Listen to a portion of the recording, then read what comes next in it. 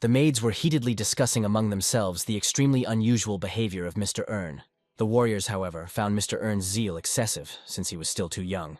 But none of them guessed the real reasons for Ern's behavior. First looking out the window, then Ern closed his eyes tightly. A few moments later, opening them, Ern promised himself that he would not allow what had happened recently to happen again. The protagonist swore that such a failure would not befall him either in this or in a new life. Ern's story began in a different time and place, when the protagonist was 33 years old. Shadows flickered in the windows of an unremarkable house. Inside the house, behind thick curtains and blind doors, someone was actively torturing a young man. The Ern of that time was from a wealthy family that had land under its own management. Among the members of his family, a prominent person was his grandfather Rabahan, a war hero. Also standing out was Father Rabadan, who was a knight of heroic rank, and only Ern himself was a pale shadow against the backdrop of such majestic relatives. Later, the protagonist was mocked and treated as an unworthy person, who had lost all the former greatness of the Stilgadra family. But no matter how much it hurt the hero to hear all this, these gossips and accusations turned out to be the absolute truth. Ultimately, all of Ern's efforts were interrupted by his murder by mercenaries sent by the envious Kuntz. It was not enough for Kuntz to kill and simply humiliate the protagonist. He took possession of the most important thing, Ern's book of transactions. As soon as Kuntz opened the blank pages of the book, Ern tried to force him not to meddle in other people's things. In response, the hero received only a blow to the solar plexus. In his mind, the protagonist remembered that the Dimensional Deals book was not just some trinket. If Ern had been smarter and more agile at the right moment, he would have been able to use the book to raise his family from its knees. While trying to reason with Kuntz, the protagonist suddenly saw something fall out of the book. Ern suddenly fell silent and looked closer. On the floor in front of the protagonist lay the bookmark of wishes, one of the trinkets that Ern had managed to barter for. However, now, no longer hoping for anything, Ern understood that even with the bookmark of desires, he had been deceived once again. As soon as the hero began to reflect on himself, one of Kuntz's henchmen forced a potion down his throat. Forced to sip the potion, the protagonist was surprised to discover that it was medicinal. Kuntz's henchman made it clear to Ern that the master asked him to play with the protagonist and prolong his torment. Taking a knife with a thin blade from the table, the assistant described what had happened as the last gift from Kuntz. In helpless rage, Ern clenched his teeth and tried to break free from his bonds. Then, sharply, Ern laughed, as if prophesying the death of his family. Kuntz's henchman was shocked by Ern's behavior, but ultimately, he blamed it all on the young count's insanity. Subsequently, the torturer's knife pierced the body a couple of times. There was a sob and the protagonist began coughing up blood. The torturer did not let Ern die every time, at the most critical moment, pouring a healing potion into his mouth. Now, under torture, the protagonist had no choice but to suffer and blame himself for everything. At the same time, a pile of empty vials of healing potions was growing in the room. Nevertheless, despite the pain, Ern did not give up the idea of at least somehow correcting his situation. He hoped for a miraculous power that could turn everything back. There was a random sigh and the protagonist's eyelids dropped. In the midst of the thundering darkness of infinity, something suddenly began to sparkle. That same useless bookmark was getting closer and closer to Ern's gaze. Finding himself on death's doorstep, asking only for correction and a second chance, Ern managed to fulfill a certain secret condition that was embedded in the bookmark. However, confirmation was required from the protagonist himself, but he was already silent. And then the system began to look for a solution on its own, finding 3 of the protagonist's previous desires at once. Having not found any significant differences in 3 of them, the system decided to implement them all. The bookmark turned into a bright point, then flared up with rays of light rushing somewhere. After a few moments, Ern quickly opened his eyelids. Jumping out of bed, the protagonist began to cough. Not understanding anything, Ern began to look around. Only now did the protagonist realize that in front of him was the view from the window that Ern had always seen before. Ern immediately started sweating, because the protagonist remembered that literally a second ago, he was killed by a mercenary. Suddenly there was a knock on the door, and a certain Isel asked Ern for forgiveness for disturbing her. A young maid entered the room, whom the protagonist immediately recognized, because she had looked after Ern 10 years ago. Next, Ern looked around the bedroom and the furniture, finding the entire arrangement of the room terribly familiar. After slightly startling Isel with the question, Ern realized that he was inside his 16-year-old body. Then, out of happiness, the protagonist clung to the maid, hugging her tightly. However, even after a fleeting act of joy, the protagonist still could not believe that he had met Isel. Ern thanked Isel, thanked her for everything and all those future years that the maid supported the protagonist. The maid perked up, not understanding anything. She thought that the young count was trying to harass her. Then, falling to her knees, Isel began to beg Ern for forgiveness, believing that she had somehow offended the young master. Ern hastened to calm the maid down, explaining that she had misinterpreted everything. Right there, the protagonist remembered how he once treated Isel in a very biased and even rude manner. Trying to come to his senses and changing his tone of voice, Ern learned from the maid that the chief was waiting for him. Having decided to do so, Ern turned around, now in his thoughts, trying to remember where the protagonist's sword had gone. The young master's behavior again stunned the maid. Seeing Isel's look and reaction, Ern jokingly suggested that maybe he shouldn't go to the meeting. While slowly dressing, Ern thought about the fact that, somehow, he'd been given a second chance. Now, proudly bearing his last name, Ern has made every effort to change the future.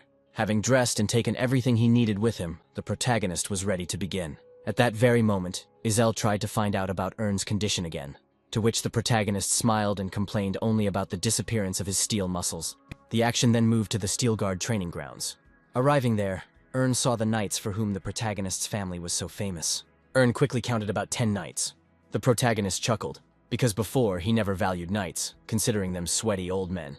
One of them, a knight of the first rank named Raphael, noticed Ern.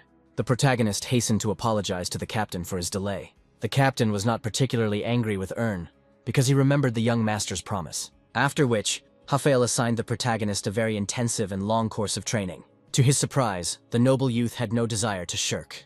Raphael found Ern's behavior quite unusual that day. Whenever Ern started training, before the onset of fatigue, he convinced himself that he had no right to delay. Despite the years turning back, the most important thing the protagonist saw was a change in himself. From now on, Ern knew that his fate was in his own hands. Motivated by the knowledge of the future, Ern tried to become better at literally everything. As soon as he finished running, Ern immediately began practicing fencing.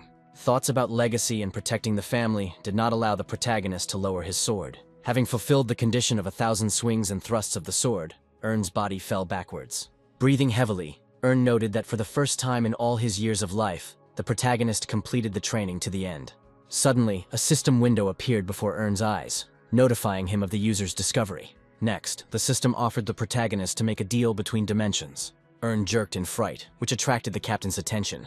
Ern tried to explain to Raphael the window hanging before his eyes, but the knight had seen nothing of the sort. In the end, in order not to attract unnecessary attention to himself by pointing his finger into the void, Ern agreed that he was simply tired.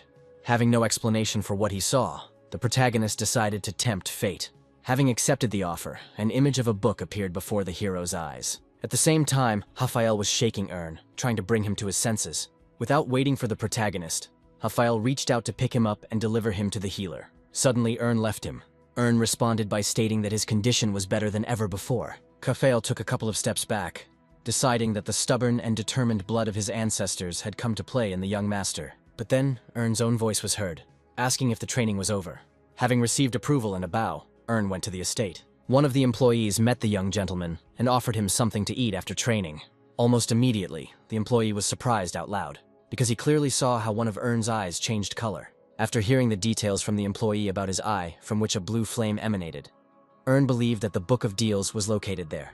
Smiling, Ern reduced everything to a new display of the mana counter. Afterwards, the protagonist hurried to his chambers.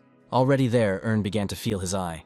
His breathing quickened as Ern began to doubt his death and return to the past. On the other hand, the protagonist was glad that the butler accepted Ern's arguments. Unwittingly, a new notification popped up before Ern's eyes. The protagonist was offered to continue using his previous account, but Ern, to his surprise, did not see a cancel button anywhere. Having no choice, the protagonist agreed. Immediately after this, a transaction was launched across dimensions. An ephemeral book opened before Ern, showing the transactions currently in progress. The protagonist looked closely, assessing the extent of the bargaining, finding it to be quite unfair. But at that moment, Ern noticed something unusual. Despite the complete lack of transactions, the protagonist's account somehow had 10 coins. At first, Ern thought that the system had connected the protagonist's future and current accounts, but he quickly rejected this idea. In the end, Ern decided not to study the book, but to try it out. A week had passed since then, when Ern showed up with a challenge to a sparring match with Raphael himself. The knight actually considered these words a joke, but Ern stubbornly insisted on his own. Resigned, Raphael ordered another knight to keep the protagonist company. Ern smiled resentfully, because Raphael was pushing Fry, a knight of the insignificant 6th rank, onto the protagonist. As he approached, Fry was about to become worried, but the protagonist had already taken an attacking stance. The knight managed to dodge in time as the young gentleman's blow passed very close to his head. Subsequently, Fry was forced to go on the defensive. The knight was amazed, because he was the one who was going to be gentler with Ern, and not now withstand his hurricane onslaught. The other knights paused in their training and stood in a crowd, watching as the young master pressed Fry with all his might. Fry himself, meanwhile, could not believe that he was actively giving up his fighting position. The duel continued until Raphael noticed that one of the sides had started using mana.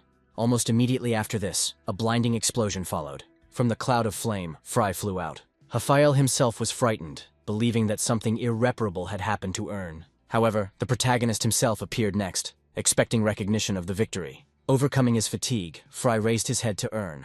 The knight did not understand his defeat, because he resorted to magic. The protagonist was not interested in such words. He was only concerned with the recognition of victory. Immediately after this, the confused voices of the knights followed. The protagonist was awarded the victory, and a little later, he looked at a chest filled with gold. From now on, Ern expected to make only successful deals that would not turn into fraud. Next, he opened the Mother in the System window. The exchange system with the local trades instantly appeared. Having studied the menu, the most important thing for him at the moment, Ern found the exchange. Ephemeral scales appeared, into which gold coins began to pour. To his surprise, Ern found the amount of coins he received sufficient. Confirming the deal, the protagonist estimated his profit at as much as 30 coins, when he expected a much smaller number. Finally, the protagonist understood what the main rule of interdimensional transactions was. Due to the difference in prices of goods in different dimensions, Ern found that the best way to make money was to buy at a lower cost and sell at a higher cost. Meanwhile, the protagonist understood that he should be more careful, since other players on the exchange would definitely react to price changes. Now, Ern faced the task of not only increasing his level, but also finding the very product that could allow all this. By chance, Ern's eye was caught by a request on the exchange. Someone was selling mana stones, which the protagonist needed at the moment. Ern then hurried to contact the seller. During the correspondence, Ern noticed something strange for some reason. The name of his interlocutor began to glow red. Unable to find an explanation for this phenomenon, Ern decided to simply click on the name icon. To the protagonist's delight, information about the character was revealed before his eyes. Deciding to take full advantage of the new feature, Ern first began to study the price of the product. The merchant assured the protagonist that the price for the goods was the most reasonable and even lower than all the others on the market. Following this, a window appeared in front of Ern with information about comparing prices of goods from similar merchants. Suddenly, it became clear to Ern that the merchant was simply trying to sell his goods at inflated prices. The protagonist laughed, telling the merchant that he was just an ordinary swindler. After all, Ern began to blackmail the merchant by telling the entire exchange about his dealings. Ern chuckled contentedly, hoping that the merchant understood the complexity of the situation. Their correspondence suddenly came to a standstill, and Ern decided to add fuel to the fire with threats. Ultimately, the protagonist managed to bend the merchant to his will. He, becoming suddenly polite, began to complain to Ern about the financial problems that had befallen the merchant's mines. A new window immediately popped up with information about the merchant, from which Ern learned that he was a rich man and used slave labor. Thus, the protagonist learned of another act of lies and manipulation on the part of the merchant. At one point during these negotiations, the merchant, out of fear of being exposed, offered Ern a deal for only half price. After thinking for half a minute, Ern finally decided to make a deal. Then, in confirmation, the protagonist put his hand on the book. Instantly, the purchased mana stones were placed into Ern's inventory. Suddenly, Ern was surprised to discover that despite the deal that had been made, the protagonist himself had spent far fewer coins than had been agreed upon. Apparently, no one noticed the trick, and therefore Ern himself did not inform the merchant about what happened. However, after a couple of seconds, the merchant still saw that the number of coins received was lower than agreed upon, to which Ern simply left the correspondence. As soon as Ern left the correspondence, a system window appeared, notifying the protagonist about the received cashback. Ern threw up his hands in shock since such a prerogative was only available to VIP clients. Later, the protagonist took one of the purchased mana stones in his hand, deciding to try it out. Squeezing his palm, Ern felt mana begin to flow through his body, thus ruling out the possibility of counterfeit goods. Several days had passed since then, and Ern had been completely immersed in studying the family mana technique. At first, mastering the technique was given to the protagonist with great difficulty, but through hard work and endless training, Ern achieved results. The previously purchased mana stones also contributed to the success of this business. Thus, having finally mastered the Breath of Steel, Ern was able to defeat the knight. However, despite the protagonist's obvious victory over Fry, the other knights were in no hurry to believe what they saw. In response to the voices of ill-wishers and gossip, Ern only smiled, promising to give a worthy rebuff. Deciding to once again demonstrate his strength, Ern challenged another knight, Michael, to a duel. Michael was frightened out loud, either by Ern's strength or by the possibility of not being able to control his own skills. Meanwhile, a female voice was heard, which found the current situation interesting. The knights greeted Karen, who was Ern's sister, in chorus. Raphael tried to explain the situation to the young lady, but she interrupted the knight. Karen had a good idea of Raphael's concerns about mana, so she suggested a sword fight. When Ern and Michael met each other, Raphael assessed the latter only as a 5th-rank swordsman. Having assessed the knight's size and training, Raphael came to the conclusion that Ern simply had no chance. Soon the fight began, and Ern almost immediately began to push back Michael. The hero's powerful and sweeping blows followed, pushing the knight back time after time. Looking at what was happening, Raphael almost choked, because just recently, Ern did not represent anything worthwhile. Meanwhile, continuing the duel, Ern pulled the knight's sword aside, punching him in the chest. Having flown away, the knight fell to the ground, creating a curtain of dust above himself. Everyone present began to whisper among themselves because of what they saw. But eventually, their demeanor changed to one of joyful cheers due to Ern's victory. Confident, the protagonist looked in their direction. Then a gentle hand touched the young master's forehead. Coming closer, Karen congratulated her brother on his success. Afterwards, the girl stepped back, and Ern admired the beauty and sophistication of his sister. The protagonist remembered how his father always openly regretted that Karen was born a woman and not a man. Even though Karen couldn't master the breath of steel due to the limitations of her gender, her talent was visible to everyone with the naked eye. Now, the sister stroked Ern on the head, praising him in every possible way for the efforts on which the protagonist spent a lot of time and achieved results. Karen then began to apologize to Ern for previously underestimating and judging the protagonist. Ern himself didn't know what to answer, but he acutely felt how his conscience was beginning to gnaw at him. Only now did the protagonist realize that all his efforts were actually aimed at gaining approval from his sister. Of all his other brothers and sisters, Ern saw only in Karen the very one who had the most offensive virtue and insight. Trying not to show it, in his thoughts, the protagonist was wildly happy that Karen had noticed his success. Swiftly, the joy left Ern's face. Now he was asking his sister for forgiveness for something that the protagonist had no other choice. After all, now, even though everything was going well and smoothly, the protagonist was sure that in the future, such a happy life could suddenly end. Some time passed since then. A certain day arrived, and then an evening with a meal. The protagonist's entire family gathered around a long, festive table. The head of the Rabadon family, before drinking the wine, smelled it and concluded how divine the drink was. Karen's voice was heard, announcing her personal involvement in order to please her father with wine. By chance, their conversation touched on Ern himself, who was soon to leave for the academy. The protagonist himself noticed that a lot of attention was focused on his person, and attributed this fact to Karen's work. Then the father spoke again, celebrating Ern's victory over the knights. Having decided to win more of his father's attention, Ern reduced all his bravado about himself to self-discipline and study. Rabadon was publicly surprised, even though Ern himself was only 6th rank. Immediately, the voice of the elder brother Kieran was heard, that he did not find anything unique in Ern's duel with the knights, because they did not even use magic. To back up his words, Kieran turned to Karen for confirmation. Karen entered into a conversation with Kieran, in every way defending the protagonist, whose exploits and growth of skill were still ahead.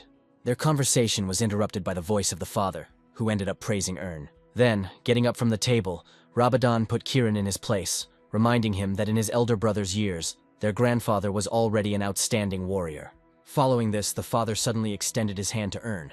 Still, having made up his mind, the protagonist shook his parent's hand. However, this handshake was not simple but magical. Feeling the exchange of mana, Ern thought that something like a test was happening now. Ern abruptly made it his mission not to show off his skills ahead of time, even though he dreamed of pleasing his father. Rabadon chuckled. He noted that the protagonist had noticeably grown up and now no longer gave the impression of being a good-for-nothing. Be that as it may, Rabadon blessed Ern for his exploits outside the walls of their estate. Later, the father admitted that he had paid too little attention to his youngest son. As a gift before Ern entered the academy, Rabadon offered to fulfill the protagonist's wish. Ern's eyes sparkled with hope because he finally succeeded. Ern, excitedly running his fingers through his hair, began to confirm his father's words about the gift. Then, almost immediately, he renounced his previous words, considering them to be overly impudent. However, Rabadon was ready to listen to any request Ern had. The protagonist started from afar, doubting in every way his request, which his father might consider too global. The father admired Ern's mastery of manipulation, even deciding to give him an oath. By swearing an oath on mana, Rabadon gave his word that he would fulfill Ern's wish to the best of his ability and strength. Afterwards, the moment came for the protagonist to speak. Ern began hesitantly again. A couple of minutes had passed since that moment, and now, walking along the corridors of the estate, Kieran was indignant at his father that the protagonist's desire would violate the family foundations. Raising his voice, Kieran reminded Rabadon that no one except the head of the family was allowed to visit the treasury. After much lamentation from Kieran, Rabadon finally answered him, reminding him that he had previously entered the treasury, but with his father. Kieran rightly pointed out that the case then was different, to which Rabadon reminded his eldest son of the oath of Manhua. Kieran could not find a way to dissuade his father from breaking his oath, which is why he was sent away by Rabadon. Himself was glad that his arrogant older brother finally got what he deserved. Left behind the heroes, Kieran had no choice but to gnash his teeth as his younger brother managed to outpace his older brother.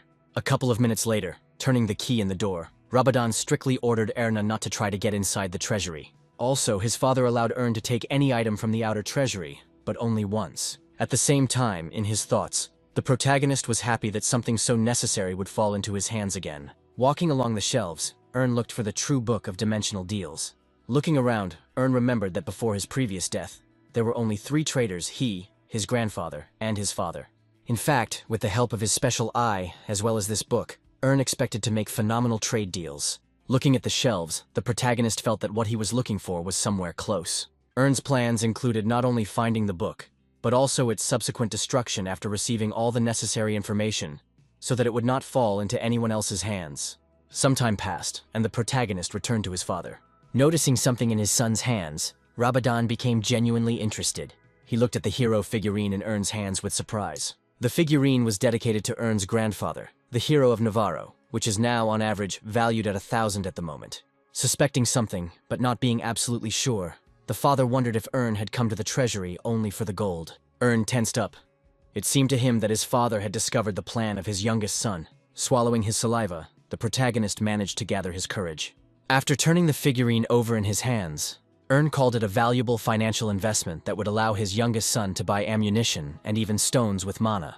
The father's face changed. He called his youngest son's idea not the best waste of time. But here, himself put in his word, believing that a person's path lies not only through training. Did not dispute his father's words if he was truly gifted with mastering the path of a swordsman. On the other hand, the protagonist sincerely believed that there were other methods of achieving life goals. Rabadon didn't answer, only looking again at the statuette in his son's hands. Then sighing, he scratched the back of his head, saying that was not easy to understand. Although nervous, the protagonist managed a smile in response. Then, the events moved a little into the past, into the treasury, when Ern's gaze stopped on something. Stopping at the next shelf, noted with displeasure that the Book of Dimensional Transactions was not there. Frantically, the protagonist began to examine the nearest shelves. He rummaged among the books, practically throwing them onto the floor. At some point, even began rummaging through chests and barrels filled with gold. However, he did not find the book anywhere. Next, the protagonist decided to stop his impulsive search and think carefully. The first idea that came to Ern's mind was that he had simply missed the book. Ern's second idea, more gloomy, was that now someone is already using the book. Finally, began to think seriously. Remembering his past life and when exactly the book fell into the hands of the previous protagonist, hoped that now, it really was not being used by anyone. Later, after all the conversations with his father, while in his room, pondered the disappointing outcome of his search. Later, having decided to follow the already outlined plan, called the system and made a deal with the statuette. The statuette was sold, and the protagonist himself, thanks to the privileges, received a lot of extra coins. At the end of the deal, was once again presented with a notification about the protagonist's VIP status. Sighing, decided to take advantage of this unique, albeit undeserved, chance. Confidently, touched his finger to the dialogue menu. The protagonist became tense, since at first, nothing phenomenal happened. Then Ern's eyes widened in surprise. A new notification from the system has arrived, notifying the protagonist about the maximum increase in various statuses when trading on the exchange. Ern's breath was taken away by such great privileges, as well as the automatically given maximum merchant level. Suddenly remembered that during the first deal, the protagonist received much more gold than he should have. All the details of the deal of that time came to his mind, which is why concluded that now, initially starting with literally 10 coins, he had a small fortune at his disposal. After which, his thoughts were abruptly interrupted, to then explode with screams and laughter of joy. The protagonist could not find words to describe his luck, which would have allowed him to literally move mountains. Having calmed down, concluded that everything was going as it should in its own way. Whatever happened in the future, the protagonist clearly felt that he was ready for battle. Summoning the ephemeral scales, placed the statuette on them. Just like the first time, the protagonist hoped to hit the jackpot with his privileges, Then a notification from the system popped up, setting the price for the statuette at 150 exchange coins. Urgently removing the figurine from the scales, Ern indignantly shouted that they were trying to cheat him out of 400 gold pieces. Having calmed down again, having no other choice, the protagonist began to formalize the deal. However, feeling incredibly comfortable, Ern suddenly fell onto the bed. In essence, nothing prevented the protagonist from making deals even while lying down, because all this was possible thanks to Ern's eye. Then rising, Ern remembered the book, concluding that it had been before his eyes all this time. The clever thought that the sought-after book of dimensional transactions and the ephemeral book before Ern's eyes were one and the same came to the protagonist. Ern found this phenomenon useful, as it allowed him to walk without glasses. The protagonist could only admire how quickly trading operations were carried out with the help of the book. Next, the protagonist thought about the next product. As if by Ern's command, an offer to sell monostones popped up on the exchange. The protagonist's eye caught this sentence. Ern chuckled contentedly and pointed his finger at the system window. In another place, a monostone seller was outraged by the beginning of a correspondence where the protagonist called him a fraud. Almost immediately, the arrogance disappeared from the seller's face. Both characters happily recognized each other from a deal they had once made. The characters' correspondence touched on the price of the previous deal, to which the seller stated that it was a small concession. No matter how much the seller tried to dodge, Ern was serious and began to blackmail him. While the seller came to the conclusion that reputation was more important than small losses, Ern himself wondered why the rich man was so petty. With a heavy sigh, the salesman started talking to Ern about the quantity of goods required. Later, the characters agreed on the number of monostones that the protagonist would like to acquire. Having completed the transaction, as expected, Ern received a certain percentage of cashback. Later, the protagonist placed his own listing for the sale of monostones. Having set the mode for automatic transactions, Ern stretched and yawned. While the protagonist wanted to take a nap, at the same time, in the room of the seller Hearthstone, bedlam reigned. The merchant was angry because once again, Ern paid much less money than was agreed upon. A couple of hours had passed since then, and it was morning when Ern discovered a ton of messages in his system. Upon opening the correspondence, the protagonist encountered messages from Hearthstone that were quite aggressive in tone. Reading tons of written threats, Ern only smirked, because, as it seemed to him, a man from another dimension could not do anything to the protagonist. As a result, it was Ern who began to hurl insults at Hearthstone. The merchant fell silent, somehow hearing Ern's curses directed at him through the system. As it turns out, the protagonist learned this manner of speech in his past life, when he encountered a lewd merchant from another dimension. Hearthstone himself, hearing very unusual curses addressed to him, felt more disgust than any other emotion. Unable to bear the torrents of unrelated stupidity any longer, Hearthstone ended the correspondence. Further, reading through Hearthstone's previous messages, Ern discovered that the seller's indignation was mainly caused by the fact that the protagonist was selling the product at a lower price. Ern tried to make another deal, but Hearthstone flatly rejected any further cooperation. No matter how much Ern tried to persuade Hearthstone later, he stood his ground. Having decided to take the path of flattery, Ern began to hint to Hearthstone in every possible way about big earnings, as well as the outstanding status of a merchant in society. Ultimately, Hearthstone was taken in by the protagonist's words. The flattery worked, and now Hearthstone asked Ern the market price. After assessing his coin supply and the bonuses from his privileges, Ern decided that he could afford to spend much more. The protagonist then started talking about the quantity of goods, also reminding Hearthstone that he had bragged about the mines. Next, their conversation turned to the exact number of monostones that Hearthstone currently had. A little later, a new lot appeared from the protagonist's side for the sale of monostones at a new price. Following this, Hearthstone again became particularly angry, because Ern, in addition to selling the goods at a low price, also did not take into account the commission. In part, the protagonist agreed with Hearthstone's claims. After all, for Ern as a VIP, even a price reduction of 25% was still a benefit. An equally important plus in this whole story was that Ern also found it possible to easily manipulate the time restrictions on the sale of goods. Subsequently, the protagonist got rid of the annoying communication with Hearthstone. Next, Ern's gaze fell on a couple of purchased mana stones. The protagonist came to the conclusion that it was time to absorb magic. Ern settled down on the carpet and began to absorb the magic. The protagonist was aware of his weaknesses, and the fact that he would never become a true hero. But in any case, Ern could not leave his situation unchanged. Closing his eyes, Ern mentally touched upon the distant future, for which the protagonist had to prepare at all costs. A little later, Ern splashed water on his face to cheer himself up. Looking at his own reflection in the mirror, the protagonist clearly decided that the time for calculations had come.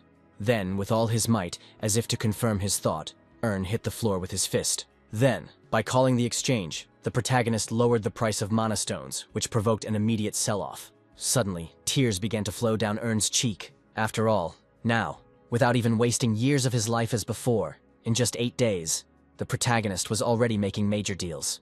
Ern recalled that in another life, in order to master all of Stilgard, the protagonist had to spend a whole year. However, now the situation around Ern was developing as well as possible. By completing the trades, Ern received the first level, thus entering the first level channels. Similar marks appeared in the book itself. With a sigh, Ern acknowledged that what was required had finally happened. Following this, Ern gave the command to move to System 1. A split second flashed by and the hero found himself in front of a burning parchment. Once here, Ern could proudly tell himself that now, everything was just beginning. Instantly, notifications appeared that Ern was receiving a special skill for better assimilation of pumping. Ern made it clear that once he found himself in System 1, even as an errand boy, he could already become a knight. Next, a local chat window popped up before Ern's eyes, where the local inhabitants were having rather strange and out-of-touch conversations.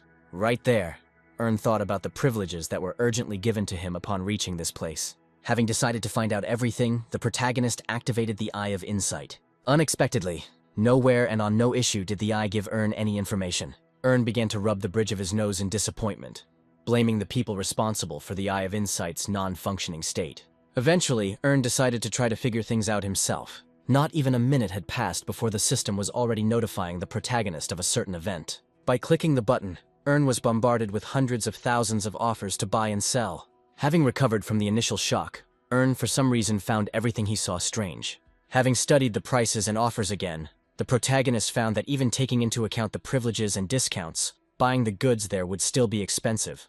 At that very moment, the system notified Ern that a message had been received. After opening the letter and reading it, Ern was approached by an unknown person, calling the protagonist a traitor, and also giving him coupons and corresponding codes. Ern thought that he had received a letter from the support service, which was also trying to sell him some cheap stuff. After clicking on the links in the letter, several gift items opened up before Ern. Studying the features of the objects, the protagonist found them literally impossibly profitable. At that very second, the skill that Ern had previously acquired, which absorbed information, worked. As soon as the absorption effect ceased, Ern felt a strange satiety. Afterwards, the protagonist exclaimed with delight. As it turned out, if in the outside world mana was used as fuel for martial arts, then within the system, the internal energy of a person came into play. After comparing the two methods, Ern found the second one to be more effective. Afterwards, Ern touched the apparently absorbed special technique of the combat sword. Using internal energy, activating meridians and mana, Ern transformed the skill into a more refined state. At some point, the protagonist closed his eyes even tighter than before. Suddenly, with a surge of power flowing in all directions, Ern would definitely wake up. Afterwards, the protagonist began to breathe deeply because he managed to master the entire technique at once. Afterwards, Ern wondered if there were any limits to this spatial trade. Ern believed that he should be more careful so as not to waste his money on various consumer goods. Later, the plot moved on to some other merchant. Sitting in the cave, the merchant tried to convince people to buy his goods using kind words. The one who was in contact with the merchant did not particularly like formalities, trying to communicate with him on an equal footing. The merchant hissed in displeasure at the course of this dialogue. Afterwards, upon opening the character window, the merchant learned that he had been in correspondence with Ern himself. The merchant considered Ern to be another small fry from the lower system, although he didn't think of complaining, because the merchant lived at the expense of such characters. He then began to actively discuss with Ern the martial arts techniques that the protagonist planned to learn. Being on the other side of the correspondence, Ern himself had already guessed that he was talking with Hyoja himself, the great swindler. Ern knew a lot about Hyoja, especially how the con man liked to sell ordinary scrolls at very inflated prices. Basically, the swindler's choice fell on people like Ern, who were weaklings in life. Through sweet talk, Hyoja gained the victim's trust and easily deceived him. Ern himself was amused by the swindler's attempts to foist things on the protagonist under the pretext of becoming the strongest in the world. Hyoja actively used his charisma, in addition to goods, trying to sell Erna also advice for money. The protagonist agreed, although in fact his words were false. Following this, the events moved to a certain town, where they loudly tried to call the leader. The voice of Hunt, the leader of the sect, was heard. He checked with his people to see if they had really managed to find the scoundrel. However, as it turned out, the sales manager found one busy salesperson. On the other side of the system, Ern was actively communicating with Hunt's man. In a twisting tone, the protagonist spoke of one of Hunt's enemies, whom he proposed to hand over. Hunt himself was in no hurry to believe empty words, considering Ern a fraud. Then, Ern staged a performance in which Hunt's enemy would simply run away. Hunt's patience was wearing thin, as he had no sympathy for those who tried to make fun of him. Ernu didn't care about the bullying, and responded by suggesting that Hunt look into the information about the protagonist. Calling up a dialogue box, Hunt said out loud that Ern was from the lower system. Ern confirmed this, also giving Hunt a hint about how the protagonist might know about the secret technique from the cult's books. Hunt was silent for a couple of seconds. He later realized that the man Hunt hated had shared this information with Ern himself. Ern again confirmed the sect leader's assumptions. The protagonist spat out the tea he had previously filled his mouth, as he immediately received a large sum of money from Hunt. While Ern was unsure how to react, Hunt tried to convince the protagonist that he was no longer able to give. In fact, the protagonist was simply trying to get back the 20 coins he spent on Hyoja. Ern hoped that Yoja himself would never find out how 20 coins turned into a tragedy for the swindler. Subsequently, Ern carefully read the messages from Hunt, who offered much more money if the fraudster was caught. The protagonist felt like he could once again grab the bird of fortune by the tail. Even though Ern could have let the swindler go, he ended up handing over all the information he had about Hyoj to the sect leader. However, the main reason why Ern came to System 1 was Leon, the seller of martial arts scrolls. The hero could not deny himself the pleasure of dealing with him. Ern clearly remembered that it was Leon who forced the protagonist to fork out money and plunge the family into oblivion. Now the protagonist planned to get even. Ern gave himself the task of returning to Leon the shame and pain that the protagonist went through in another life. So, on this note, the communication between the two characters began. Ern, using the name Hyoji, tried to gain Leon's trust. Leon himself, meanwhile, was studying possible information about Erna.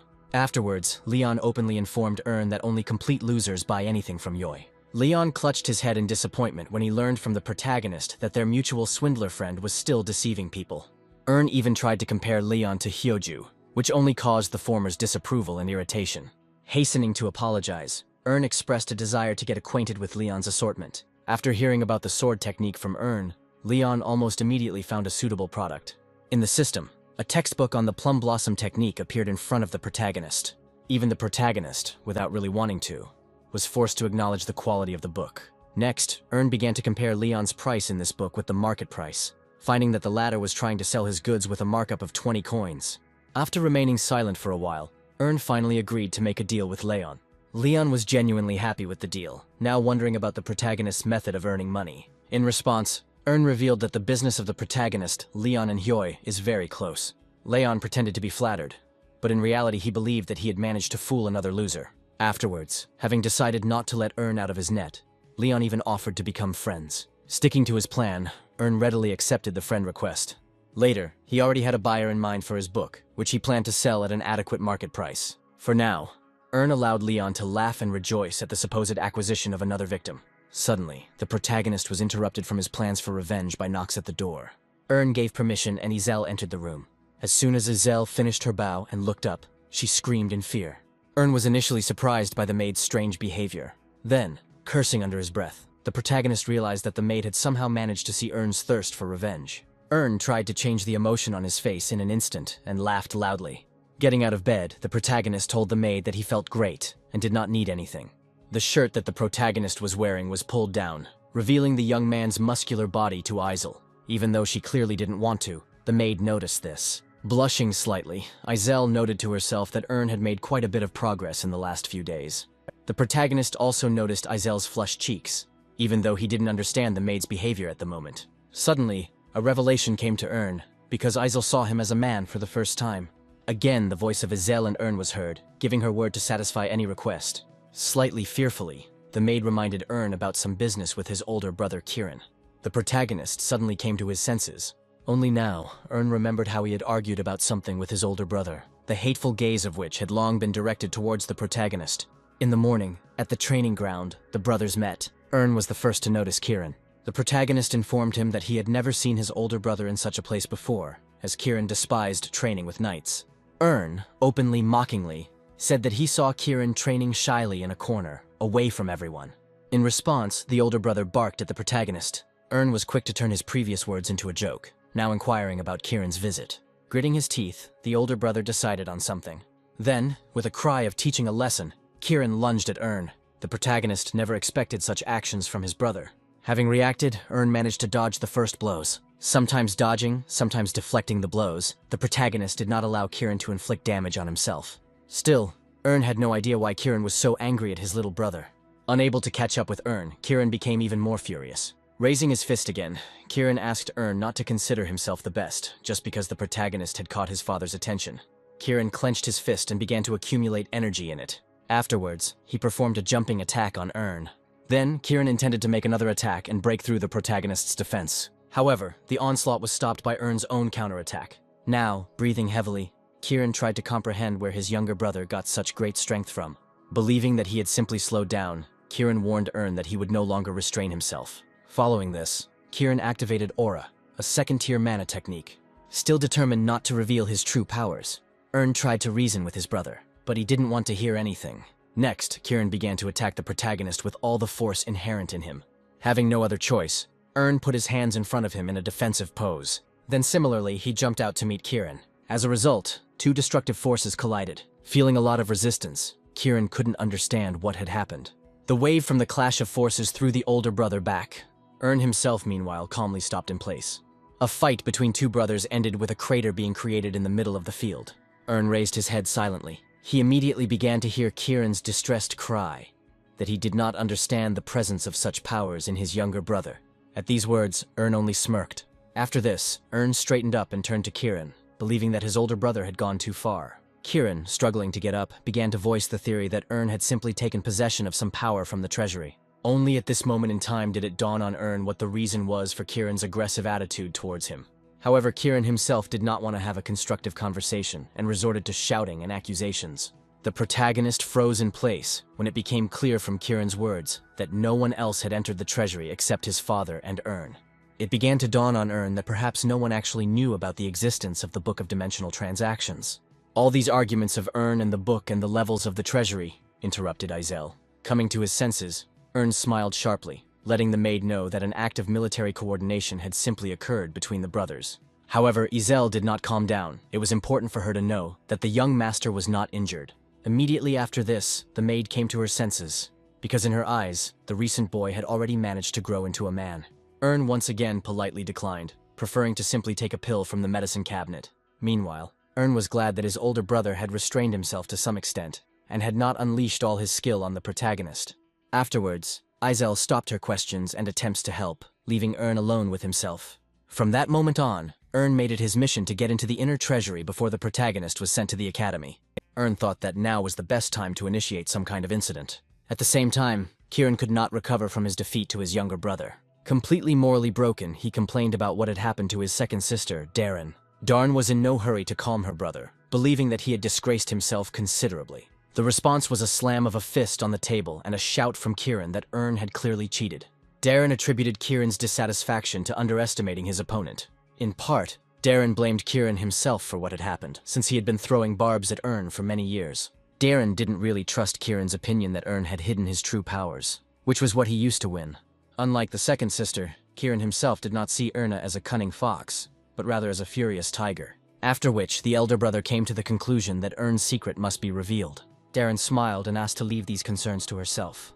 Changing her tone, Darren vowed that she would get to the bottom of Ern's deepest secrets. At the same time, passions were boiling in the chat of Mana Stone traders due to the protagonist's actions on the exchange. Their active complaints to each other and panic moods were urgently interrupted by Hearthstone. Having stopped the pointless bickering, Hearthstone reminded all the chat participants that their common enemy was Ern. Then, he suggested that everyone think through a plan to eliminate the protagonist. The next day came, as the protagonist discovered that the prices for Mana Stones had suddenly begun to fall.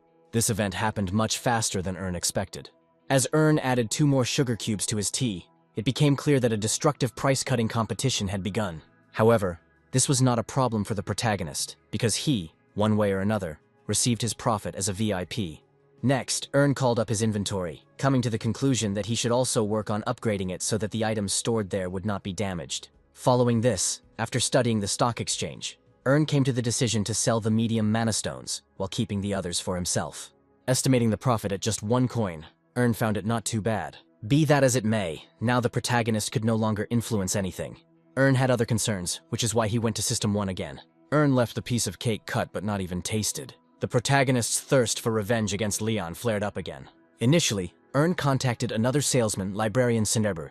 Looking through the catalog of various sword-fighting techniques, Ern noted that the prices there were impressively high. Having studied the list in full, Ern found the offer there insufficient for himself. Somewhat surprising the librarian, Ern wanted to look at something more expensive and powerful. A new list of goods opened up before Ern, the prices of which were even more shocking. On the other hand, Ern understood that he could not meet any other prices from the Monopoly sect Thousand Swords. After thinking about it, Ern wanted to check something. Sen listened attentively. A little later, the protagonist came into contact with Leon again. Leon happily greeted Ern, showing him the goods he had obtained on the protagonist's order. Perhaps sincerely, Ern was surprised and thanked Leon for the work done so quickly. Leon accepted the thanks, at the same time mentioning his team, and now counted on further cooperation. Smiling slyly, Ern of course didn't mind. Next, mentioning one of his knights, Ern began to tell Leon that the protagonist's master was looking for special martial arts books. Leon assured Ern that he would provide any assistance in the search. Ern continued his theme, hinting that he wanted to give his master something big, not a lot of little things. Not really understanding, Leon decided to clarify. While deciphering, Ern started talking about the Thousand Swords sect's unique skill. Although quite worried about getting caught, Leon assured that he could handle everything. At that very moment, one part of Ern's plan was fulfilled, because Leon was caught in the trick. Despite this, Leon demanded an advance payment from Ern. Leon's eyes widened as 200 coins were credited to his account. Now, all Leon had to do was avoid being seen by the librarian with the stolen book. Several hours passed, and Ern had already contacted the librarian personally. The protagonist was interested in the consequences if someone were to sell the cult's books without permission. In response, Sen burst out laughing, calling such a person crazy. Sen began to explain that the thief would suffer a fate far worse than death. Their conversation ended there, and the protagonist marked the end of the first step. While thinking about paying for the stolen book, Ern stretched and decided to take a walk. After leaving the estate, the protagonist went out into the garden. Soon, Ern found a bench in the shade of the trees, on which he sat down. Upon opening the system, Ern saw that his supply of medium mana stones was running low. The protagonist contacted the seller from the Zero system, but for some reason, he interrupted their dialogue on a rude note. Ern froze, not understanding what had happened.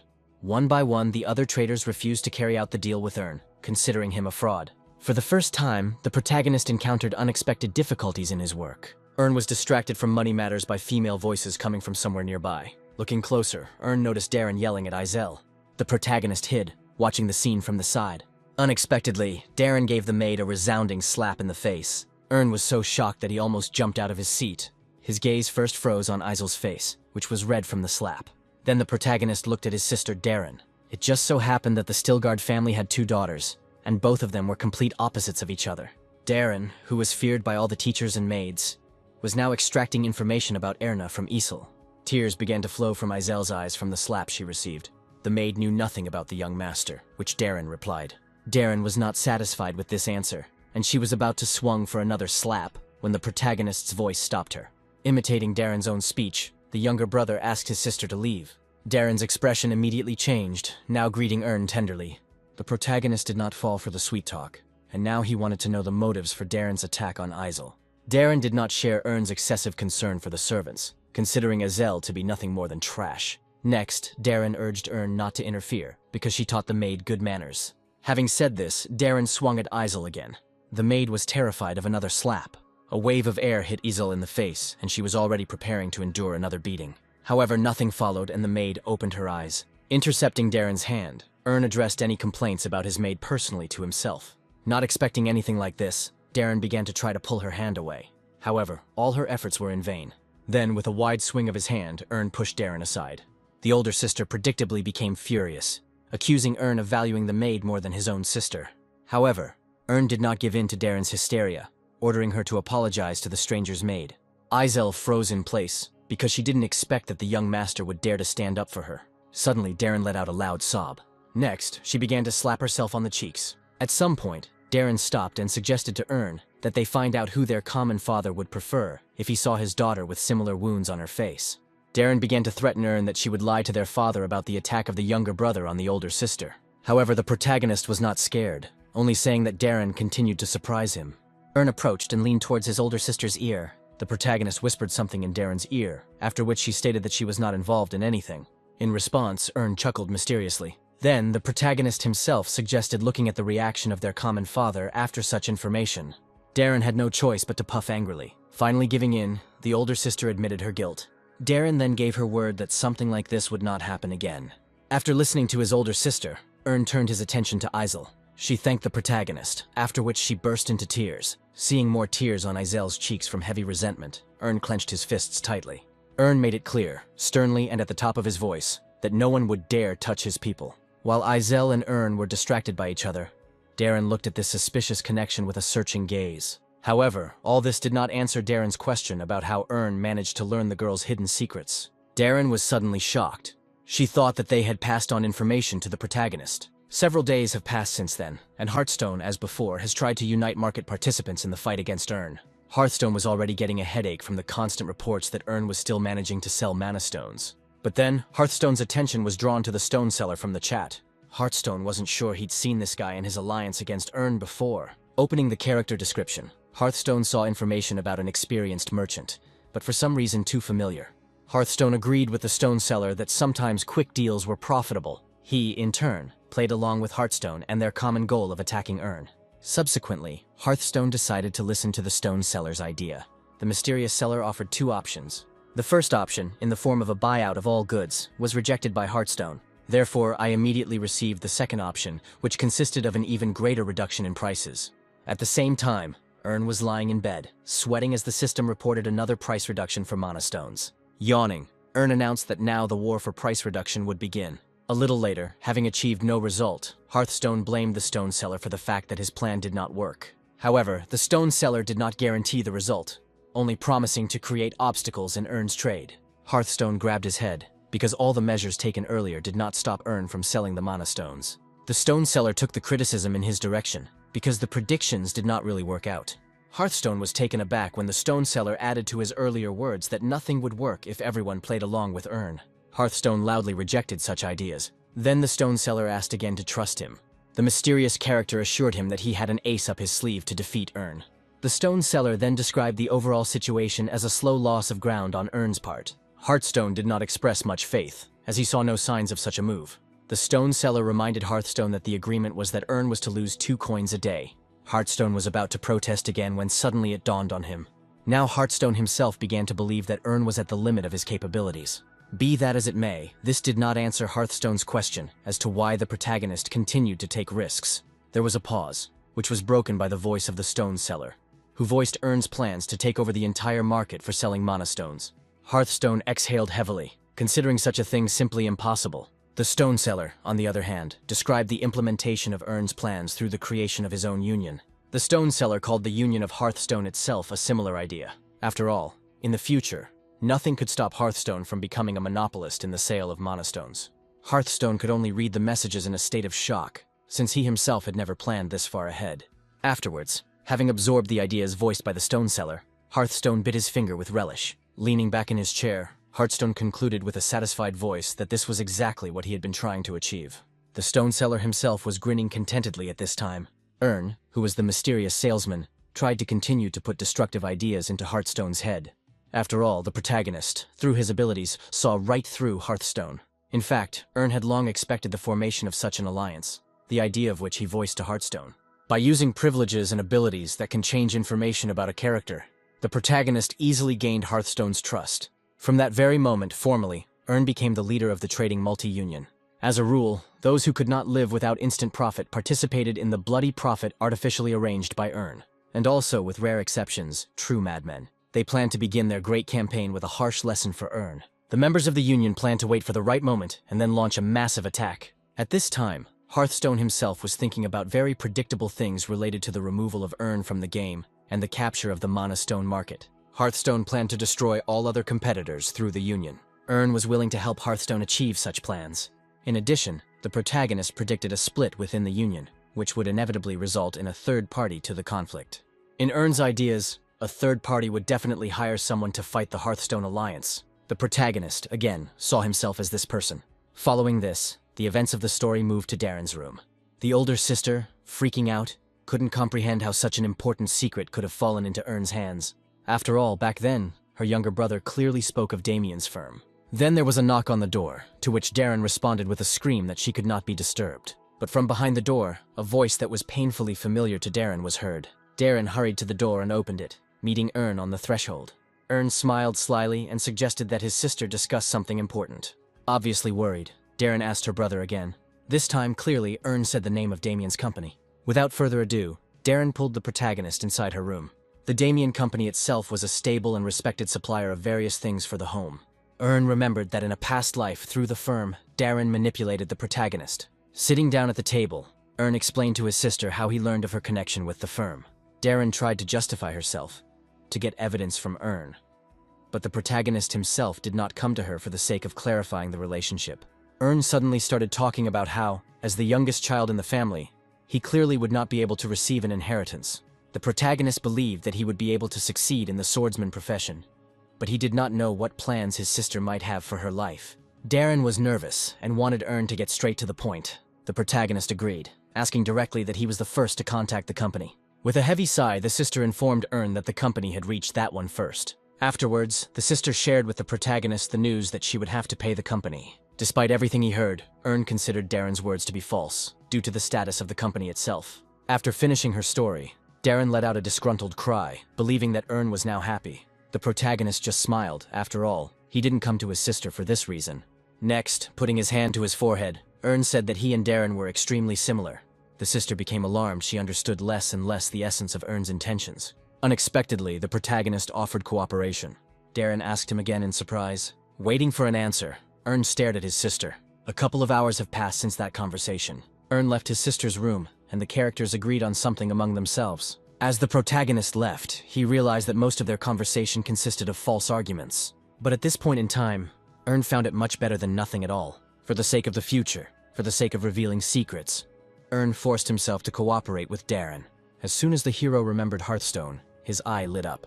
A system window appeared, where a notification about the message was visible. Upon opening the letter, Ern's account received about 800 coins from the Mountain Bamboo sect, who apparently captured Hyoj. Also, in addition to gold, a gift from the sect in the form of life pills was added to the hero's inventory. Taking the box of pills in his hands, Ern looked at them with interest. A little later, Hearthstone, following the idea of the stone seller, reduced the price of goods. As Ern had expected, the idea that had been put into Hearthstone's head was not to everyone's liking. Now, the leader of the union tried to downplay his own losses. Taking advantage of his own abilities, Ern once again began changing personal information and buying up the union's mana stones at a reduced price. Doing some calculations in his head, Ern estimated a profit of 3 coins per transaction. Afterwards, Ern called up his inventory, which was already half full, meaning that the protagonist had little time left to achieve his goal. This was followed by a conversation between the stone seller and Hearthstone, where the former convinced the leader of the union that the affairs of the competitors were going from bad to worse, actively provoking Hearthstone to lower the price. Each time, Ern felt like mountains of mana stones were raining down on him. Night gradually fell and the scene moved to the Damien Firm building. At some point, a man in a robe appeared near the entrance to the building. The security guard stopped the man, not allowing him to go further. A scarred man instructed the security guard to bring the manager. The guard was surprised, but did not rush to carry out someone's instructions. The man in the robe introduced himself as Yulaf, asking the security guard to tell him to the manager. Another guard came out and instantly recognized Yulaf, politely asking him to come inside. With all courtesy, informing that Yulaf had been expected for a long time, the guard led the man in the robe behind him. Soon, they arrived at the room where Darren and Damien himself were. As soon as he saw him, Damien began to greet Yulaf enthusiastically. Seeing a man like Yulaf, Darren was frightened by his appearance, believing that she might have been deliberately lured into a trap. Unbeknownst to Darren, Yulaf was also looking sideways at the girl. Immediately, Ern's words surfaced in the older sister's thoughts about how Yulaf, as the most ordinary merchant of mana stones, could be trusted. Next, Damien took the floor, noting the quality of the mana stone that Yulaf had previously provided. However, the company's manager doubted that the other products also corresponded to the given example. In response to this, Yulaf reached into the inside pocket of his clothes. Having taken it out, Yulaf threw the bag on the table. It opened up, revealing a number of mana stones inside it. Following this, the action rolled back several hours. Ern had thought everything through in advance, preparing a mask for the change of identity. As for the voice, the protagonist planned to change it with a special pill. Next, Ern opened the system window, deciding to study something. Looking through the various numerical values, the protagonist came to the conclusion that he only had 5 voice-changing pills in stock. In this regard, Ern had no choice but to complete the entire transaction in 30 minutes. Returning to the present, Ern, as Yulaf, watched as Damien admired the quality of the mana stones. Afterwards, when Damien found out the price for the mana stones, he laughed awkwardly and offered to knock 10 coins off the price. Hearing this counter-proposal, Yulaf made a displeased face. Then, standing up abruptly, Yulaf began to suggest that Darren leave the meeting. Demonstratively, Yulaf informed those around him that he would not bargain with those who did not understand anything about things. Darren didn't answer, allowing Yulaf to approach. At some point, having understood the meaning of the verbal game, Darren began to play along with Yulaf, indirectly accusing Damien of not knowing how to deal with nobles. Turning around, the characters loudly discussed among themselves that they would visit another company. As Ern expected, Damien couldn't take it anymore and called for everyone to stop. Smiling ingratiatingly, Damien nevertheless agreed to the original price of 100 coins. Yulaf stopped.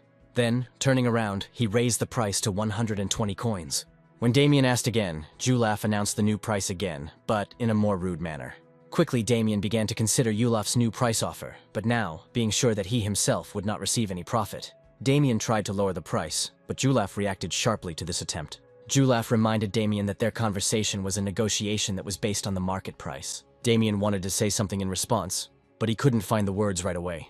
Changing his demeanor, Damien burst out laughing, promising to consider Yulaf's new proposal. Eventually, seeing the man in the robe losing his patience, Damien gave in. At this moment, Ern's plan worked better than ever. Only Darren remained in the dark, for whom arguing over the difference of tens of coins was something of a novelty. Looking at Yulaf again, Darren now found him more cunning than frightening. Suddenly, Damien responded, complaining a little about his profit from the upcoming deal. Yulaf took Damien's words as a joke when he moaned about an income of 10 coins. Damien didn't take Yulaf's words seriously, believing that with this situation, he wouldn't even be able to cover his labor costs. Almost immediately, a new bag fell onto the table in front of Damien. Damien began to wonder about the things in the bag. Yulaf beat him to it by naming the number 300 units. Later, Yulaf considered his offer more than generous because now Damien could cover the expenses that he was so worried about. Damien himself froze, trying to push away the thought in his head that such an opportunity only came once in a lifetime. In fact, Damien was well aware of the value of mana stones, which were an extremely scarce commodity. Their price could be anything. It was not subject to regulation, because of which Damien was quite ready to take the risk of ruin. In the end, Damien threw up his hands and agreed. Next, Damien began to praise Yulaf in every way, as an outstanding merchant with a rather interesting deal. Damien continued to fawn, pretending to regret not having met Yulaf earlier. Yulaf reduced Damien's words to an insulting comparison, as if the man in the robe could be a rogue. Damien laughed in response, trying his best to calm Yulaf's violent temper. Next, Damien, purely out of curiosity, wanted to know a little more about Yulaf. Yulaf sighed heavily, realizing that the time for his disguise was steadily coming to an end. Then, with a certain amount of hope, he looked at Darren. However, it seemed that the girl did not understand the hint in Yulaf's gaze, as if she was expecting details about his personal life. Ultimately, Yulaf had no choice but to announce that his identity must remain a secret. As soon as he finished speaking, Yulaf noticed how those around him were staring at him. It dawned on Ern, in the guise of Yulaf, that the 30 minutes allotted for the voice change had already passed. Trying to somehow smooth out the situation, Yulaf began to cough. Unnoticed, Yulaf pulled a voice-altering pill from his bosom. Still feigning a cough, he quietly dropped the pill into his mouth. The pill immediately began to work, causing a prolonged wheeze to come from Yulaf's mouth. With even greater surprise, those around him stared at the man in the robe. Covering his mouth with his hand, Yulaf explained that what everyone saw was the consequences of the illness that the merchant was fighting. Thinking that the man in the robe was not feeling well, Damien immediately stood up, wanting to quickly complete the deal. Ern himself, in the guise of Yulaf, breathed a sigh of relief, since he had managed to avoid unnecessary questions. However, Darren only intensified her gaze at the man in the robe. After some time, the action moved to the street. Having left the premises of the company, Darren and Yulaf were finally left alone. Suddenly, slightly quickening her pace, Darren began to shower Yulaf with various questions, in particular concerning Ern. Yulaf tried to explain to the girl that she shouldn't meddle in other people's affairs, but Darren insisted on her own.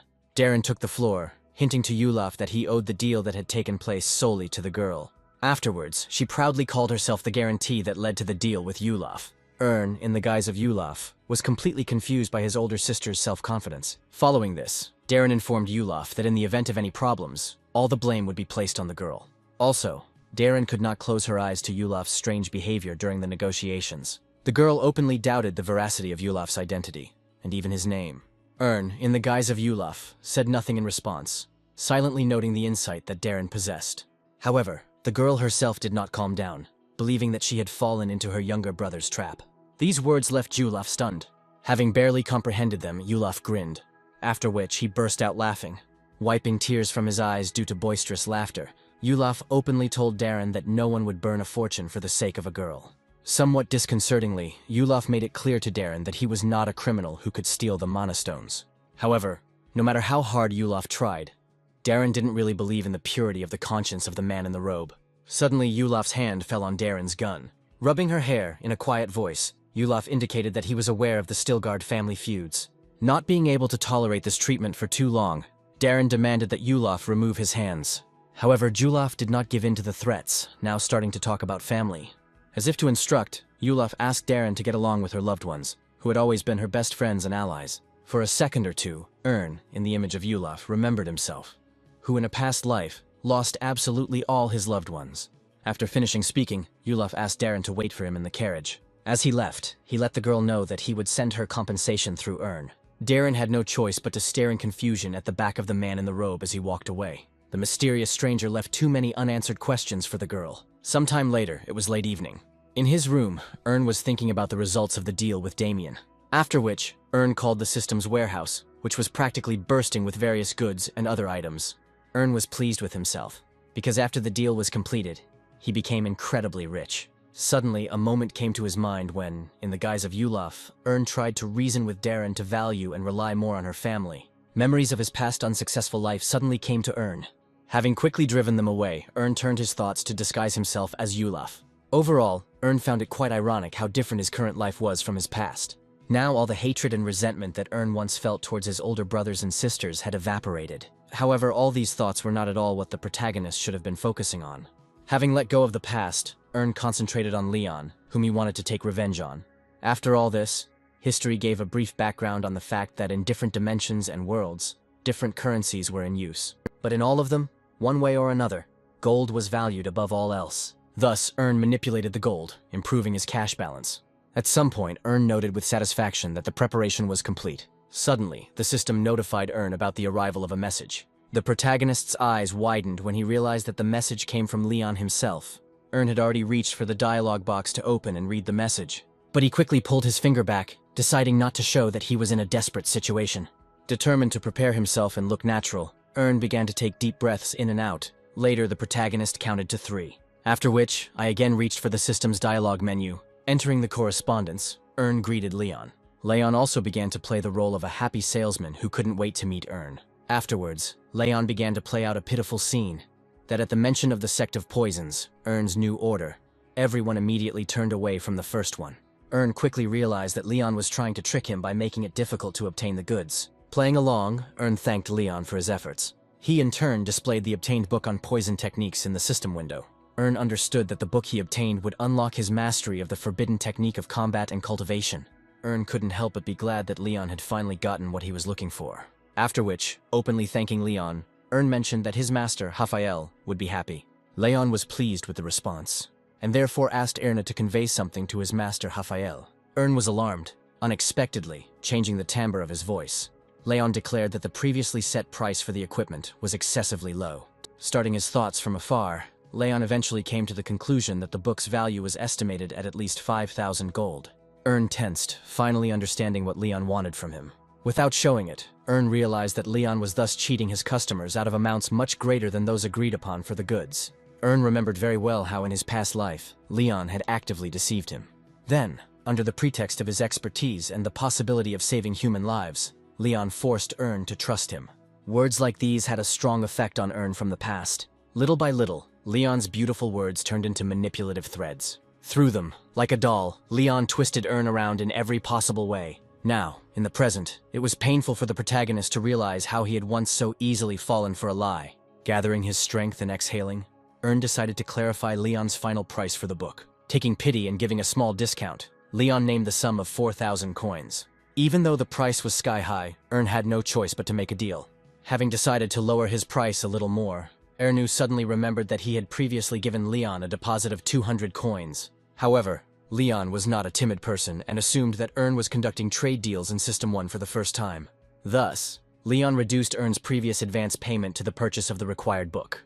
Ern held back a laugh, trying again to settle on a much smaller amount. Realizing that the negotiations were dragging on, Leon suggested that Ern take a different route, since after all, the money supposedly belonged to Raphael. Ern decided to temporarily suspend negotiations, first discussing all the nuances with his supposed master. Having stopped corresponding, Ern continued to be amazed at the extent of Leon's meanness. After which, having called up the balance and counted, it became clear to the protagonist that in any case, he would be short 25 coins. However, no matter what schemes came to Ern's mind, he didn't have much of a choice. Next, Ern began to think about his loss. Ultimately, Ern smiled and considered these problems to be worthless, because in the future it would still pay off. Then, after contacting Leon again, Ern made it clear that he agreed to the terms of the deal. Leon himself was glad to receive this kind of answer. A couple of seconds later, the system displayed an exchange menu in front of the protagonist. Ern clenched his fists in agitation, but soon all worries left the protagonist. With a slight movement of his hand, Ern directed his finger to the dialogue box button. Clearly understanding what would happen next, Ern accepted the deal. In essence, Leon was now trapped. The trade was completed, and the trap was snapped shut. Ern couldn't help but be glad that his precious trap was now activated. Following this, the system notified Ern about the transfer of money, and that the protagonist's account had become negative. Be that as it may, Ern was beginning to taste the sweet taste of impending revenge. Now, as never before, Ern felt his spiritual uplift and incredible physical abilities. Unexpectedly, a couple more messages came from Leon, who asked Ern to convey his gratitude to Raphael. Ern even replied that Leon was overly happy with the deal that had been made. Leon confirmed the protagonist's words, because it wasn't every day that he managed to hit the jackpot. The protagonist responded again, somewhat humorously suggesting how long Leon's euphoria would last. Leon's expression changed, because he didn't understand at all what Ern was leading to. Unexpectedly, Ern called Leon a fraud. Alarmed by such an accusation, Leon did not find what to quickly answer the protagonist. However, Ern continued his speech, this time asking if the librarian knew about Leon's dealings. After the last message, Leon suddenly stood up from his chair. He couldn't figure out how Ern had found out anything about Leon's dealings. Pulling himself together, Leon began to play the fool, pretending that he didn't understand who and what the protagonist was talking about. Ern sighed in response and urged Leon not to embarrass himself. Suddenly, Ern saw that the librarian Sen was online, wanting to invite him to a conversation. The protagonist began to pretend that he had started writing to Sen about Leon's dealings. Ern's trick worked, and Leon admitted that he had been posing as someone else. From now on, Leon felt like he had lost all control over the situation. Calling up Ern's character window as quickly as possible, Leon was horrified to learn that he was from System 0. However, it remained a mystery to Leon how the brat protagonist could have found out anything. Now all he could do was wait for further messages from Ern. Finally, Ern's conditions came, where first of all, the protagonist threatened Leon with consequences if he stumbled. Leon was overcome with trepidation when he heard about the possible reprisals from the sect. Unexpectedly, after going over the word enemy in his head again, Leon came up with an idea. Adjusting his glasses, Leon noticed a flaw in Ern's plan, because under such conditions, he too would become an enemy of the sect. However, Ern agreed with Leon's words, as if transferring all the threats back to the swindler. Ern chuckled and reminded Leon that the cult would hardly be able to travel across dimensions.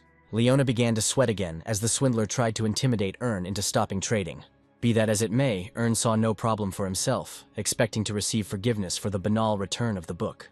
Leon opened his mouth in panic, without any counter-arguments. After which, the protagonist urged Leon to behave politely, threatening him to become the #1 target for the cult. Hearing about the lifelong torture, the fraudster almost had a heart attack. Meanwhile, Ern considered Leon brave, since the rogue dared to steal the sacred book of higher skills. Continuing in the same spirit, Ern masterfully played on Leon's sense of fear. Having finished for the time being, the protagonist assumed that Leon was most likely already trembling with fear. After a short pause, the protagonist wanted to know if Leon really wanted to live. Frantically, Leon answered positively. After all this, Ern immediately gave Leon a whole series of demands, failure to comply with which would result in the fraudster being handed over to the sect.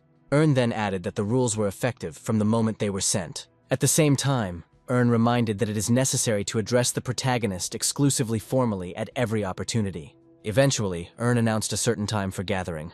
Leon didn't quite understand what the protagonist wanted to achieve when Ern reminded him of the rules again. Almost immediately, most of the money that Ern had given Leon for the book was returned to his account. Leon hastened to justify himself by saying that the entire remaining amount was absorbed by the commission.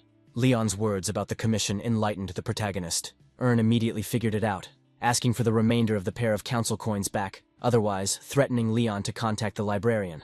A second later, the system informed Ern that a couple hundred more coins had arrived. Looking at the balance again, Ern was amazed, because he not only got his money back, but even increased it. The protagonist could only hope that no one would find out about the loophole in the system with privileges and cashback. Ultimately, Ern came to the conclusion that he should act more carefully so as not to lose these benefits. However, the protagonist decided to leave all other questions on this case for later. Following this, Ern returned to the chat with Leon, now demanding the return of the deposit of 200 coins. Leon tried to keep at least such crumbs for himself. In despair, the fraudster revealed that he had spent a lot of money on bribing security guards and other things. Leon's whining only lasted for a couple of seconds before Ern flared up. Quite frightened, the swindler backed down. Having barely received the rest of his once-spent money, Ern suggested that Leon now move on to other fighting techniques. In an instant, Ern's balance began to be replenished with more transactions from Leon. Now in a good mood, the protagonist decided to take a little pity on the swindler. As his next task, Ern demanded another 215 coins from Leon. Leon was in a panic, because Ern asked the scammer for the last amount on his balance. With horror, Leon realized that Ern was most likely a VIP. Hearing Leon's screams and sobs, Ern, for his part, raised his index finger. Then, putting his finger to his lips, Ern hissed. Leon was still wondering why the VIP was doing this to him. With a trembling voice, Leon wanted to know what exactly the protagonist wanted from him. To this, Ern let Leon know that he was returning an old debt. After which, Ern informed Leon that he did not understand the seriousness of the situation. A commanding voice was heard, informing Leon that the questions in this situation were not being asked by a fraudster. Leon swallowed hard, gathering his strength. Stuttering, Leon made it clear to the protagonist that he no longer had any money in his account. However, Ern did not want to hear lies, knowing full well that the swindler had amassed a considerable fortune over the years of his deception. After a short pause, Leon admitted that he spent all his savings on booze, whores, and other pranks. Ern sighed heavily and reminded that in addition to money, Leon also had martial arts. Having understood what was being discussed, Leon admitted that the fraudster had a whole bunch of books of this format. Even here, Leon planned to dodge, not just share, but also sell some of the books secretly, thereby ensuring his life for some period of time. Suddenly, Ern's bored voice was heard, and, as it turned out, he was not talking about books at all. Leon asked Ern again when it came to the point that the protagonist wanted to obtain the martial arts themselves. Meticulously, Ern began to explain to Leon about the techniques of combat, swordsmanship, and other auxiliary skills that the swindler possessed. All these long lists sounded like a sentence to Leon. After all, Ern wanted to get them all.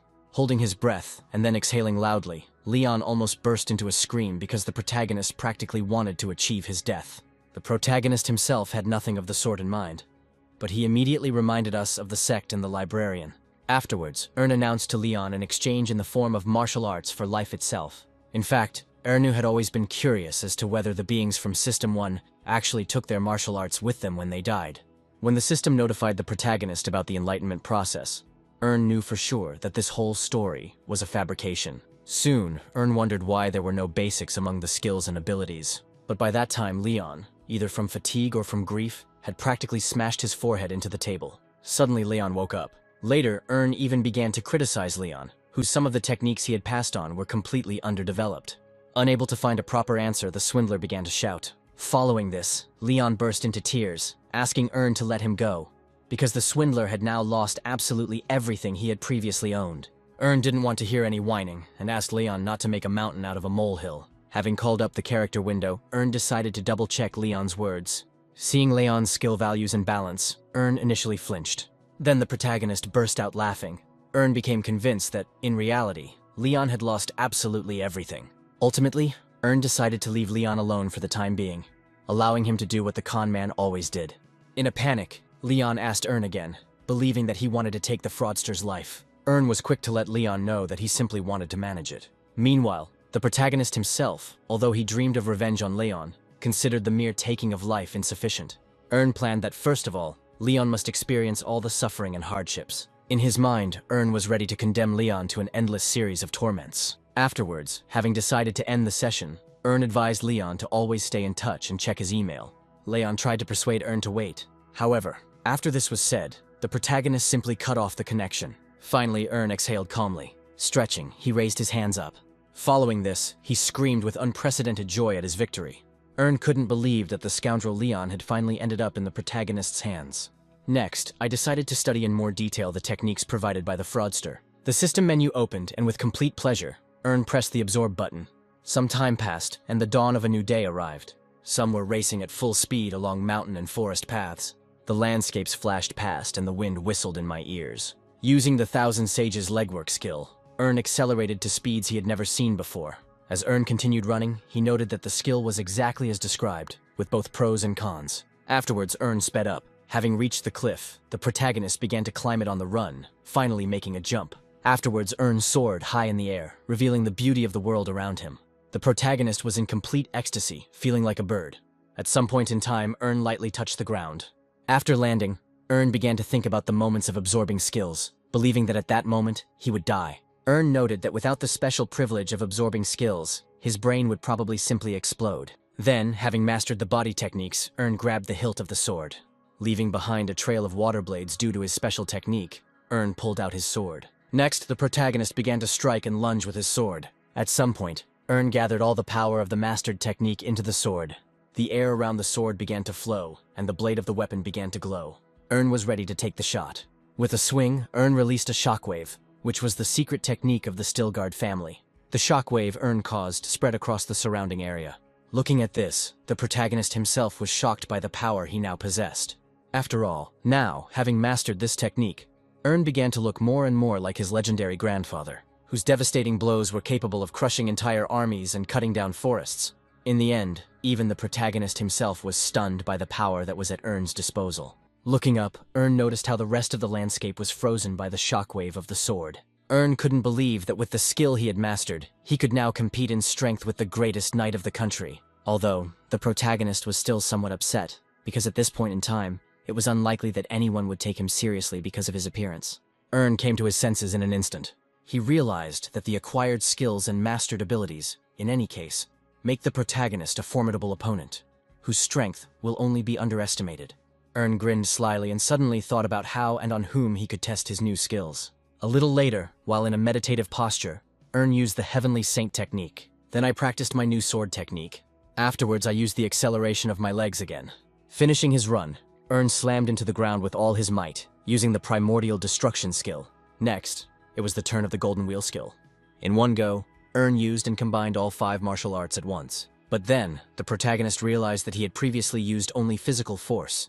But what about Ern's mana? Suddenly thinking that the protagonist stood out too much after using martial arts, Ern decided to leave further demonstration of his powers for another time. However, Ern promised himself that such restrictions would be temporary. In order to not attract too much attention for now, Ern decided to concentrate on cultivating the mana heart internally. Following this, Ern realized that the protagonist would have to train twice as much under such conditions. Meanwhile, a thought crept into Ern's head. Taking a deep breath, he decided to try something. Closing his eyes, the protagonist began to recite the mantra. The darkness of his closed eyelids was suddenly dispelled by a solar flare, revealing thousands of paths, millions of trials and errors before Ern. Suddenly, Ern felt his palm touched by the silver aura. A couple of hours have passed since then, and events have moved to the possessions of the Stilgard family. Returning to his native land, Ern actively reflected on what he had managed to achieve. The protagonist was genuinely delighted, because just one single attempt had produced such a stunning effect. But then someone called out to Ern. Running up, one of the servants was glad that he had managed to find the protagonist, who had disappeared without a trace since the morning. After which, the servant reported that the Lord himself was looking for Erna.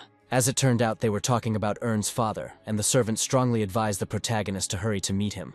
Ern could only guess what his father wanted from him so early in the morning. A couple of minutes passed from that moment, and now the protagonist was lightly knocking on the door. Rabadon's voice was heard, giving permission to enter. Ern opened the door slightly and entered the room. The protagonist stood up when he saw the overseer himself standing next to his father. Ern found Kaloi to be a very useful man, even if he was not a warrior. Ern remembered very well that in the hierarchy of the Stilgard family, Raphael and Keloi played the role of irreplaceable working hands. However, Ern had only met Kal a couple of times in his entire past life, so he had no idea what to expect from him. Then, the father's voice was heard, trying to figure out where Ern had been since early morning. Partially telling the truth, the protagonist let his father know that he was training away from everyone. Unexpectedly, Rabadon let his youngest son know that he was proud of his aspirations. Now, looking at his father, a slight shudder ran through Ern's body. The protagonist clearly felt how much power emanated from Rabadon. It was as if an insurmountable wall had appeared before Ern, a bar in the form of his father's achievements, which the protagonist doubted he would ever be able to cross. In his mind, Ern looked up at the barrier, which was scary to even imagine. After all, there, at the very top of this barrier, sat Rabadon himself. Ern cast aside his fear and grinned, for after all, he himself was no longer that once weak boy. From the world of fantasy, Erna was pulled by the voice of Kaloi, who found the appearance of the protagonist unexpected. Next, Rabadon spoke up, finding Ern's super early training excessive. Having decided to at least answer something, Ern called his chosen path somewhat different from the others. Father shook his head, letting Ern know that chasing two hares was not an easy task. Later, Ramadan elaborated his thought, outlining the paths of the sword and trade. Then, Ern's father called his behavior surprising, having previously believed that out of their entire family, only Darren had a talent for trading. Erna broke out in a cold sweat from what he heard, because Ramadan knew the secret of his eldest daughter. Following this, Ramadan turned to Ern himself and the secret that the protagonist was hiding. After thinking for a moment, Ern compared his situation to a nail sticking out of his pocket, which would be better hidden. Ramadan sighed, but agreed with the words of his youngest son. Suddenly, Ramadan announced that the time for praise was over. Looking sternly at Ern, the father asked if the protagonist knew about his miscalculation. Without hesitation, the protagonist replied that he used the family name for trading. The father confirmed Ern's words, immediately making it clear that the protagonist had offended the influence of the shop, which was already under the protection of the still guards. Ern was taken aback, not even suspecting who they were talking about. But before Ern could find out anything, Ramadan informed his youngest son that he would meet with Yulaf personally. Noticing that Ern had become strangely quiet, Ramadan asked if his youngest son could contact Yulaf. Ern agreed, deciding to play along while the protagonist was still on the family's lands. Father considered Ern's answer satisfactory, and then started talking about the Night Academy. Ern hastened to answer his father that he had already completed all the preparations and was ready to leave. Then, Ramadan asked if he could do anything for his youngest son. In essence, Ern had requests for his father, but he could not voice them. And so, having burst out laughing, he drew Ramadan's attention to himself as an extreme manifestation of concern. With a satisfied chuckle, the father let Ern go about his business. Awkwardly, the protagonist hurried to leave the office. As soon as he closed the door behind him, Ern let out a relaxed breath. However, immediately after this, a panic attack seized the protagonist. In this state, Ern did not even hear the door to his father's office creak behind him. Kaloi appeared behind the protagonist. In a soft voice, Kaloi invited Ern to chat. For the first time, Ern found himself in a situation where the warden himself initiated the conversation with him. Seeing no tragedy in the idle chatter, Ern agreed. Choosing his words carefully, Kaloi inquired about Ern's knowledge of Darren and her connection to Damien's firm. Quickly running the warden's words through his head, Ern realized that things had taken a serious turn. The protagonist understood that if her father called Darren to the carpet, she would not be able to avoid answering either. In this situation, Ern answered the warden evasively, reducing everything to the fact that he did not expect such indulgences towards Darren from his father. Kaloi was quick to correct Ern's opinion of Ramadan, stating that he highly valued his eldest daughter's talents. Meanwhile, Kaloi noted that despite Ramadan's instructions, the overseer did not hope that Darren would understand the depth of his mistakes. Ern thought about it. In his thoughts, the protagonist came to the conclusion that from this moment in time, Darren's weak point had evaporated. But then, Kaloi continued his questions to Ern regarding the company. The protagonist pretended that he simply guessed. Shocked by what he heard, the warden asked Ern again. The protagonist made his previous words more concrete by simply luring Darren into a trap at a large company. Kaloi was clearly not pleased with such revelations from Ern. As a result, the characters decided that they should not discuss this topic any further. With a bow from the warden, Ern went about his business. As Ern walked through the corridors of the estate, he felt himself becoming increasingly irritated by the close attention being paid to him. The protagonist convinced himself that before he left the estate and went to the academy, Ern had an obligation to do something for his family. Ultimately, the best option now Ern saw was contribution. A little later, having called up the partner market table, the protagonist was in a stupor due to the insane rise in prices. As Ern mentally calculated the prices, he actively compared them to training a knight. However, Ern did not equate the costs with the skills, which took much longer to master. The protagonist was well aware that only by spending a whole year on training could he achieve the effect of cultivation. Then, as an example, Ern cited Leon, who, for the sake of the cultivation effect, even though he was a person from a different system, spent about 50 years. Estimating prices, Ern decided to rummage through the market offers and find the most profitable option. Quite quickly, the protagonist found a ton of offers with a wide variety of prices. However, one of them attracted Ern's particular attention. A merchant named Huang asked to buy her goods, citing the family's dire situation. Ultimately, considering this option to be the cheapest, the protagonist decided to settle on it. If Ern had had time, he could have spent it on buying potions and fermented grains, but he didn't have it. As a result, having received the goods, Ern was faced with a difficult dilemma about what to do next. After which, the protagonist assumed a meditation pose and closed his eyelids. Ern's thoughts were directed towards the bottle of essence. At some point, a wind cover appeared around the protagonist. The airflow increased, lifting light objects in Ern's room. Suddenly, the essence began to leave the bubble. Under the influence of the wind currents, she was drawn straight towards the protagonist. After a couple of minutes, the airflow around Ern weakened. Gradually, the protagonist emerged from his state of meditation. Then Ern's breathing was heard. After which, opening his eyes, Ern felt as if in a couple of minutes he had passed through himself as many as 60 years of cultivation. Although this was not a success for System 1, for Ern himself it was quite an achievement. Suddenly, a system notification window popped up in front of Ern. As it turned out, it was an achievement, notifying Ern that the cultivation task had been completed. Almost immediately after this, the system notified Ern of the next task, which concerned sales. After which, Ern began to compare his old self and his new self, believing that now, the protagonist has achieved unprecedented heights. Deciding to put off questions of the future again, Ern chose to focus on pressing issues. Ern recognized some of the items he found as familiar items from a partner store. Searching further, the protagonist suddenly opened his mouth in shock. Before Ern's eyes, two disgusting bugs, Yin and Yang, appeared. After studying the information, the protagonist learned details about the parasites through which it would be possible to control the target. Wanting to know more, Ern pressed the button to contact the seller. After this, Ern expressed a desire to talk to the seller. The seller, under the pseudonym Bloody Demon, made it clear to Ern that he was trying to buy not an object, but living organisms. Ern was quite surprised, because the category for beetles was different, even though he agreed with the seller's arguments. Subsequently, the protagonist asked the seller to tell him the details. With all due care, the seller began to tell about the parasites that lived in the victim and caused certain symptoms. Then, when the seller mentioned the condition of the competitor, who would be under the influence of parasites, he suddenly burst out laughing. Ern didn't know how to react to this behavior. Suddenly, the seller supplemented his previous words with a revelation that was terrifying, for the victim parasites had taken control. Describing the symptoms, the seller mentioned the loss of all hope and rapid heartbeat. From the seller's words, one got the impression that the parasites completely changed the behavior and appearance of any person in whatever body they settled. Each time, revealing more and more details, the seller burst into laughter, which put Ern in an awkward position. Having decided to find out who the protagonist was talking to, Ern summoned the Eye of Insight. From the information he received, Ern had a picture of a salesman who was an evil god, mired in cruelty, deception, and dark magic. The seller himself, meanwhile, finished his presentation. Ern agreed with the quality of the goods, while also considering the Blood Demon a very reliable partner. But then the seller continued his speech about parasites, and did not recommend that Ern use them on family members.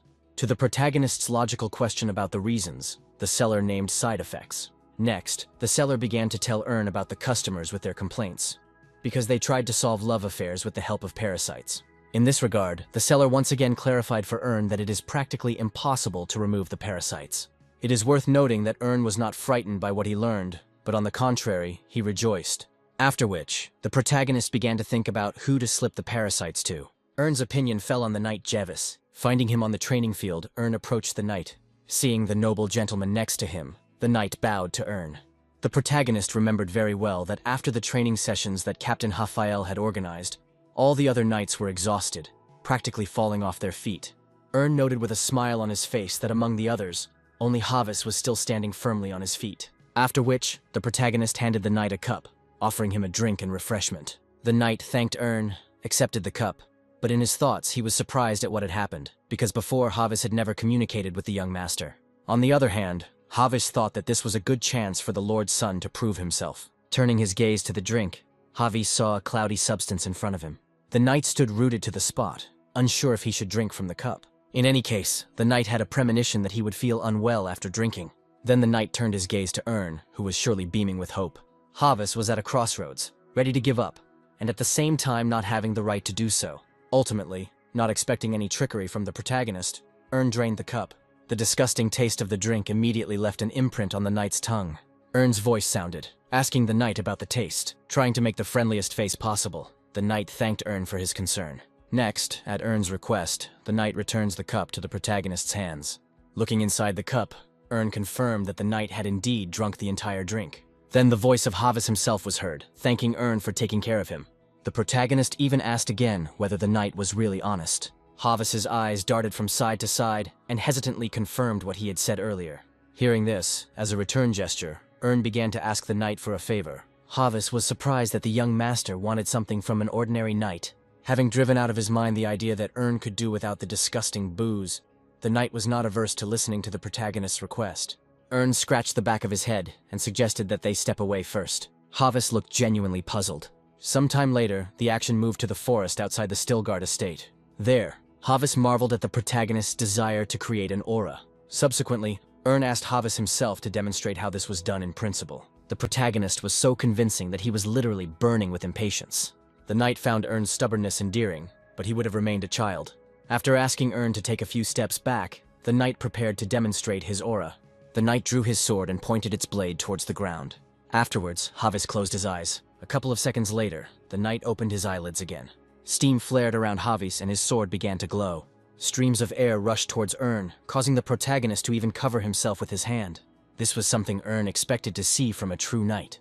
Even though Havis's powers were weaker than those of Ern and his brother, the protagonist still found something in him.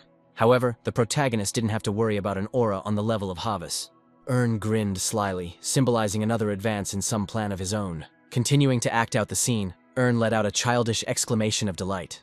Havis was flattered, even though he himself considered his aura level to be unremarkable. But then, Havis suddenly changed his tone to a more serious one. When asked why he was chosen, Ern complained about his youngest age among the other knights. Unexpectedly, Ern began to count the years that the knight had spent mastering the aura.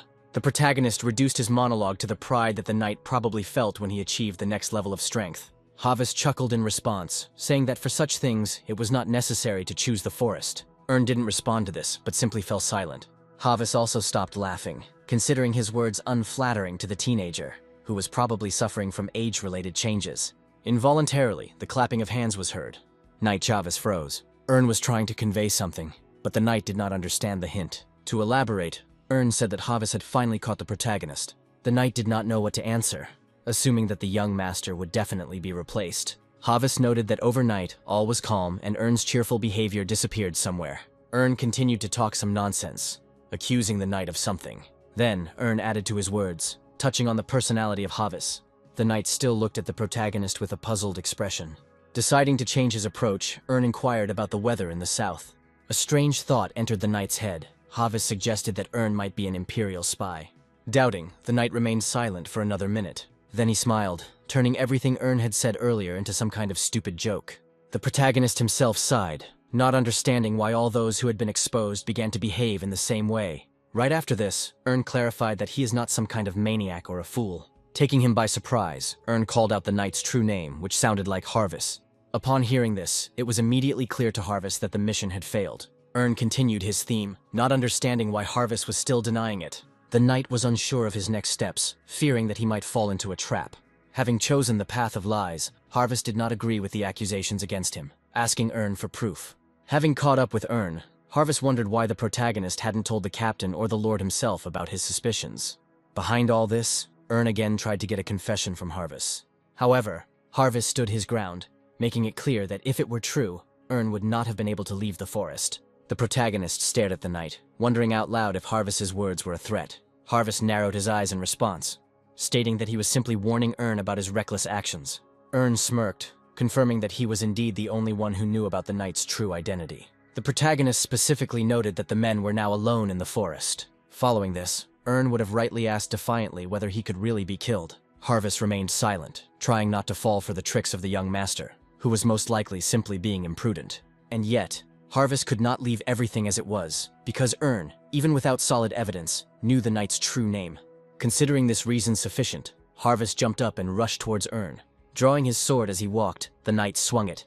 Almost immediately, Harvis stopped. Despite all his speed and professionalism when he swung his sword, Ernu, who stood in front of him, had disappeared somewhere. With a degree of horror, the knight had to admit that the protagonist had simply disappeared without a trace.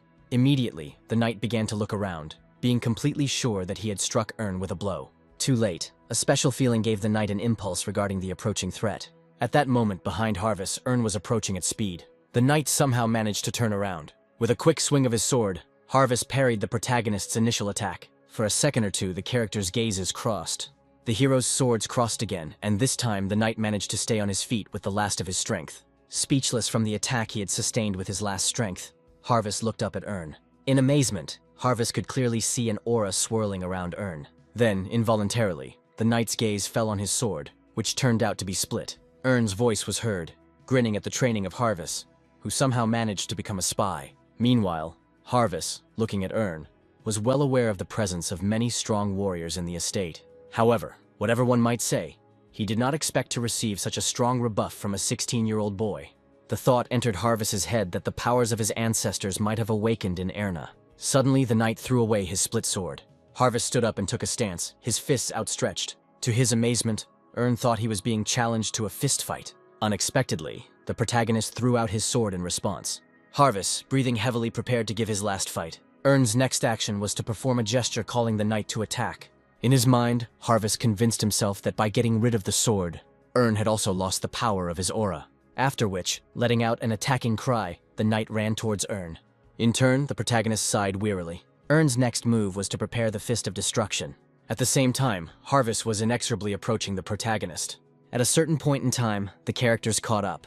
Very soon, their fists will meet in a decisive battle. A few moments later, a flash of light covered the area where the battle between Ern and Harvis was taking place. It swept across the area like a terrifying wave. A few seconds later, in the midst of the developing steam and dust, someone was visible. A light breeze blew, revealing Ern's image. Still holding his fist out, the protagonist stood in front of the furrows he had created in the ground with his own power. At the end of it, the spy Harvis was visible with his head hanging down. Almost immediately after this, Harvis woke up and began coughing up blood. It was hard. He turned his gaze to Ern.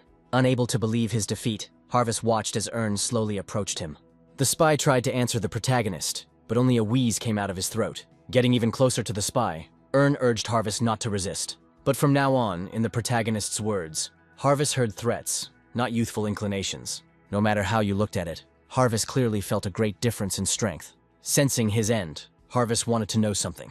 Finally, the spy wanted to find out who had given himself up to Erna. Unexpectedly, the protagonist began to speak about how the spy did not at all understand the situation he found himself in. In a commanding voice, Ern made it clear that it was not the spy who would be asking questions in this situation. Standing opposite Harvis, the first thing the protagonist wanted to know was why the Empire was paying such close attention to the Stillguard's holdings. When Ern asked the first question, he wanted to know what the Empire was looking for. But Harvis, leaning his back against the stone behind him, remained silent. Ern was amazed at the dedication of the spy who remained stubbornly silent. However, in his thoughts, Ern was thinking about the skills that Harvis possessed. In Ern's opinion, in addition to his obvious knightly skills, Harvis was clearly a high-ranking spy. Deciding to change his interrogation tactics, Ern called Harvis's silence a bad sign.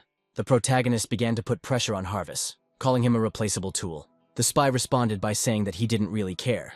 After which, Harvis suggested that Ern should resort to torture and still achieve nothing. Ern was quick to dismiss such proposals as disgusting. Ern then laughed and described the spy's torture as a waste of time.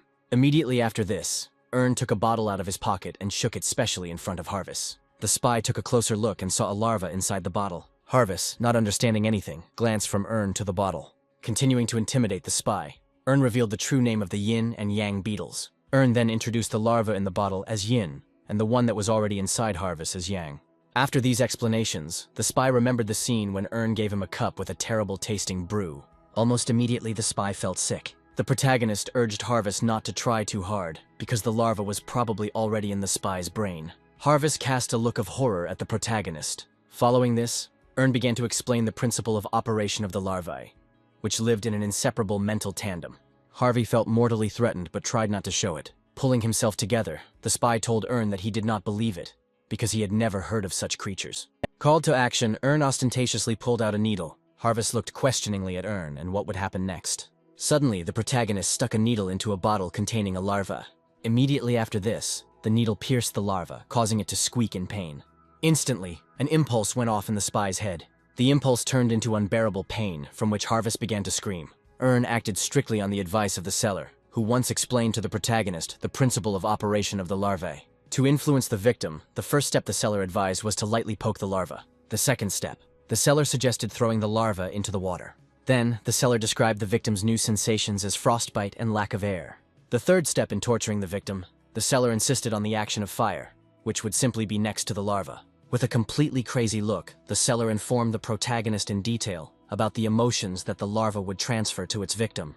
The seller had other steps as proposals, but he assured Ern that the previous efforts would also bear fruit. Now, looking at how the spy was suffering, Ern found the seller to be a very honest man. Later, at some point, unable to withstand the torture, Harvis fully confessed that he worked as a spy for the Empire. Having received the initial answers, Ern wanted to know why Harvis had shown up in the Stillguard family. After initially hesitating, Harvis made it clear that the Empire was wary of a new Rabahan. Ern's memory immediately flashed back to historical references about how the Empire had gone to war against the rest of the world. During long but losing battles, only one single person was found who was able to resist the military machine of the Empire. Subsequently, the son of this hero acquired no less legendary status, but his rank of skill was already much lower. The memories ended, and now Ern didn't really believe the spy's words that the Empire was afraid of the new Rabahan. In part, Harvest agreed with Ern. Afterwards, having started talking about ranks, the spy made it clear that the birth of a new hero in the Stilgard family was only a matter of time. In this way, the spy explained the Empire's interest. Immediately after hearing this, Ern was struck by the extraordinary thought that the whole matter was rooted in the blood of the Stilgard family. Ern continued to interrogate the spy, deciding to find out if the Emperor had predicted this course of events. However, Harvest, for some reason, remained silent and hung his head. Having assessed the spy's behavior as a certain sign, Ern decided to find out Harvest's own opinion about everything in general. Raising his head, the spy shared his observations regarding Kieran, who, thanks to his successes, looked most like a new hero. Afraid of his own conclusions, Harvest apprehensively assumed what might happen if Kieran reached the level of her father or grandfather. Suddenly, the spy was interrupted by Ern, who stated that such a thing was impossible. Harvest would be glad to think the same, noting the ever-weakening strength of future generations of Stilgards. Immediately, Harvest corrected himself. Looking at Ern, the spy's former confidence in his conclusions quickly melted away. In the Protagonist, Harvest found the most inherited skills and traits of the famous Rebahan. However, Ern himself considered the spy's conclusions to be absolutely incorrect. In fact, all of Ern's power came from using martial arts books and potions. However, this did not stop the Empire from spying on the Protagonist's family. Unexpectedly, Ern remembered his past life. After all, back then, all the troubles in the Protagonist's life began with the mysterious disappearance of his father. In that life, Ern never managed to get to the bottom of the truth. But now, the Protagonist knew for sure that the Empire was targeting his family. Ern never expected this turn of events. Immediately after this, the action moved to Rabadan, who suddenly began to cough. Having somehow managed to control his cough, Rabadan noted that this phenomenon began to occur more and more often. Wiping the drops of blood from his lips, Rabadan found a pattern to the attacks during training. Looking at the prints of his own blood, he came to the conclusion that he had not recovered, no matter how much rest he gave himself. Rabadan was forced to admit that he was facing a cunning enemy within himself. The first thing he thought of for some reason was the Mind Demon. Rabadan's thoughts were interrupted when Overseer Kelloy requested an audience. Pretending that nothing had happened, Rabadan allowed the warden to enter. Stepping into the light of the training grounds, Kelloy bowed to his master. Then, after apologizing, Kelloy informed Rabadan that there was something he should know. Following this, Kelloy told that the youngest of Rabadan's sons had brought the merchant Yulaf. Having received the news, Rabadana did not really understand the urgency of the Overseer's visit. Not knowing how best to begin, Kelloy said that it was all about the man who came with Julaf. Rabadan became seriously interested when Kelloy mentioned the Imperial spy he had found. After this conversation, the action moved to the interior of the Stilgard estate. Arriving at the courtyard, all three characters appeared before Rabadan. The other people whispered among themselves, having witnessed the frightening scene. One of those who were brought in was dead. Rabadan's attention also fell on the already lifeless body. In response, Ern's voice was heard, asking his father for forgiveness for not being able to save the spy's life. Rabadan found no crime in his son's misbehavior. When Rabadan suggested that his son go and get some treatment, Ern replied that he was completely healthy. Under such circumstances, Rabadan would not mind hearing an explanation from his son. The Protagonist began his speech by introducing Julaf, the stone merchant. Julaf himself remained humbly silent. Rabadan remembered that he had heard something from the Overseer about Julaf. Next, Ern took the floor, telling a story about how, after meeting with Julaf, he had a premonition of something wrong. According to Ern, he managed to identify and lure the spy into a trap. The conversation, according to Ern, did not go well, and then the spy drew his sword. Rabadan interrupted his son, trying to find out how he had identified the spy. Reaching into his bosom, Ern produced a folded letter. Following this, the Protagonist handed the letter to the butler. He obligingly accepted the letter, and then handed it over to Rabadan himself. Opening the letter, Rabadan began to read it carefully. All those present froze in agonizing anticipation. Ern himself behaved similarly.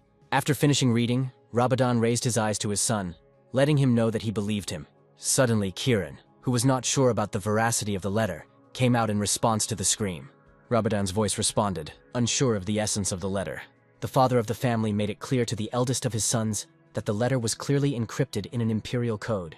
Still not believing it for some reason, Kieran suggested that the letter could have been an ordinary copy. But here, Rabadan's previously condescending gaze became coarser.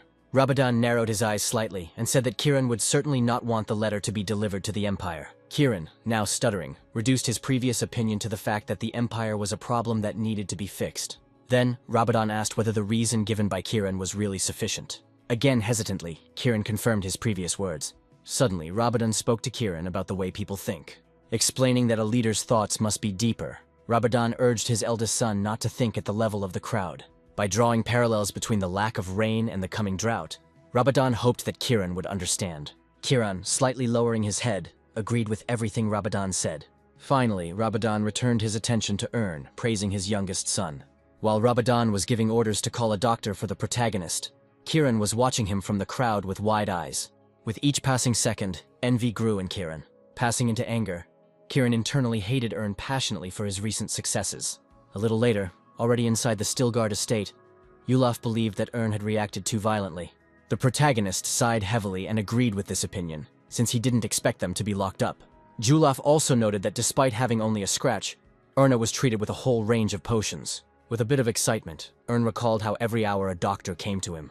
Afterwards, in a bored voice, Ern said that he had no idea how long this confinement could last. Julaf was not sure that the character's situation was bad, to which Ern suggested that he look in the mirror. Seeing the dents in the mirror, Julaf pulled at the edge of his skin.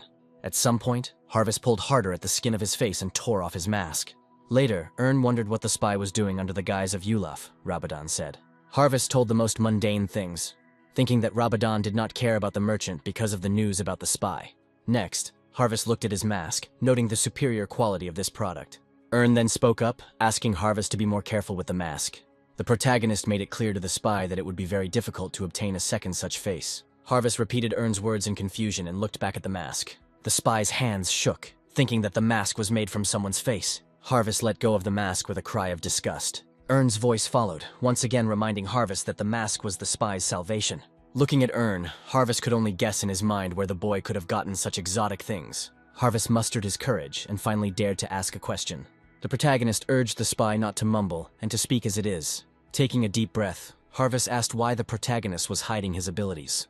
Ern didn't find anything good in demonstrating his powers, and he also complained about the excitement of those around him.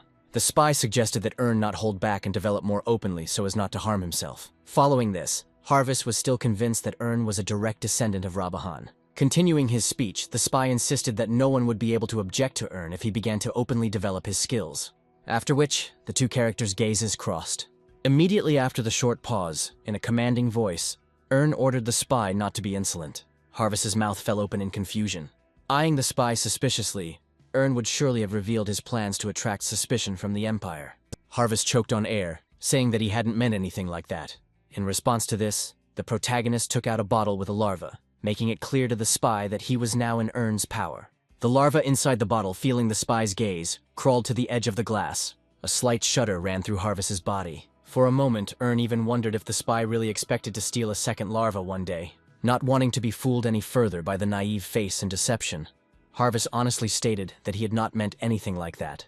Immediately, remembering the task that the protagonist gave the spy, Ern reports. Having opened the envelope, the protagonist began to read. The first thing that caught Ern's eye was the words about observing the head of the Stilgard family. Next came the Erna brothers. The next fragment of text concerned the protagonist himself, who, in the opinion of the spy, was a complete non-entity. In addition, Ern also learned of the death of Gilbert, the communications manager, who had apparently been exposed. After finishing reading, Ern assessed the spy's report as normal, with a few exceptions. Ern made a disgruntled face and was somewhat upset by the spy's words in the report about his insignificance. In a panic, Harvest waved his hands, trying to convey that he had acted solely on Ern's orders and had deliberately belittled him. In response, the protagonist expressed that he found the spy's apology suspicious. At that moment, Harvest felt that Ern was simply playing with him. After all this, the protagonist began to explain to the spy the required behavior, where the lie would be beautifully hidden behind the truth. Seeming to understand, Harvest agreed to change the report, presenting the protagonist as a slightly more impressive warrior in his description. However, all this did not solve the problem of how the spy was going to transmit the information. Without thinking twice, Harvest let it be known that he had the contacts of a contact in place of the murdered Gilbert. Hearing the name Acadio from the spy, Ern imagined a very long journey to that place. Eventually, Ern let the spy go about his business. Before leaving, Harvest bowed to the protagonist. Ern watched the spy leave. Not knowing whether Harvest would be a good double agent, Ern also set himself additional tasks regarding the disclosure of the Empire's plans. However, in any case, nothing stopped Ern from getting rid of the spy with the help of larvae. Suddenly, there was a knock on the door of Ern's room. Immediately after this, the protagonist's father entered. Ern exclaimed, surprised by such a visit. The protagonist was about to get up, to which Rabadon asked his youngest son not to exhaust himself. Carefully choosing his words with pauses, Rabadon decided to find out whether Ern really did not have serious wounds. The protagonist smiled, confirming that he was completely healthy. Rabadon was glad to hear something like that, and now he wasn't too worried about Ern getting through the long journey. Afterwards, Rabadon clumsily tried to change the subject. However, the characters, not knowing what to say to each other, began to exchange silent glances. Meanwhile, the protagonist himself suddenly wondered whether his father had ever visited him in his past life. Having replayed the most vivid events of his past life in his memory, Ern came to the conclusion that such meetings definitely did not exist, and yet Ern could not get used to the new reality. A moment later, Rabadon suddenly sat down next to the protagonist. Erna was overcome with nervous tremors. Now the protagonist had no idea what he should do. Suddenly, Rabadon spoke about the Knights. Father told Ern that the spy's secret hideout had been found.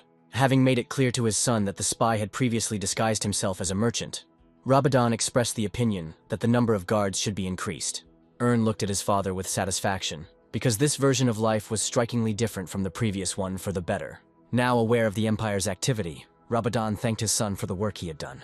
Afterwards, Rabadon asked Ern himself to be much more careful. According to his father, the service Ern rendered was not as valuable as something else. Now, turning his gaze to the protagonist, Rabadon called Ern his dearest son, whose loss would be irreparable. After these words, Ern briefly remembered that the protagonist's father from his past life was a completely different, colder person. And so, now, it seemed as if Ern could not recognize his father in Rabadon. Right after that, the protagonist's memories touched on something else. Ern's memory reflected the faces of all the members of the Stilgard family who had suffered a collapse. But among them, the face of Rabadon himself was not there. In that life, Ern's father disappeared just as the protagonist was at the academy, after which, the protagonist came to the conclusion that all this time he had an incorrect idea of his father. Unexpectedly, Rabadon continued his previous speech, urging Ern to be careful in the academy. In his mind, Ern asked his father himself to be more attentive. As if reading his son's thoughts, Rabadon looked intently at Ern. The protagonist quickly looked away. Rabadon asked his son about his reaction to the conversation, to which Ern somehow justified his absent-mindedness. Then, smiling, Ern promised his father to follow all the warnings. Rabadon closed his eyes and exhaled in relaxation. Ern managed to get the upper hand over his emotions and not tell his father anything about the events of his past life, realizing that he would only seem like a madman. Mentally, Ern was preparing himself to change everything through his own efforts. Sometime later, a ray of light flashed through the slightly opened door. Rabadon allowed his youngest son to take another look at the family's wealth. Ern beamed, as he finally got the chance to visit the inner part of the treasury. Suddenly, the father's sigh was heard. Surprised by the protagonist's special attraction to family secrets, Ern looked back, thinking that his father looked disappointed. On the other hand, Ern understood his father's emotions, because in his son's place, everyone else would have been rushing into the treasury with a similar desire. Perhaps, in Rabadon's opinion, worthy knights should have behaved quite differently. Then, the protagonist decided to make his request to his father more specific. The protagonist made it clear to Rabadon that he was not interested in gold at all. Unexpectedly, Ern caught himself thinking that he was lying to his father, because the protagonist already knew everything about filling the treasury from his past life. Meanwhile, Rabadon chuckled mysteriously. Then, the father accepted Ern's words. Then he decided to leave Ern alone with the treasury, and not interfere with him in any way. As soon as Rabadon left the protagonist, Ern turned his satisfied gaze to the treasury. Walking a little forward, Ern greeted her as if she were an old friend. As Ern slowly walked inside, he remembered that the outer storage was used to deal with urgent financial matters, while the inner storage was where the most valuable things were kept. Meanwhile, Ern noted that the rarity of things did not always mean a high price. Looking at something, Ern suddenly said that this thing would be an ideal offering. The protagonist's pupils reflected the royal shield, which, thanks to its magical aura, could support the fighting spirit of an entire army. However, this did not answer Ern's question regarding why Rabadon kept a shield that was relatively useless to him. Then, thinking about the king's motives, Ern came to the conclusion that in this way, the Stilgard family was considered the shield of the country. The protagonist's grandfather had already revealed similar motives, and that's why he placed the shield in the treasury. Ern admired his grandfather, who, having managed to curb his pride after winning the war, did not try to seize power in the kingdom. Then, Erna's grandfather received many awards and titles, but all of them, in the opinion of the protagonist, were nowhere near his achievements. Ern sighed heavily because in fact, the shield could not even be sold, since it was a gift from the king himself. Having gone a little further, Ern suddenly exclaimed that there were real treasures in this place after all. The protagonist's gaze fell on the pedestal with things. Ern's gaze was fixed on Dark Sky, his grandfather's faithful sword. Suddenly, the protagonist thought about something. The next action Ern took was to call up the inventory. An image of a storage facility appeared in front of the protagonist, in which there was not much free space left. Ern scratched his chin, and thought that storing the sword in this kind of inventory would be disrespectful. Be that as it may, Ern decided to raise the storage level right now. Having learned the price for leveling up, the protagonist decided to spend the money. Having increased the storage level and not yet seeing any financial problems, Ern continued making improvements. Having reached the 3rd level of storage enhancement, Ern cried out in shock, because for further manipulations, he would have to spend twice as many coins. Pulling himself together, Ern decided to stop for a while, even though he had enough money. Next, the protagonist called up his vault, now observing the updated and more well-kept interior.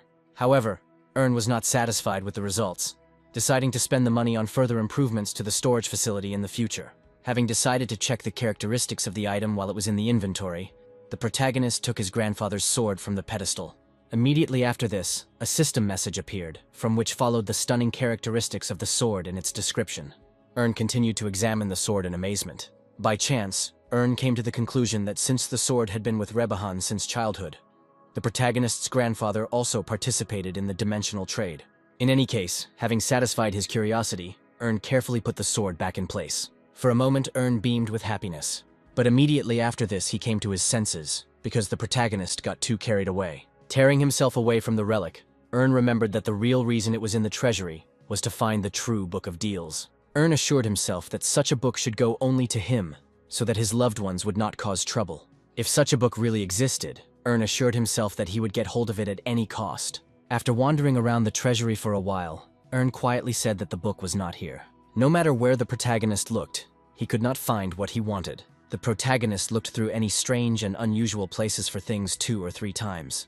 At some point during the search, Ern even became resigned to the impossibility of finding the book. Suddenly, under the long strip of shelves, Ern noticed something.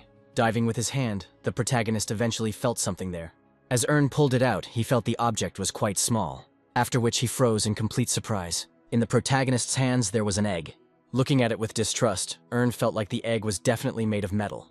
Then sitting down, Ern said that what was found was not his area of expertise. Subsequently, the protagonist drove the egg back to the same place from where he pulled it out. Dusting his hands, Ern was forced to admit that the Book of Deals was clearly not in the internal storage. Further, the protagonist concluded that, obviously, the book had not fallen into other hands. Afterwards, Ern began to ponder how the protagonist's connection with the system was established in the past. There was only one explanation in Ern's head. The image of the Bookmark of Desires arose in his memory. Following this, Ern began to remember what he had wished for before his own death.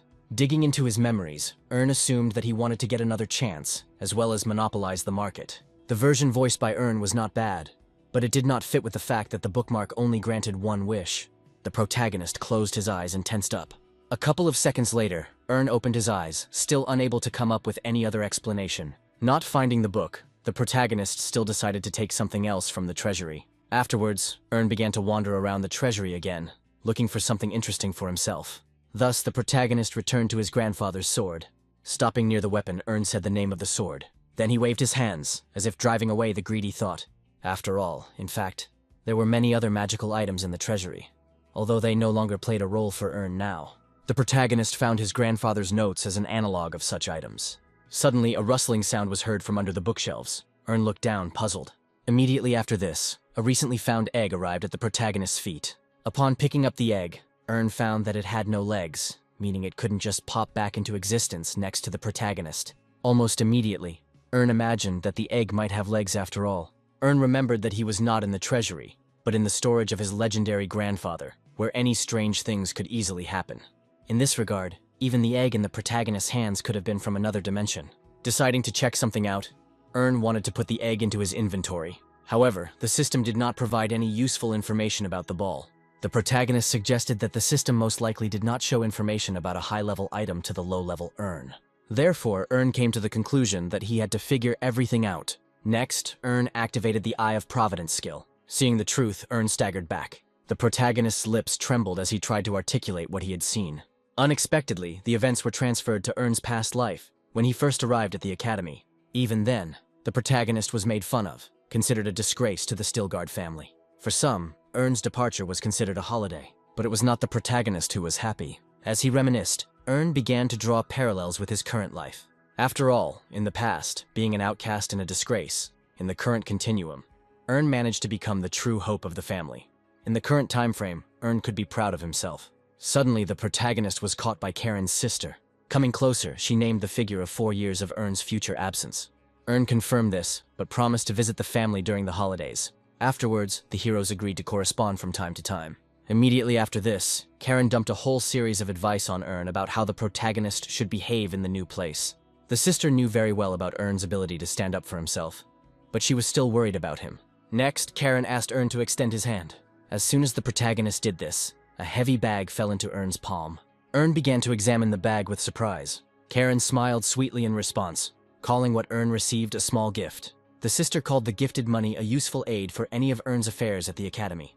Ern seemed to kindly refuse the gift, because in fact, the protagonist already had such a fortune that he could easily hire his own knights. Realizing in time that refusing the gift would worsen his relationship with his sister, Ern swore to her that he would use the money for a good cause.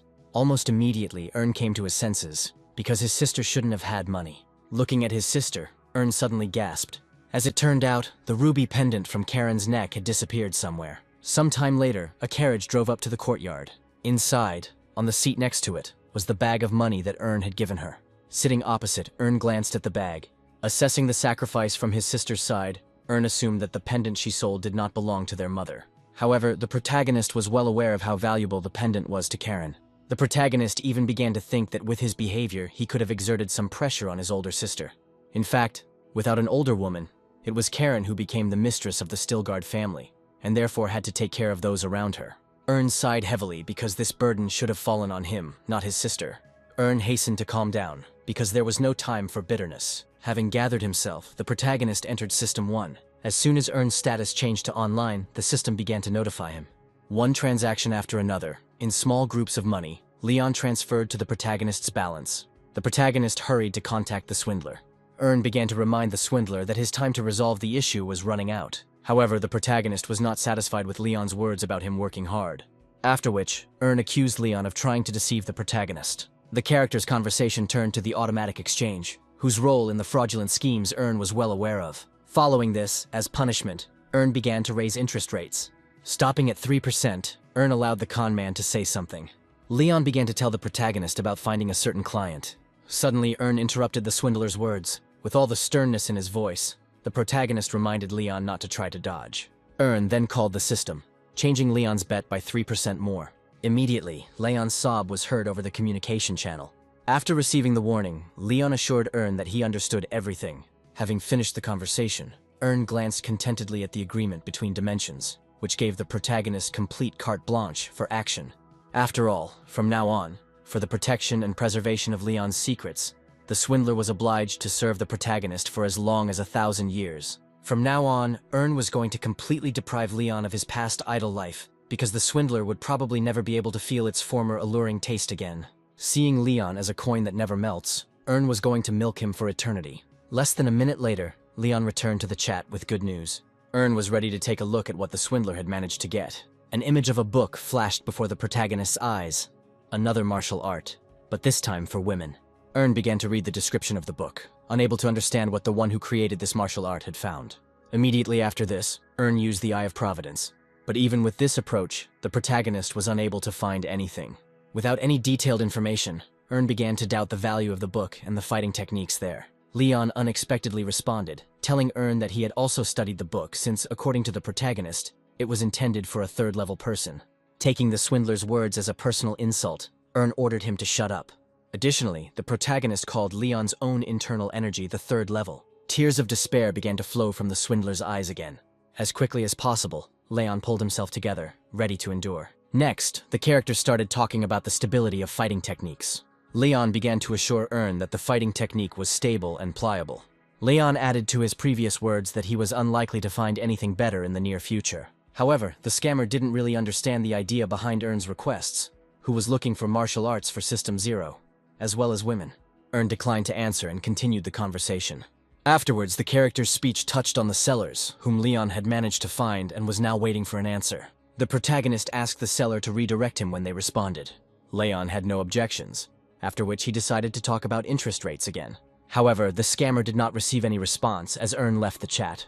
Now, looking at the book he had received, Earn admired his genius for sparing such a valuable Leon. Then, opening the book, Earn found the text contained there to be very literate and informative. The next second, having decided everything for himself, Earn slammed the book shut. A couple of minutes later, Earn presented the book to Karen. Earn hoped that his sister would give him a gift that would be useful to her. Earn marked his gift with a certain reason, which he could not yet talk about. Evading his sister's questions, Earn turned everything to a book, in whose words Karen would be able to find answers. Looking at his sister, the protagonist found her to be very talented, even more so than Earn himself. In his hopes for the future, Earn saw Karen as the next outstanding member of the Stilgard clan. Earn may have had many doubts in his life, but he was confident that Karen would be able to achieve great heights. Earn could easily help his sister with much more, but for now he considered the rush unnecessary. Finally, the protagonist could tell himself that everything was ready. Suddenly, Earn remembered something. Turning his head, the protagonist's eyes froze on the motley crowd of people seeing him off. Darren realized that her younger brother was staring at her. After which, Earn made a series of gestures, indicating that he would keep an eye on his sister. The protagonist finished these gestures by moving his thumb along his own throat. In response, obviously realizing everything, Darren jerked. If in his past life, Earn considered the trip to the academy to be hell, now his feelings were completely different. After all, Earn left behind good relationships with those people who, in his past life, treated the protagonist with hostility. The positive looks of the crowd, which no longer secretly mocked the unfortunate young master. Earn found the differences between his past and present selves to be colossal. After all, from now on, the protagonist was ready to go for even greater differences in the future. During this trip, Leon contacted Earn, who informed the protagonist about establishing contact with the sellers. When Leon's speech turned to some special details, Earn asked to personally connect the protagonist with the sellers. While waiting, Earn enjoyed the fact that once again everything was going according to plan. Then the protagonist tossed the egg in his hands. Next, Earn was shown the details of the discovered egg, in which the great beast was hidden. Earn looked with satisfaction at the power hidden in the egg. One of the sellers finished transmitting the information found on the egg. Earn thanked the salesman and promised to call back if he needed any other information.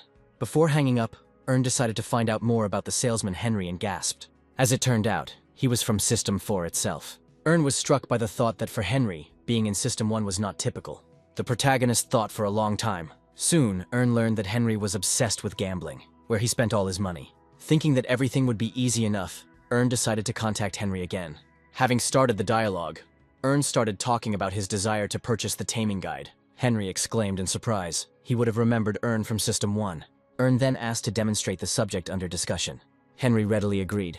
The system showed the protagonist a guide to taming vicious beasts, which Earn immediately deigned to buy. Suddenly, Henry interrupted the protagonist, starting a conversation about how he couldn't sell the manual. Understanding what the merchant was getting at, Earn asked if he wanted to sell all the manuals at once. Having received the answer, Earn fell into a short-lived frustration, because for the lousy benefits, the protagonist was required to put in 2,000 coins at once.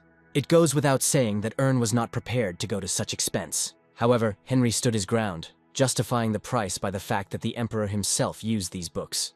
Earn didn't really believe the seller's words, because the book was written after the Emperor's rise to power. Realizing his failure, Henry fell silent. Earn then made a counter-offer, wishing to buy only a fraction of the books, but at a slightly higher price. Henry tried to appeal to Earn's common sense, lamenting the importance of buying the entire book collection.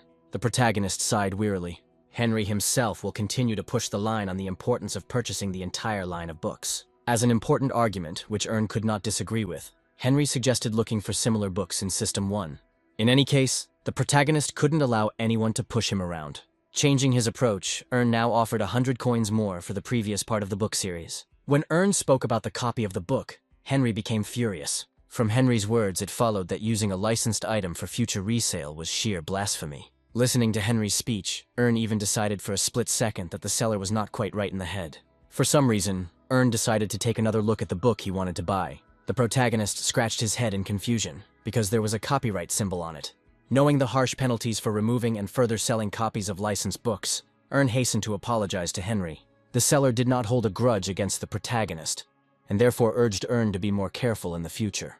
Ern thought about it, admitting that the copying method wouldn't work. Eventually, Ern again wanted to buy a certain book, but now he was offering 200 more coins. Henry remained silent, because according to the protagonist, this proposal was final. After waiting for some time, Ern decided to close the chat, since Henry was not going to bargain. However, in reality, the protagonist was simply waiting to see whose patience would fail him first. A couple of minutes later, Henry contacted Ern, asking the protagonist to throw in another 50 coins on top. Ern had to remind Henry that the protagonist's last offer had already been voiced. The seller almost condescended to shout, because if some of the books from the middle of the collection disappeared, the overall price for the entire series would drop. However, at some point Henry calmed down. Frowning considerably, the seller nevertheless agreed to make a deal with Ern. Assessing his victory, Ern first of all thanked Henry's passion for gambling, which is why the seller desperately needed the money. Having received the book at his disposal, Ern decided to find out what was hidden in it. After a quick look at the information, Ern was shocked that the beast in the egg had every chance of reaching development levels up to Continental. Following this, the protagonist turned his gaze to the egg, not expecting that such a powerful creature was hidden within it. After speaking about the planetary level, a bead of sweat rolled down Ern's cheek. True to Ern's words, the egg wobbled slightly. Horrified, the protagonist moved to the edge of his seat. Several minutes passed since then, and Ern was already finishing absorbing the knowledge of the book he had purchased. Having initially assessed the knowledge he had received, Ern now understood why the Emperor was so feared. Running through his head certain lines from a book about growing creatures, the protagonist clearly understood that growing something like this in System 1 was practically impossible. Additionally, Ern learned that in order to grow Bulgasari, he would have to feed it genetic material, be it saliva or even blood. Potentially, Ern saw the beast as a formidable ally, of course, if its potential could be developed through biological materials. Then, the protagonist began to think about a similar organism from which material could be taken. Suddenly, an idea popped into Ern's head. The protagonist remembered something from his own world. Ernu came up with the idea of spirits, beasts that existed in lower-level worlds. The protagonist knew that they were actively selling them, and therefore called the market panel. The list featured a motley assortment of rare animals, which is why Ern was even at a loss when choosing. Deciding not to torment himself with a choice, the protagonist turned to the one whom it was a matter of honor to torment. Almost immediately, Ern contacted Leon, asking him about the spirits.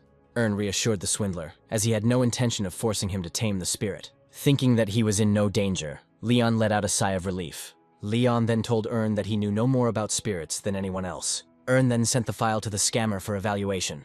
After which, the protagonist started talking about the price and combat power of what was indicated in the file. Opening the file, Leon even admired the meticulousness with which Ern had collected the data. Leon named Iron Mouth, an old turtle, as a good material for cultivation. Leon believed that it would be much more difficult to cope with the blood of other options for cultivation. Having heard from the swindler about the strongest spirits, Ern asked which of them was stronger. Leon called the fire dragon the unanimous leader. The swindler assured Ern that the snake, which had been trained for thousands of years, could easily defeat any spirit. Afterwards, the protagonist began to wonder how such animals were hunted. Leon began his story by saying that hunters are incredible people. Apparently agreeing with Leon's opinion, Ern began to scratch his cheek. For the first time, Ern praised Leon for his work, but the protagonist's next words were interrupted by the swindler. Leon didn't know how best to begin. The swindler, in agitation, began to talk about the book he had bought and had spent a fair amount of money on it. Smiling, Ern voiced the swindler's possible thoughts about Leon's wallet having taken a hefty hit. Rubbing the back of his head, Leon tried to say that he had meant something slightly different. When Ern asked the price, Leon quickly named 300 coins. Leon justified such a large sum by saying that he simply did not have time to negotiate. Ern knew that Leon wasn't lying, although he had scared him just in case. The scammer also made it clear that he had no chance of success in his attempt to deceive the protagonist. Suddenly, Ern deigned to reward Leon for his honesty. In reverse, Ern reduced the interest rate for the scammer, although this did not cause Leon any particular joy. Then, Ern ended his conversation with Leon, just in case reminding him of the consequences if the swindler tried to escape. Leon humbly gave his word that such a thing would not happen. Almost immediately after leaving the chat, Ern decided to buy the blood of the fire dragon. As soon as the protagonist paid, a vial of blood materialized in his hand. Afterwards, Ern looked at the egg, not being sure that it would hatch after 10 years of waiting. And yet, having uncorked the bottle, Ern began to drip onto the egg. As soon as they touched the shell, the drops of blood turned into steam. Ern even exclaimed in surprise at such a reaction. Following this, Ern saw something amazing. After a couple drops of blood, the egg suddenly began to glow. The protagonist admired the ongoing process because after a decade, the egg still showed signs of life. At the same time, Ern began to speculate about how the egg had ended up inside the treasury. Ern chuckled thoughtfully, and could only assume that his grandfather had once bought the egg in another dimension. While Ern turned away and thought about his own business, the egg twitched again. Eventually, the protagonist noticed these shocks. Taking the egg's movements as a good omen, Ern thanked the goddess. Now Ern had no choice but to wait. Ern's carriage and its escort continued on its way. Long hours passed, during which not a sound was heard from the carriage. After all, there the protagonist plunged into deep meditation. At some point, Ern's ears began to hear rustling and even crackling sounds. The egg's movements became more active, as if it was about to split. Ern stared at the egg in surprise. At some point, the shell cracked. Ern thought with hope that now the beast would come into the world. Ern was already imagining how formidable Bulgasari must be. A beast capable of destroying even entire worlds. As soon as the egg crunched even harder and a newborn appeared from it, Ern's emotions changed. Having torn apart the upper walls of the shell, a cute little animal looked at Ern with big eyes. Even though Ern appreciated the cuteness of the beast, he was still counting on some more formidable creature. Meanwhile, the beast yawned with all its mouth. Unable to cope with the sight of such beauty, Ern no longer cared at all. A couple of minutes later, the blade lightly cut a small section of the palm. Having made a sufficiently long cut, Ern removed the blade. The beast made a puzzled sound, probably smelling blood. Ern himself took this action because Bulgasari was fed exclusively with blood. Besides, Ern understood that by letting the beast taste his blood, he would make a loyal comrade out of it. In order to keep the beast under control, not allowing it to splash out its anger on others, such a practice had to become permanent for Ern. The protagonist even admired how actively the little beast lapped up blood. An emotion of happiness overwhelmed Ern. But after a couple of minutes, the protagonist decided to stop feeding. Not wanting to die from blood loss, Ern tore the beast from his palm. Suddenly, Ern remembered that in addition to constantly feeding the beast to grow, the protagonist had to give it a name. Ern began to think about names, trying to create some kind of derivative of Bulgasari. A few seconds of thought and a brilliant idea came to Ern's mind. Ern saw the name Sari as the ideal option for the beast. The protagonist even tried to get an assessment of the name from the beast itself, but Sari only yelped in confusion in response. After some time, Harvest pointed fearfully at the protagonist's hand. Ern just chuckled in response, making it clear that nothing terrible had happened. The protagonist explained his condition as the most ordinary boredom during the trip. Looking at his bandaged hand, the spy suddenly fell silent. After everything he had seen from Ern's side earlier, Harvest was in no hurry to take his word for it. The protagonist shook his head thoughtfully. Harvest didn't know what exactly Ern was planning, so he urged him to be careful. Afterwards, Harvest let Ern know that the stop was due to the need to give food to the people. Right there, Ern ordered Harvest to feed the protagonist as well, bringing the food to the carriage. Harvest agreed, but did not finish the sentence. Out of the corner of his eye, the spy noticed something. Turning around quickly, Harvest saw something flash in the bushes. Mechanically, the spy began to pull his sword out of its sheath. Instantly, his actions were interrupted. Ern stopped Harvest from doing anything further. Looking at the spy, the protagonist said that everything was in perfect order. Harvest didn't know what to answer, or even how to counter Ern. The next moment, the bushes rustled and the leaves there opened to the sides. From there, Sari jumped into Ern's arms. In complete bewilderment, Harvest looked at the beast, considering it to be a weasel. Ern responded, letting the spy know that the animal belonged to the protagonist. When Harvest questioned him further, Ern made it clear that their connection with the beast had been going on for a long time. Sighing, somewhat jealously, Harvest said that Ern had even begun to forget about it. Ern managed to calm the spy down by hinting that he had already been keeping a close eye on the protagonist. After which, Ern introduced the spy to his pet. Sari made a cute sound as he stared with wide eyes. A wave of cuteness washed over Harvest, who immediately wanted to pet Sari. Ern nodded approvingly, but in fact, he wanted to check what would come of all this. While saying this, the spy reached out his hand towards the little animal. As soon as he touched the animal's head, Harvest saw a displeased expression appear on its face. The spy quickly removed his hand, realizing that the cute little animal was not particularly happy with someone else's affection. Ern chuckled, letting Harvest know that was not the reaction he was supposed to get. Disappointment overwhelmed the spy. Next, in this depressed state, Harvest went to get food for the protagonist. Now, Ern had a dangerous beast in his hands, capable of becoming stronger through metal, but also requiring a lot of attention. Scratching the animal, Ern admitted that the money and blood spent were worth it. After a short period of time, Ern's journey continued. Sitting inside the carriage again, the protagonist reflected on the power of the Emperor, who could tame animals. Ern partly repeated the path of the Emperor, choosing the blood of a great dragon for his first beast. In the future, to continue the growth of the beast, Ern would need elixirs, but those were damn expensive. The protagonist almost burst into tears when, out of curiosity, the beast ate one of the rarest bamboo tablets of life. Having assessed all the possible expenses, Ern had no choice but to get back to business. There were fewer and fewer days left until the Mana Stone limit was reset, and therefore Ern had to choose a different product.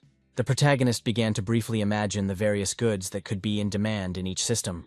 Ern clearly understood that the base price of these goods had to be high enough to make a large profit. At some point, Ern's thoughts bore fruit. A new brilliant idea came to him. Ern remembered what he had once used himself, and what everyone else was interested in: the essences of cultivation. The protagonist rushed to make the purchase. Even by reselling at the purchase price, Ern expected to make a profit through his skills. The protagonist could already imagine how he would become immeasurably rich just through resale. Meanwhile, Ern guessed that such machinations would definitely be noticed by the exchange center. Looking at the essence limit, Ern sighed heavily, because access to subsequent purchases would only open in a year. Another clever idea brought a grin to Ern's face. As it turned out, Ern had spent so much gold recently that he was able to get an achievement for himself and compensate for these expenses.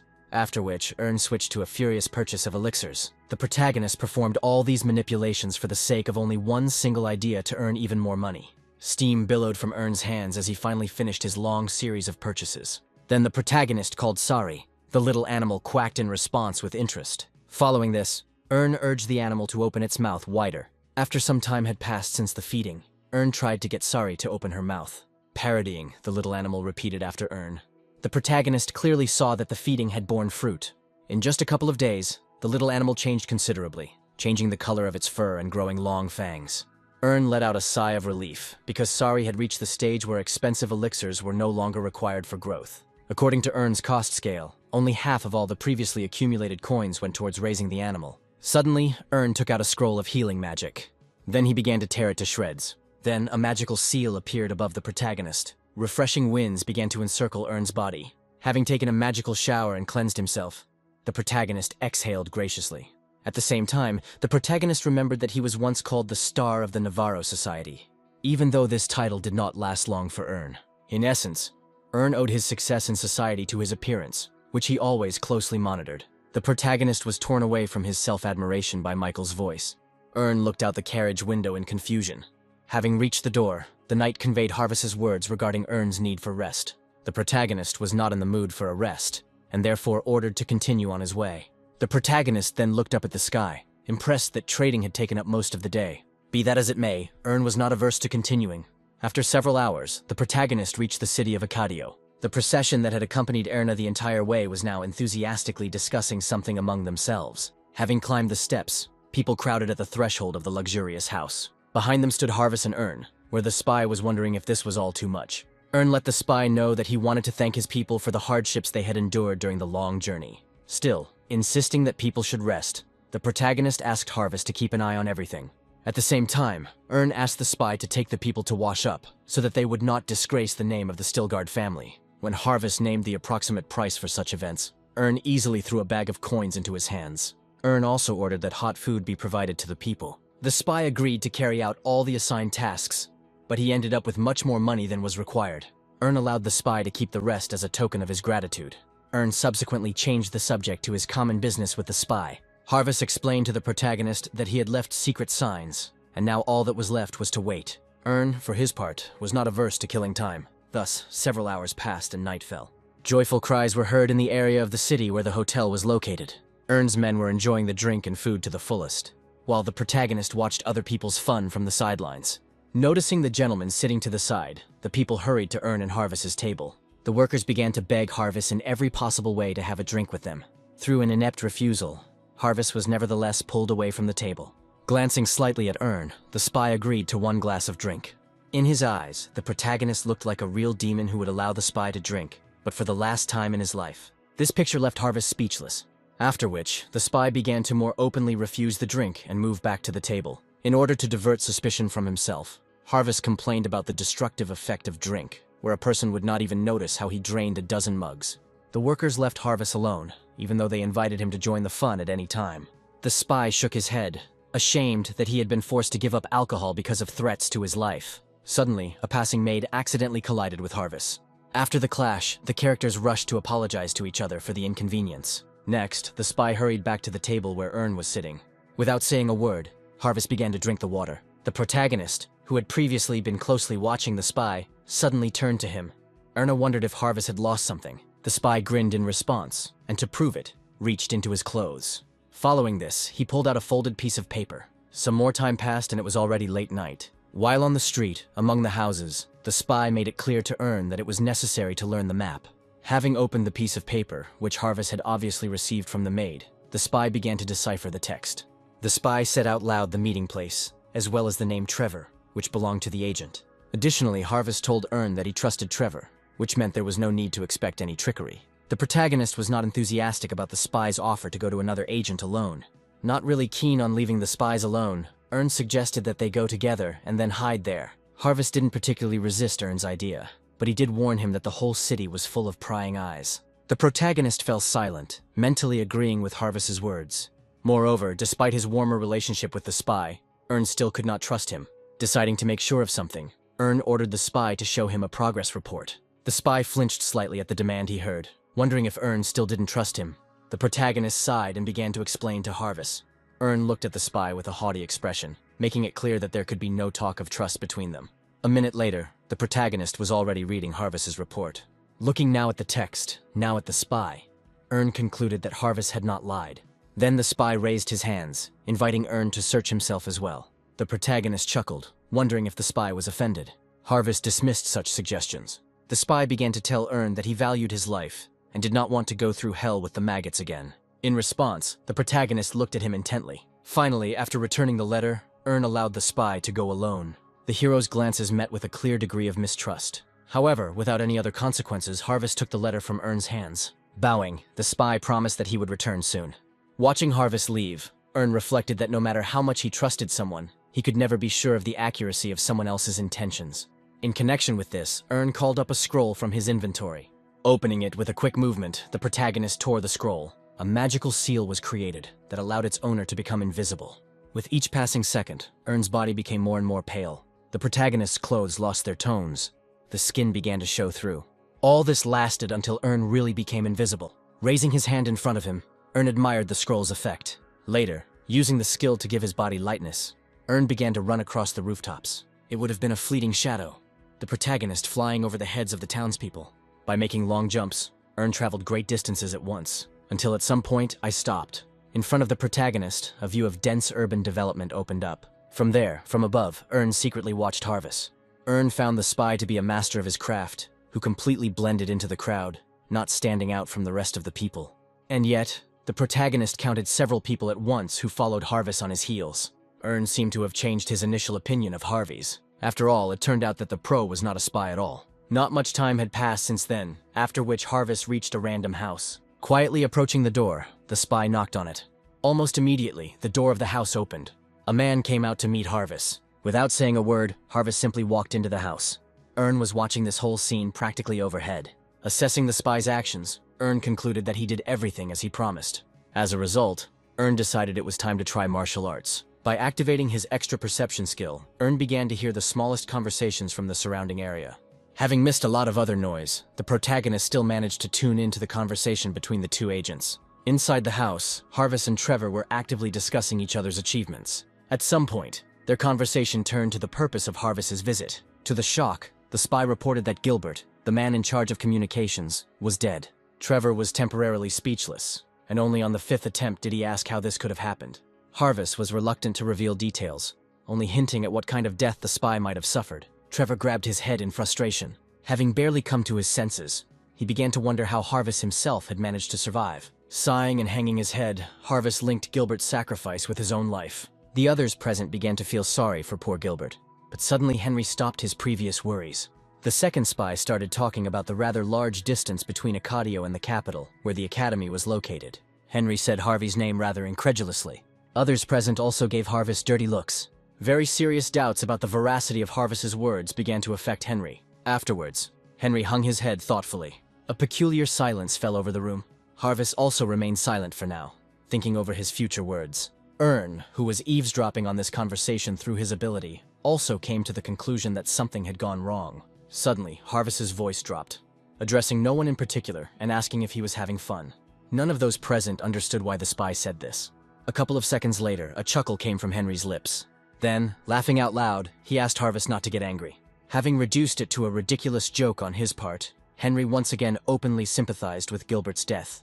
The conversation between the spies continued in calm tones. However, Henry wanted to know how Harvest got to this city. Harvest briefly outlined his path as a successful manipulation of one of the lesser Stilgard masters. Harvest noted that Ern was rather stupid and susceptible to outside influence. Eavesdropping secretly, Ern felt a strange pain from the belittlement directed at him. Henry accepted Harvest's explanation, but did not know why the visit had taken place. Approaching the table, Harvest put down the report he had asked to be sent to the Empire. Oddly enough, the spy did not make any other requests to Henry. With that, Harvest turned around and began to leave. Ern, who was eavesdropping on these conversations, found the life of a spy to be quite specific. Be that as it may, Ern congratulated Harvest on his success. Afterwards, the protagonist himself decided to start acting. But then, Ern was drawn to a conversation from Henry's house, where the other spies were discussing Harvest's survival after the raid on Gilbert. The protagonist stopped, deciding to listen to what they were talking about. Henry didn't really understand what the other spies were getting at, not believing in betrayal on Harvest's part. Henry refused to listen to any arguments in favor of Harvey's betrayal, complaining about the spy's loyalty. As his main argument for Harvey's honesty, Henry cited the family of the one who would be in mortal danger if the spy committed treason. And yet another spy had doubts. Henry reduced these doubts to personal hostility. Henry then growled at the doubting spy, urging him to get to work. Even if Harvest might have been a traitor, Henry believed that his fate would be decided by the highest authorities. Listening to all this, Ern chuckled thoughtfully. Looking at the back of the departing Harvest, Ern mentally said that even a spy had his secrets. The meeting of the spies ended, but the night only continued. After leaving the previous scene, Ern cancelled the effect of the invisibility scroll. Evaluating the effects of the effects he had previously placed on himself, Ern was firmly convinced that they were worth the money spent. Now, walking along the night streets, the protagonist assured himself that he would use these abilities as often as possible. During this journey, some swearing reached Ern's ears. The protagonist turned towards the direction from which the sound was coming, thinking that a fight was unfolding there. Walking in that direction, Ern came across a noisy crowd in the middle of the night. Looking closer, Ern discovered two groups of people actively arguing among themselves about the importance of their masters. In shock, among the crowd that had formed, Ern clearly saw his own people. People on both sides, heated up by drinking, only inflamed the conflict. In the midst of this swearing, Ern clearly made out the mention of Marquis Albert. A feeling of spontaneous recollection overcame Ern as soon as he heard this name. One of the parties began to lose its temper. Since under the influence of alcohol, no peaceful resolution of the dispute was found. There were shouts of threats in response. In the name of the honor of their masters, people were ready to start tearing each other to pieces. At some point, having divided, the crowd moved wall to wall. But before the carnage could begin, they were all interrupted by a menacing cry. The workers stopped immediately. One of the crowd recognized the man. After all, the stately man was the captain. Erna, who also saw the captain, was overcome with nervous tremors. Closing his eyes, he remembered how his body was torn apart by pain, how the instruments of torture rattled and clanged, how blood covered the floor. It seemed that Ern had met the very man from the past who had taken everything from the protagonist. However, Ern's gaze was not directed at the captain. After all, behind him the shadow was rapidly growing. Soon, having caught up with the captain, Albert Kuntz appeared next to him. The protagonist bared his teeth, not expecting such a meeting. A veil of hatred enveloped the protagonist. His gaze was fixed exclusively on Kuntz. Burning with the heat of hatred, the hero even wondered whether he should simply kill Kuntz right now. The temptation for revenge was so great that Ern's veins even bulged from the tension. Having mastered himself and exhaled, Ern decided that Kuntz could not be killed quickly and painlessly. The protagonist assured himself that he would make Kuntz experience his own pain. At the same time, the captain approached the intoxicated and ready-to-fight crowd. Like a rock, the tall man towered over the workers. One of the people even mentally admired the captain's height. Suddenly, the captain's voice was heard, reminding them that he had asked them not to make noise. The people subordinate to him instantly sobered up. Later, they all bowed, giving their word that such a thing would not happen again. Then the captain turned his attention to Ern's people. The captain introduced himself as Derek and wanted to know who was in front of him. In a frightened voice, Ern's man introduced himself as an employee of the Stilgards. Afterwards, the man tried to explain what he and the others had forgotten in Acadio. Suddenly, the voice of Ern himself was heard, who wanted to answer for his people. Slowly, the protagonist emerged from the darkness of the alleys. Assessing Ern, Derek found him calm, but with a rather piercing gaze. Ern himself mentally recognized that Derek was clearly struck by someone else's aura. Be that as it may, the protagonist was sure that he had scared the captain. Taking a closer look at Ern, Derek realized that he was still a child, but nevertheless wondered who he was. The protagonist calmly stated his name. Then he added words about his Stilgard family. Hearing this, the captain immediately turned his gaze to Kunz. He simply grimaced with displeasure. Then, the captain launched into the following thoughts, admitting that with the appearance of another noble person, the situation could become much more complicated. But the captain's thoughts were interrupted by Ern. Ern brought up the reason why Dirk was negative towards the Stillguards in Acadio. The captain began to assure Ern that he had not meant anything like that. In response, Ern threw up his hands, saying that he simply wanted to look at the second largest city in the country. Then, the protagonist himself was interested in Albert's presence in Acadio. Dirk hastened to answer that the reason was similar to Ern's own desire. Additionally, Dirk apologized to Ern for the behavior of his men. However, as soon as Dirk finished, Kunz himself entered the dialogue. Kunz saw no reason to apologize, considering the Stillguards themselves to be the source of the troubles. Dirk understood perfectly well that the conflict with the Stillguards could only end in tragedy, and therefore he hastened to calm Kunz, citing the need to return to the hotel. However, Kunz rejected Dirk's words. Dirk continued his calming tactics, offering to discuss everything in the morning. Ern spoke next, seeing no point in waiting for anything. After this, Ern decided to find out if Dirk knew the reasons for the conflict that had occurred. Kunz took the right to vote, considering such discussions unnecessary, since the title of Baron was lower than the title of Marquis. Behind Ern, the grumbling of the Stillguard men could be heard. In response to Kunz, a chuckle was heard from the protagonist. Ern picked up on Kunz's idea of titles and hierarchy. Kunz confirmed this with satisfaction, hoping that Ern had finally learned his place. After listening to Kunz's words, Ern smiled sweetly. Subsequently, waving his hand, the protagonist called Kunz's words nonsense. Kunz reacted violently to such speeches. Pointing a finger at Ern, Kunz demanded that Ern take back his words. The protagonist was not against doing so, but only on the condition that he was wrong. After which, Ern turned to one of Captain Dirk's men. The protagonist demanded that he tell him what happened. Without thinking twice, the man blamed the Stillguards for everything. These words were enough for Kunz to demand an apology from Ern on his knees. In response, Ern demanded that Kunz be patient, listen to both sides, and not be childish. Ern then turned to Michael, asking him to tell him what had happened. Choosing his words carefully, Michael explained the conflict by saying that Kunz's men had begun to mock the Stillguard family. With a hint of hatred, Ern repeated Michael's words about ridicule. Michael explained the meaning of the ridicule, which consisted of the legacy of Rebahan, on which the Stillguards allegedly parasitized. Michael also apologized to Ern for the fuss he had caused, but he did not want to stand aside, being a knight of a family that was being slandered. Ern listened attentively to the end of the knight's arguments. Following this, the protagonist decided to get confirmation of Michael's words from another side. The knight on the other side hesitated, trying to smooth things over. Dirk reacted to this uncertainty by realizing that this was exactly how things had developed. As a result, Ern concluded that what he learned from Michael was true, then asking Michael to raise his head. Unexpectedly, the protagonist praised the knight for a job well done. Many present were shocked by Ern's final decision. Waving his cloak, Ern himself continued his speech.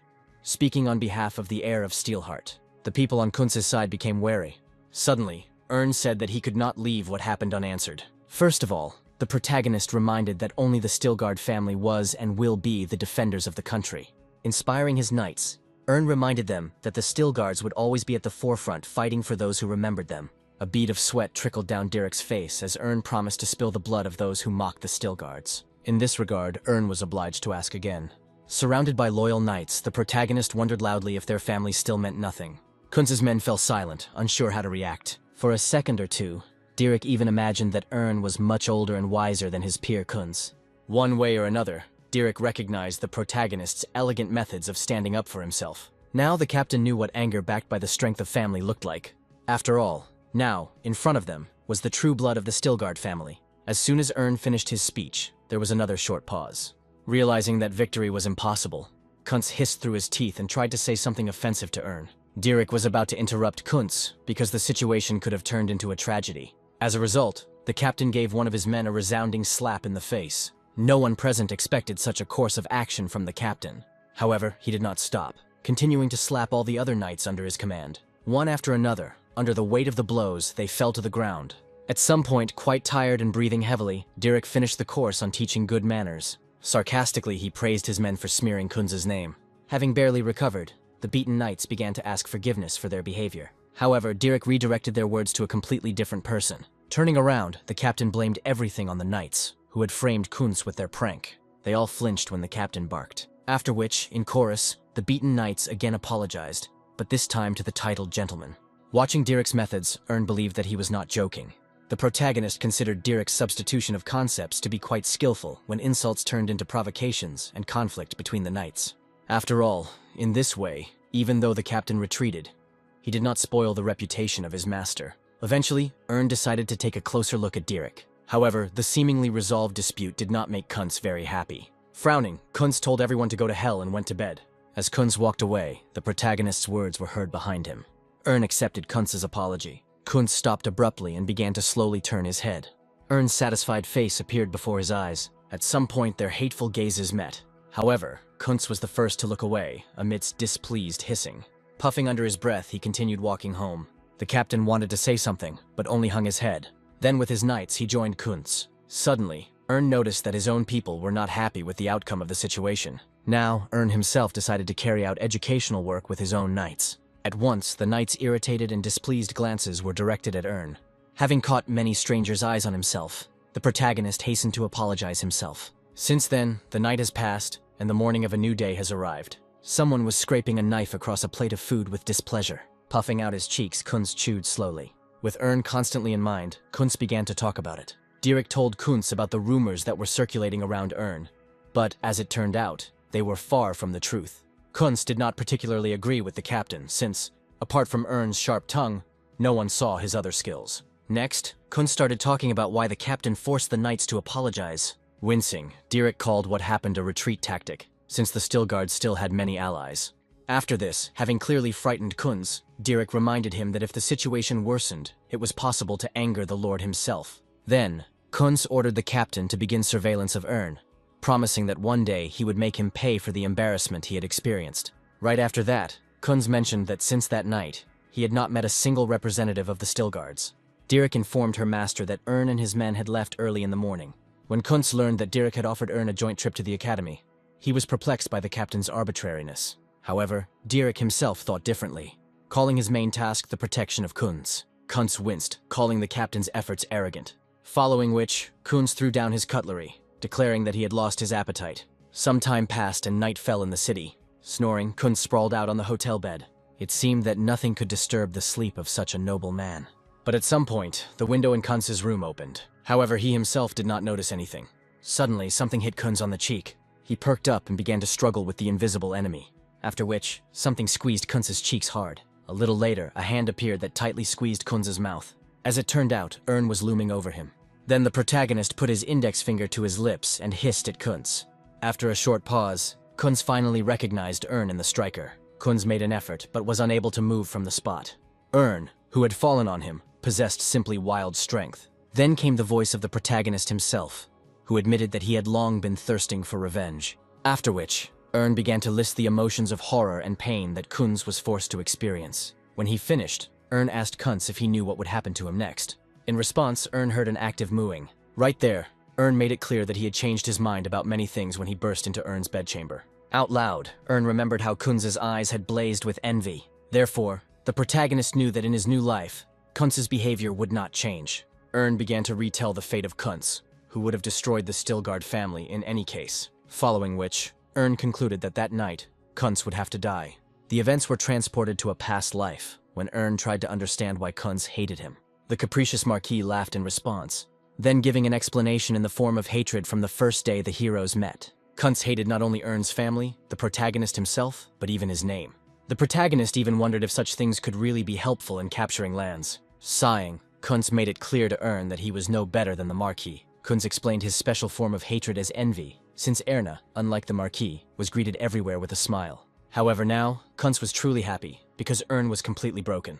Looking haughtily at the protagonist, Kunz called him a landless lord. Kunz called himself nothing less than the Great. Then, realizing his unconditional victory over Ern, Kunz laughed. Events returned to the present, where Ern only increased the pressure on Kunz. Unable to speak in his mind, Kunz called Ern a psychopath. The hero's crazy glances intersected, which is why Kunz believed Ern's words about the murder for the first time. In a futile attempt to avoid the horror, Kunz grabbed Ern's hand.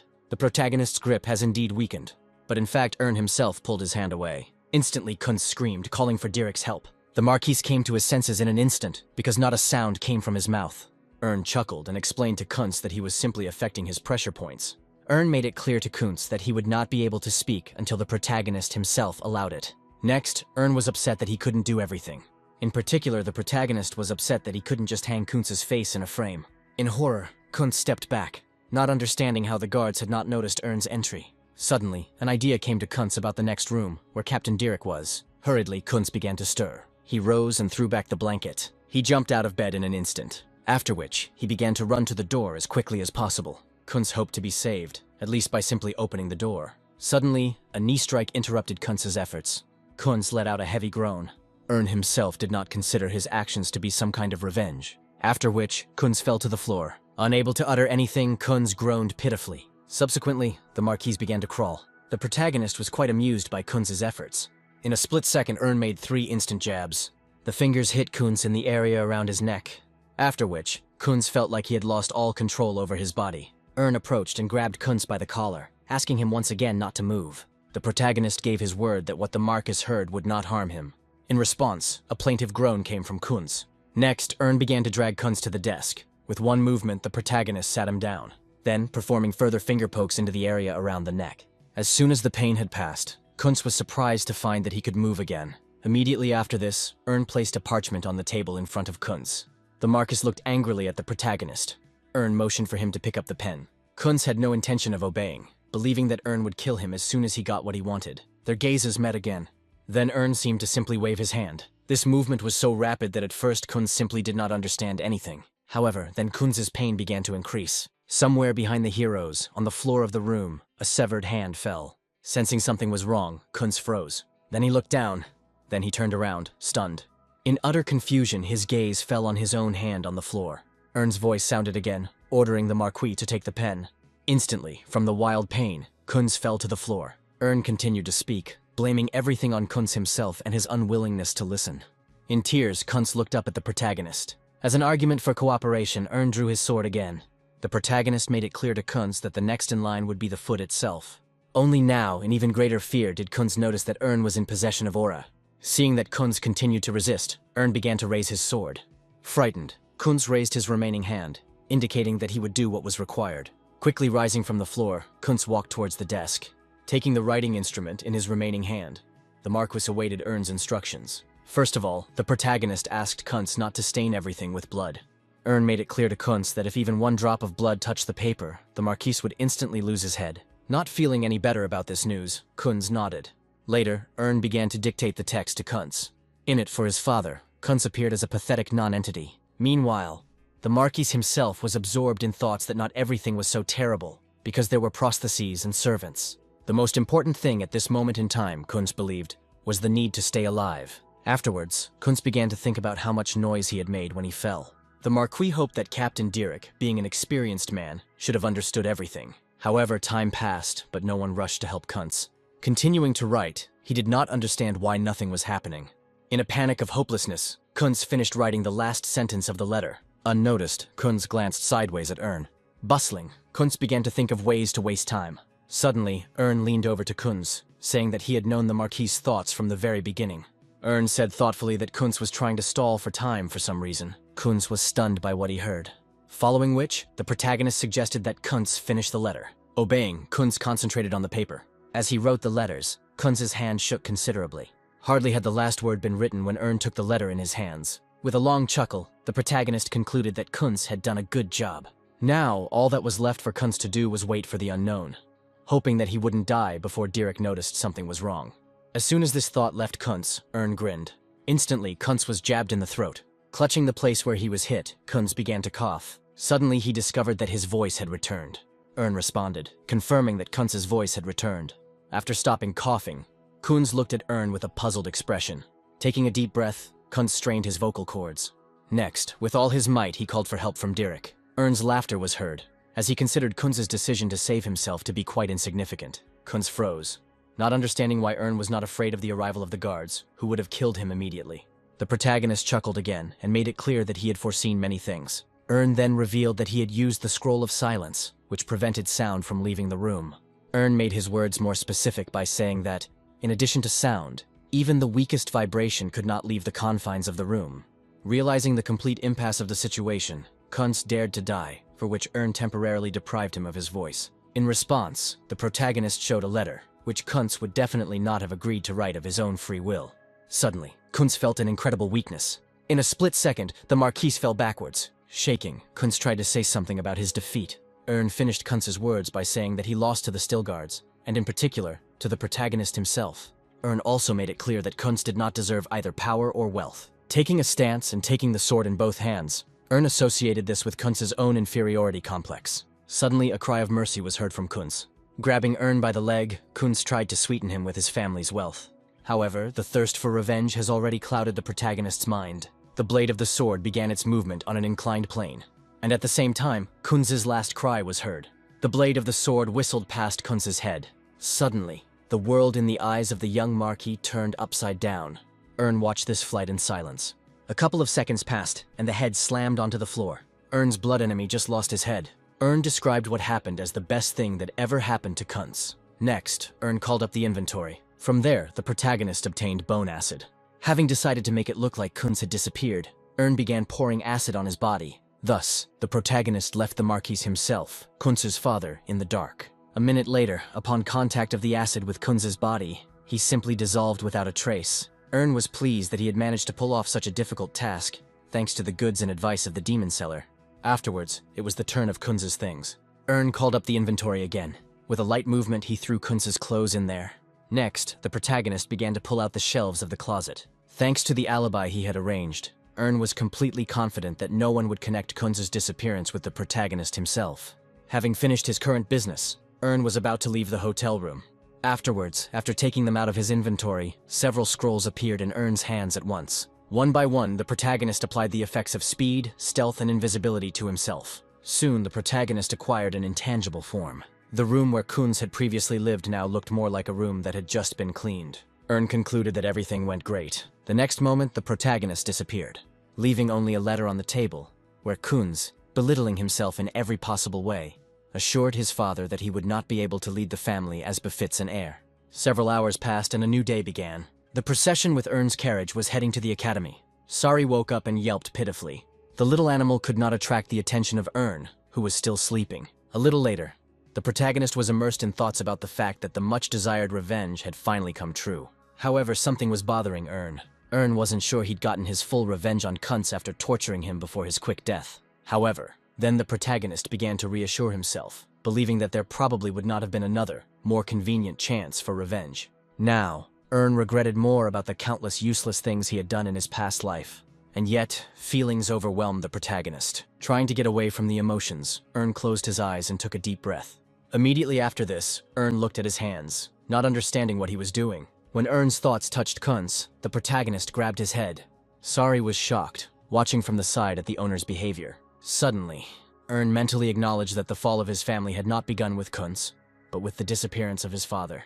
Remembered that there were always hungry beasts of the great houses roaming around the Still Guards. Most of them were not formidable opponents, but united, they waited for a convenient moment to attack. In this whole story, Kunz was just a pathetic cur.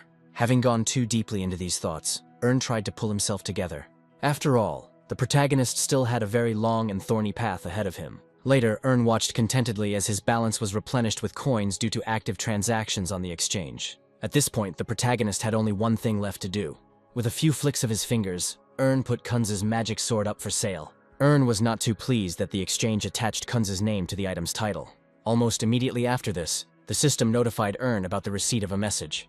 A certain buyer was ready to buy the sword that had just been put up for sale, offering a sum that was quite good for But was not sure about his readiness to sell the rare magic sword so soon, which gave its owner quite big advantages. The protagonist suddenly became thoughtful. For some reason, remembered Dirk. Then Harvis's words came to mind, saying that only special knights could defeat Dirk.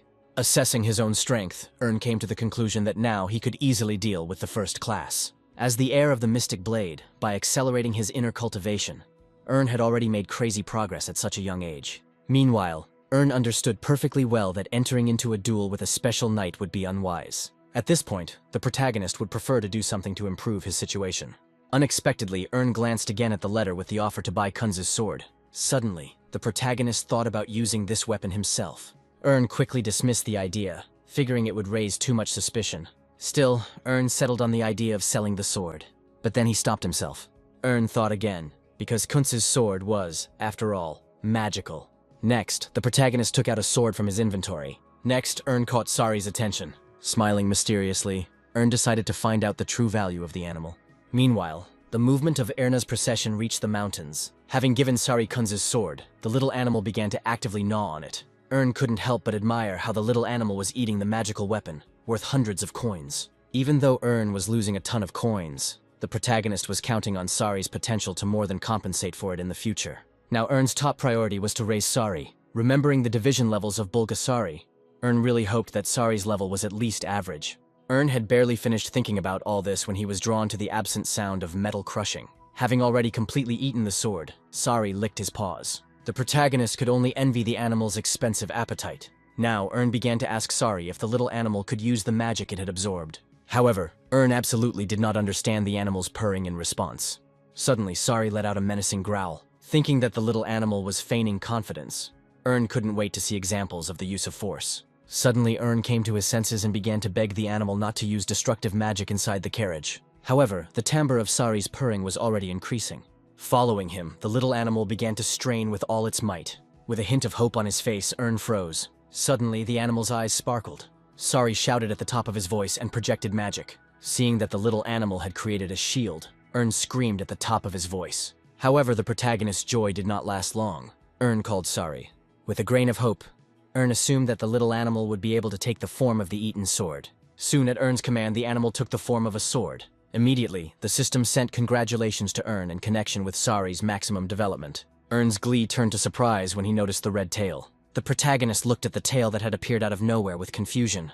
Looking closer, Ern realized that the tail now replaced the hilt of the sword. A slight feeling of stupor pierced Ern. Sari also realized the imperfection of his form, quickly returning to his previous appearance. Staring at its tail, the little animal quacked thoughtfully. In any case, Ern praised the little animal for his efforts. Without getting angry, the protagonist suggested that Sari try to take the form of a sword again. The magic flashed, the steam dissipated, and the tailed sword was in front of Ern again. Seeing another failure, Ern began to encourage Sari that in future attempts, the transformation would definitely be successful. A long series of transformations of the animal into a sword and back began. After dozens of attempts, Ern wanted Sari to transform one last time, which would definitely be successful. The magic flashed, the steam dissipated once again, and there again, on the seat next to him, lay the tailed sword. The protagonist, seeing the futility of all attempts, temporarily lost the power of speech. Almost immediately, the emotion of disappointment was transmitted to Sari. Only now did Ern wonder if the Bulgasari he had grown was really of the highest level. After so many failures, Sari was in a depressed state. Ern, clumsily feigning joy, tried to calm the little animal, at least voicing the magic that Sari now possessed as a hope. The little animal raised its muzzle to Ern with hope. The protagonist fell silent, thinking about how else he could comfort the animal. Suddenly, an idea came to Ern's mind. The protagonist began to convince the animal that he had the highest class, and therefore the best. With these words, Ern defined Sari as the most outstanding Bulgasari. After these words and efforts from Ern, the tears gradually receded from Sari's eyes. The next moment, the little animal was already purring with happiness. Ern didn't stop proclaiming Sari as the best in the world. Finally, Ern could breathe a sigh of relief, no longer worrying about Sari falling apart. Ultimately, Ern resolutely abandoned the treasures in favor of the mysterious egg, whose cultivation did not guarantee any benefits.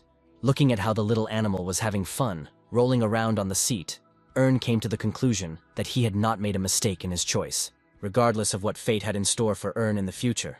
The protagonist himself frankly believed that his new life was proceeding in the most comfortable way.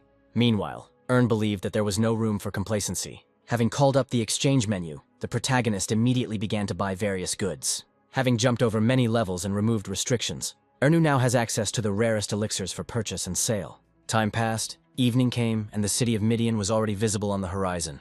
A little later, the scene moved to a local tavern. There, sipping beer after a long journey, the knights discussed the fact that the capital was just a stone's throw away. One of the knights, now talking with Harvis, noted the genius with which Ern had calculated the route to the capital. Immediately after this, the knight became interested in where the protagonist had disappeared to, because as soon as he entered the tavern, he went to his private room. One of the knights thought that Ern was simply worried, and therefore wanted to be alone. Another knight agreed with the previous speaker, reminding everyone how depressed Ern's look was.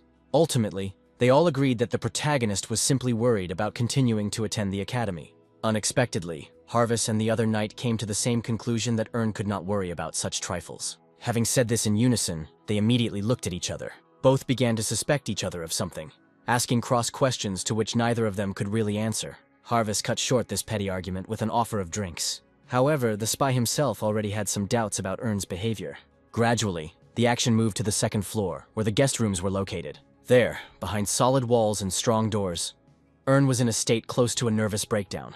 Ern grinned, unable to believe that he had been unable to buy the elixirs. As it turned out, no matter how long Ern waited, the highest level elixirs still did not appear on sale. For the first time, the protagonist encountered a case that was not taken into account in the calculations. This whole situation raised a lot of questions for Ern.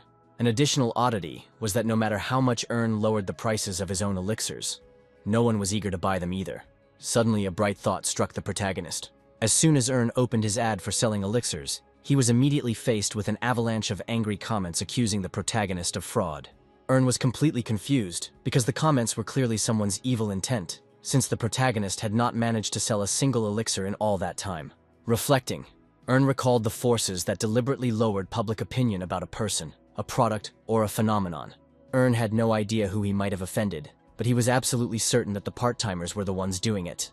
The protagonist chuckled sternly, continuing his analysis. Through providence, Ern began to discover that the negative comments were being left by people of all walks of life and social classes. In the end, Ern concluded that his suspicions were confirmed.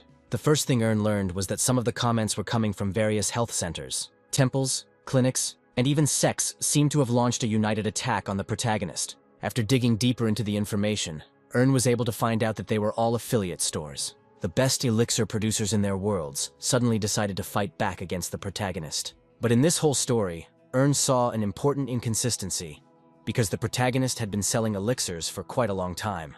A little later, the protagonist said that in this way, the monopolists had drawn a line for Ern.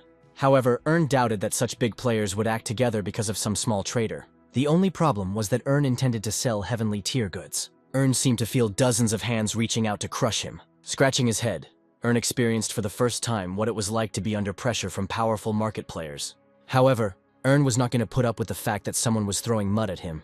Ultimately, the protagonist accepted the challenge, now preparing to create his own muddy water and pour it on the heads of his offenders. Smiling madly, Ern muttered under his breath that the offenders had messed with the wrong person. Immediately after this, the action changed to one of the worlds, the health clinics, from where the complaint about Ern came. The manager there was furious that Ern had dared to file a complaint. He was operated on by a manager from another clinic who urged him to solve the problem, not to talk. A third leader joined their conversation, calling the attacks on Ern completely unnecessary. Some of the following agreed with everything. Others, however, believed that they had been misled by this plan. The first leader interrupted this farce, declaring that the problem should be solved, not quarreled with. Some of the leaders agreed with the previously voiced voices, proposing to make a joint decision again. The first leader took the vote again, asking everyone to play along with him in the process of resolving the issue with Ern. Clenching his fists, the first leader intended to show Ern what retribution was. Next, all the health centers, sects, and clinics entered into conversation with Ern. As soon as they entered into a dialogue with the protagonist, Ern responded with bright boasting, hinting that he might be much older than all the interlocutors. The first leader was furious at these words addressed to him, not forgetting to name his significant age. Ern sighed wearily, not seeing any reason to respect someone else's age. The first leader, like the other blade managers, unanimously condemned Ern for his blatant ignorance. All of them considered Ern to be the true embodiment of the representative of the Zero system. Ern shook his head, saying that mass attacks on him would not turn the protagonist away from interdimensional trade deals. After hearing from the protagonist, the first leader introduced a silence mode in his chat. This action was a prelude to the entry of a new character into the conversation. Seeing that there was someone higher than the leaders who had come to talk, Ern was even slightly delighted. In the voice chat of the leaders, the voice of Mayam, who was the channel master, sounded. Mayam asked all participants in the conversation to speak strictly to the point, refusing sarcasm and insults. After which, Mayam asked if everyone really understood it well. Following this, Mayam lifted the silence regime and all the leaders at once agreed to the rules of it. Afterwards, the first manager used his right to speak out, accusing Ern of spreading lies. The manager assured Mayam that there was no talk of recruiting part-time workers to attack the protagonist. With a certain amount of humor, the protagonist read the explanations there. The manager also openly accused Ern of distributing inferior quality goods. I specifically reminded Ern that in System 1, the quality of the goods is the key to trust. In a hysterical voice, the first manager advised Ern to focus on the quality of the product, rather than write pointless complaints. No sooner had the first manager finished his speech, than Ern attached a file of his transactions to the general chat. Ern then spoke up, asking to study the list, thereby learning that there were no sales of heavenly level elixirs. In this regard, Earn again accused the heads of clinics and health centers that the protagonist became the target of slander. However, the first manager did not give in, insisting that the document provided by Earn could have been changed. Unexpectedly, Mayam spoke up, confirming the authenticity of the document provided by the protagonist. Feeling the loss of his position, the first leader reluctantly partially confirmed that the part-time workers could have carried out an attack on Earn. However, he did not see any evidence that they were sent by the heads of health centers and clinics. Suddenly Earn spoke up, believing that Mayam would be able to debunk this information as well. However, Mayam could not rely on suspicion alone. Earn did not particularly understand Mayam's refusal to make open accusations, considering that the part-timers' affiliation with the heads of clinics and health centers was indisputable. Mayam responded again, calling Earn's proposal impossible, since no one had the right to invade the personal information of buyers. At that time, Earn took Mayam's words as connivance, which could not help matters. Mayam didn't know what else to answer Earn because he was just an ordinary channel moderator, and justice in general was not Mayam's job. After these words, all the heads of clinics and health centers smiled slyly. Their plan has finally entered its active phase. Meanwhile, Earn felt as if the chat window he was sitting in front of had just been broken by Mayam's efforts. And yet, Earn did not lose heart, since he was aware of the secret conspiracy between the managers and a certain person from the stock exchange. Unfortunately for him, the man in question turned out to be Mayam, and this made Earn quite angry. Over the course of his long previous life, Earn had learned a lot, including how organizations united into cartels. After all, the main area of their relationship has always been lobbying. Such relationships were ensured through alliances of partner stores and bribed channel moderators. Now, Earn felt like an idiot, naively believing that he could achieve justice. At the same time, having received no objections to all the previously made conclusions, Mayam was going to make some kind of decision.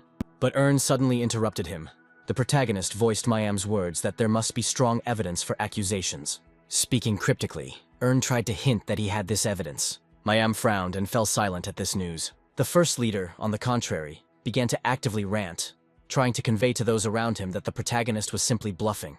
Earn accepted the challenge, sending another file into the general chat. What the first manager saw in the file took his breath away. All the others experienced similar emotions. Even Mayam didn't understand how something like this was possible. As it turns out, Earn saved the reports of face swaps that left negative reviews on the protagonist's channel, directly related to health centers and clinics. Suddenly, the first leader let out a cry, declaring falsification.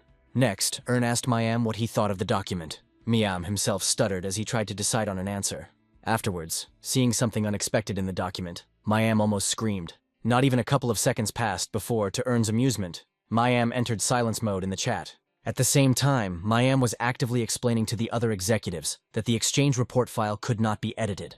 To their horror, the file Earn provided was absolutely genuine. A minute later, Mayam awkwardly agreed with Earn about the veracity of the document. Once Mayam was forced to confirm that the executives were using part-timers, the first executive began to accuse him of not fulfilling the terms of the deal. As soon as these words were spoken, Mayam urgently entered another silence mode. The first manager again tried to find out why Mayam was not justifying the money paid, as the channel moderator deprived him of the right to vote. A similar ban affected the director of the clinic. After him, the head of the health center fell silent. Even the sect, which had hardly taken part in the discussion, was also, just in case, deprived of the right to vote. Only Earn remained in touch, and he openly believed that Mayam had gone too far. The chat moderator shuddered as soon as he heard the protagonist's voice. After all, Earn learned from Mayam that those who use part-timers are subject to increasing penalties. Earn considered this information, as well as the range of punishments, sufficient. After which, Mayam had no choice but to take the report provided by Earn into processing. The companies and their leaders were named by name and, due to violations of the exchange rules, were deprived of the right to trade for up to 30 days. Out of the blue, the protagonist left Mayam, offering to make a deal. The chat moderator looked down and didn't really understand what the protagonist wanted to achieve. Having spoken verbally, Earn gestured to show his desire to receive the coins. At this point, Earn gave the managers a choice, either a bribe or a loss of trade turnover for a month. For clinic and health center managers, the month-long restrictions looked like financial ruin. Reluctantly, they all saw only one way out, to try to appease Earn. After a short pause, Earn suggested that Mayama also remove the silence mode from the other chat participants. As soon as voice communication became available, the upset voice of the first manager reached everyone. Then he threateningly announced that the compensation Earn had demanded was unprofitable. In response, Earn spoke up, not insisting on his option, and could easily agree to a 30-day restriction on trade for the offenders. However, the first leader was not particularly inclined to dialogue, preferring to accuse Ern of endangering thousands of people who needed urgent treatment with elixirs. Smiling, Ern listened to the end of the first leader, now wanting to hear the opinions of the other participants in the discussion. The first leader expected this move, believing that the other participants in the conspiracy would not give up the common idea. However, for some unknown reason, they were not so skeptical. Seeing this reaction, the first leader seemed to be struck by an electric shock. Meanwhile, other executives were not prepared to pay blindly. First of all, they wanted to know how much money the protagonist himself wanted to receive. At this time, Ern used the Eye of Providence, but was unable to find out what expenses the leaders would incur if trade stagnated. Because of this, Ern found himself in a situation where he had to carefully consider the figure he was quoting, so that it would be accepted, and the protagonist would not be considered to have sold too cheaply. Ern guessed that even if the executives accepted Ern's terms, they would still feign jubilation despite the internal pain. However, Ern himself wanted to achieve something much more. In that case, Ern started talking about some goods that he was unable to sell, but they were by no means elixirs. At the same time, the protagonist was furious, because people in the same chat with him dared to hang an undeserved label of a fraudulent seller on Ern. The protagonist continued his speech by saying that the leaders still had to be punished. Realizing the different income levels of the executives' companies, Erna was no longer interested in the previous method of handling the situation. Because of this, Ern informed everyone that 2 companies would be ordered, and with 3, the protagonist would resolve the issue. Next, Ern mentioned a company that had already actively refused to make a deal several times. As a result, the protagonist is left with only 1 more company to punish. After which, Ern announced the opening of an auction to financially resolve the situation. New requirements have put managers in a difficult situation. Ern named the company that offered the lowest price as the loser of the auction. Immediately after this, indignant cries from the leaders were heard. Some of them even tried to appeal to Ern's conscience. Even Mayam himself found himself in a difficult situation, unable to simply stop the dispute. Ultimately, having decided to play the role of observer, Mayam informed the leaders that the method of resolving the dispute was entirely at the discretion of Ern. Having received formal approval for his idea, the protagonist was also ready to begin the auction. Now, all Ern could do was wait to see who would place the first bet. Only a couple of minutes had passed, and the managers had already started to outbid each other. Ern watched with satisfaction, as with his cunning, he gradually destroyed the previously united financial cartel. The protagonist viewed the start of the trades as positive and now expected them to continue. At one point, Ern even began to encourage the leaders. Some time passed, and the ransom prices had already risen to the level of 8,000 coins. Not wanting to lose, the managers gradually raised the amounts. Ern calmly watched the exciting increase in the amount, believing that at this moment, it had even begun to cover the costs of a month's downtime in trading. But at one random moment, the amount, having almost reached 10,000 coins, stopped increasing further. After a second of inactivity, suddenly the sect monk announced an even higher amount of a couple dozen coins. Instantly, the other leaders began to accuse the monk of shamelessness. However, the monk was not ready to give in and stop his trade. Immediately after this, the leaders again began to accuse the monk of greed. They appealed to the very status of a monk, which implied a selfless life of hardship, not a pursuit of money. Suddenly, the monk gave birth to a response cry, saying that property as well as money is needed by absolutely everyone. Immediately, conflict began to escalate between the leaders. It was the first time Ern had heard such abuse, which became personal and involved sophisticated insults to dignity. Ern laughed evilly to himself, because the cartel had not just cracked, but literally shattered into small pieces. Eventually, the other leaders of the sect brought the monk of the sect to such a state that he named a figure of as much as 10,000 coins.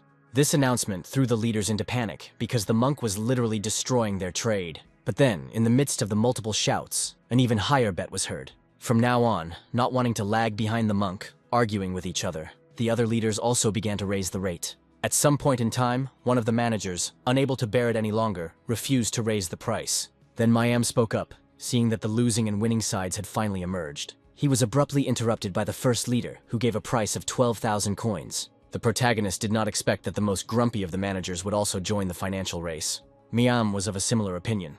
The other leaders froze, either from the amount named, or from the fact that their informal leader was acting on his principles. In response to questions addressed to him, the first leader explained that he had thought everything through, and had come to the only correct conclusion. Having assessed his expenses for a month's downtime, the first manager decided to simply pay off. One of the managers, apparently no longer having the necessary amount of money in reserve for the bid, began to inquire whether the Velikaya Gora Health Center could really participate in the bidding.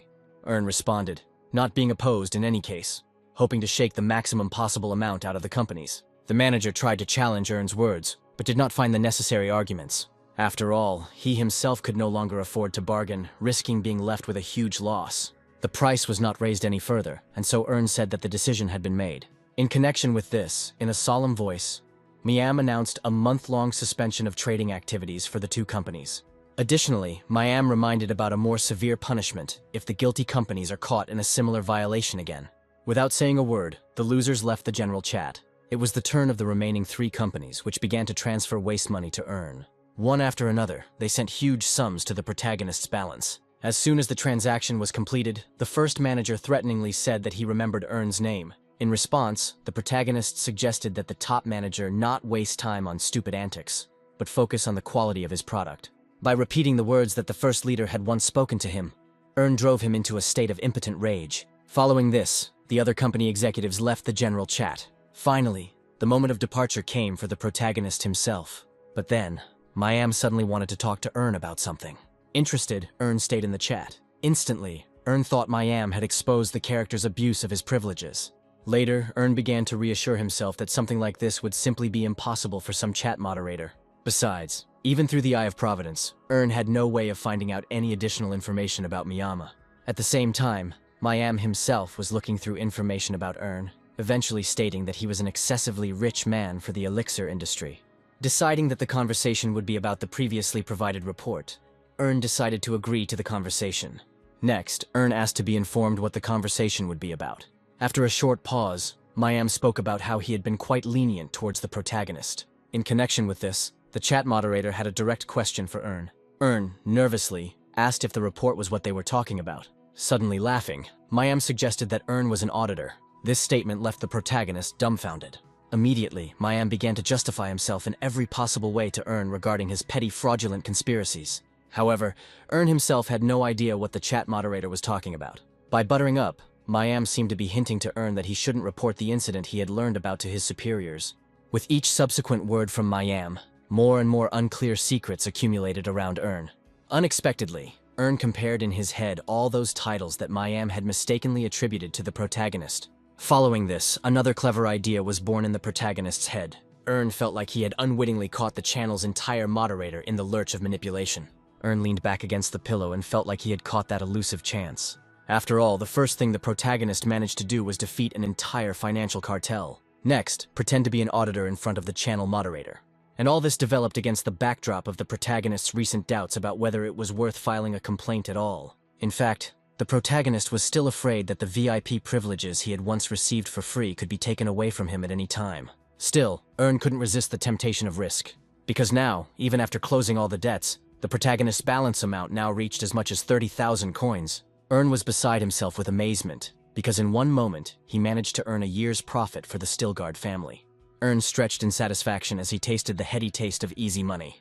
Afterwards, a new thought came to Earn, to take and increase his wealth. Meanwhile, Earn's motorcade continued its journey through the mountains. As soon as the protagonist posted an advert about wanting to purchase another inner cultivation technique, he was immediately inundated with messages. However, Earn was not very happy with the way things were going. Earn regretted that before creating the ad, he did not change the system numbering in his profile to the first one. Because of this, crowds of scammers rushed to the protagonist with their offers in order to cheat him. As a result, Earn decided to search for the necessary technology on his own. At the same time, Earn tried to be careful not to squander his wealth. Also, Earn noted the not very pleasant situation with the recent restrictions, due to which the protagonist simply could not increase his combat skills. It just so happened that due to abundant leveling and absorbing other people's skills, Earn reached the saturation phase. Now, between Earn and continued development, there was an internal wall of limitations. It was not possible to overcome it quickly, and therefore, the protagonist could only climb slowly. But that was before the protagonist mastered the dimensional deals. After all, now Earn had something at his disposal that could save a lot of time. But all this only worked under one condition: if you had a lot of money. So, to begin with, Earn decided to consult with someone knowledgeable. After compiling a list of desired skills, Earn sent them to Leon for review. Leon praised the protagonist's choice, but suggested removing one technique from the list. Earn was interested in this advice. Leon addressed the issue by citing the protagonist's weakening due to the use of a special magical technique. As it turned out, Earn's development of magic could completely block the development of combat skills. Leon compared the situation itself to water, where ink fell and gradually began to spread, polluting everything around. Also, Leon did not forget to provide historical background, in connection with which, in the era of Leon's life, magic and martial arts could be developed simultaneously, if a balance was maintained. Additionally, Leon considered it unnecessary to study techniques that brought with them few benefits and many disadvantages. Leon continued to reveal to Ern the peculiarities of magical development and the skills chosen by the protagonist. After listening to the swindler, Ern concluded everything he had heard earlier. That first of all, it was necessary to develop combat skills. Considering that magical techniques were out of the question, Ern decided to close the chat window. Suddenly, the protagonist's gaze stopped on the psychic technique, which allows one to extract spiritual energy from the body. Ern sighed heavily, regretting that he would not be able to develop the ability to throw lightning. As a result, Ern's choice in mastering the remaining techniques was limited. Ern considered choosing one of the two techniques. After a couple of minutes of thought, the protagonist decided to settle on the spiritual technique. The choice of protagonist even discouraged Leon. Noticing the swindler's strange surprise, Ern inquired about his behavior. Leon hastened to calm Ern down, only telling him that if he were in the protagonist's place, he would have made a completely different choice. When talking about the Northern Lights technique, Leon called it the purest essence of martial arts. Ern became interested, asking Leon to compare the heavenly cultivation technique with the one the scammer had voiced. Leon definitely considered his choice to be better. Ern's choice, Leon called it the soft power that was actively spread in the heavenly sword sect. After listening to Leon's arguments for a while, even Ern himself began to doubt his choice. After some thought, Ern decided to settle on spiritual Yan, buying into the promise of providing secret records. Leon responded immediately, and he could have provided the protagonist with secret records for free, simply by copying them. Ern was momentarily speechless at what he heard. After all, now, the Northern Lights technique that Leon had previously proposed really did look more advantageous for the protagonist. Ern once again found himself at a crossroads, considering it advantageous to choose the option that would potentially bring much greater benefit. Suddenly, Erna began to have doubts about Leon, who began to try so sincerely for the sake of the protagonist. Then, the protagonist began to play his own game, starting with the message that Ern has a tough character, and always goes to the end, threatening another increase in the interest rate in the secret pact of heroes. Ern began to find out why Leon was so insistent on choosing a different technique. The swindler hesitated. This uncertainty made Ern even more suspicious. Leon kept trying to collect his thoughts, but in the end, he hung his head in shame. Next, Leon moved the chat window to the side. His hands hit the floor with a loud slap. Then bowing, Leon asked for forgiveness with all his might. Ern was somewhat shocked by the fraudster's behavior. Then, the sounds of Leon's sobbing could be heard. Ern immediately began to calm Leon down, guaranteeing that he would not kill him. However, Leon suddenly began to speak not so much about murder, but about the impossibility of continuing to live. After which, in exchange for his utmost loyalty, Leon began to ask Ern for help. Ern froze when Leon asked him to give back the heavenly cultivation technique. It just so happened that the world in which Leon lived could not imagine itself without martial arts. Salesmen, children, beggars, they all had some form of fighting skills. Each of them always had at least 2 low-level talents. And life for Leon, who had suddenly transformed from a first-class warrior into a newbie, had now become invariably difficult. Overnight, the fraudster became a defenseless victim in the middle of a jungle of predators. Sobbing, Leon reported that he no longer had any excuses and was afraid of being beaten even by his wife. Ern sighed, partly realizing the difficult situation the swindler was in. Ern could have made concessions to Leon, but in this case, he would have lost his status. Leon stopped whining and responded, saying that it was for this very reason that he had recommended an absolutely similar technique to Ern. Leon did not hide the fact that Ern would suffer some losses, but would also be able to quickly cover them. Additionally, through secret recordings, Leon ensured that the protagonist would only rise even higher. In some ways, Ern agreed with Leon, but nevertheless, he was not very eager to blindly trust him. And yet, the protagonist decided to take a risk once. And so, Ern began by saying that he had known Leon for a very long time and extremely well. The swindler could only listen to Ern in confusion. The protagonist continued his speech, stating that it was very easy for Leon to pretend to be weak in front of someone from System Zero. Next, Ern seemed to voice Leon's plans to achieve when the protagonist would weaken his attention. A feeling of confusion overwhelmed the swindler again. Ern noticed another strange behavior in Leon. Leon's distressed cry was heard, again asking for forgiveness and at the same time assuring Ern of his loyalty. Now Ern himself didn't really understand whether Leon was lying or was being honest for the first time. As a result, Ern took pity on Leon, not punishing him for his secret plans against the protagonist. However, Ern didn't know what to do regarding combat techniques. Suddenly a good idea came into the protagonist's head. Ern suddenly started talking to Leon about how, when trading, one should not stoop to emotions. Having hinted at the price for the supposed military equipment, Ern believed that Leon should start the conversation about the minimum price, after which Ern gave Leon only one single day to formulate a worthy proposal, upon completion of which the swindler could get his equipment back. Confused, the swindler asked again about one day. Ern linked his harsh conditions to Leon's words about loyalty, which was currently being tested. Subsequently, the events of the story moved to the residence of the Albrecht family. There, Dirk knelt before someone. Apparently, the head of the family, clearly confused by Kunz's escape, was reading the letter. In response, the captain characterized Kunz as an overly self-confident person who could take such a step. Having finished reading the letter, Marquis Dorian concluded that it was indeed written by Kunz's hand. However, Dirk himself expressed doubts, calling for not believing the words on paper. Realizing what the captain was getting at, Dorian wondered if Dirk really thought that Kunz had been threatened. For some reason, the captain remained silent, to which Dorian took this silence as confirmation. Suddenly, Dorian started talking about how Kunz was greedy and lacking in talent, and that he wouldn't run away from that. Dirk only added to the Marquis's guesses by saying that no one had noticed Kunz's disappearance. In such a situation, the Marquis could only think that Kunz had been kidnapped. Unexpectedly, the captain uttered another version of what happened, which was rooted in revenge. Hearing this, Dorian jerked in his chair. The Marquis's expression changed, and he began to demand specifics from the captain. Without raising his head, Dirk suddenly hesitated to answer. Then, the captain told Dorian about the conflict between Kunz and Ern. A few minutes later, in the Marquis's office, various utensils were actively flying down and breaking.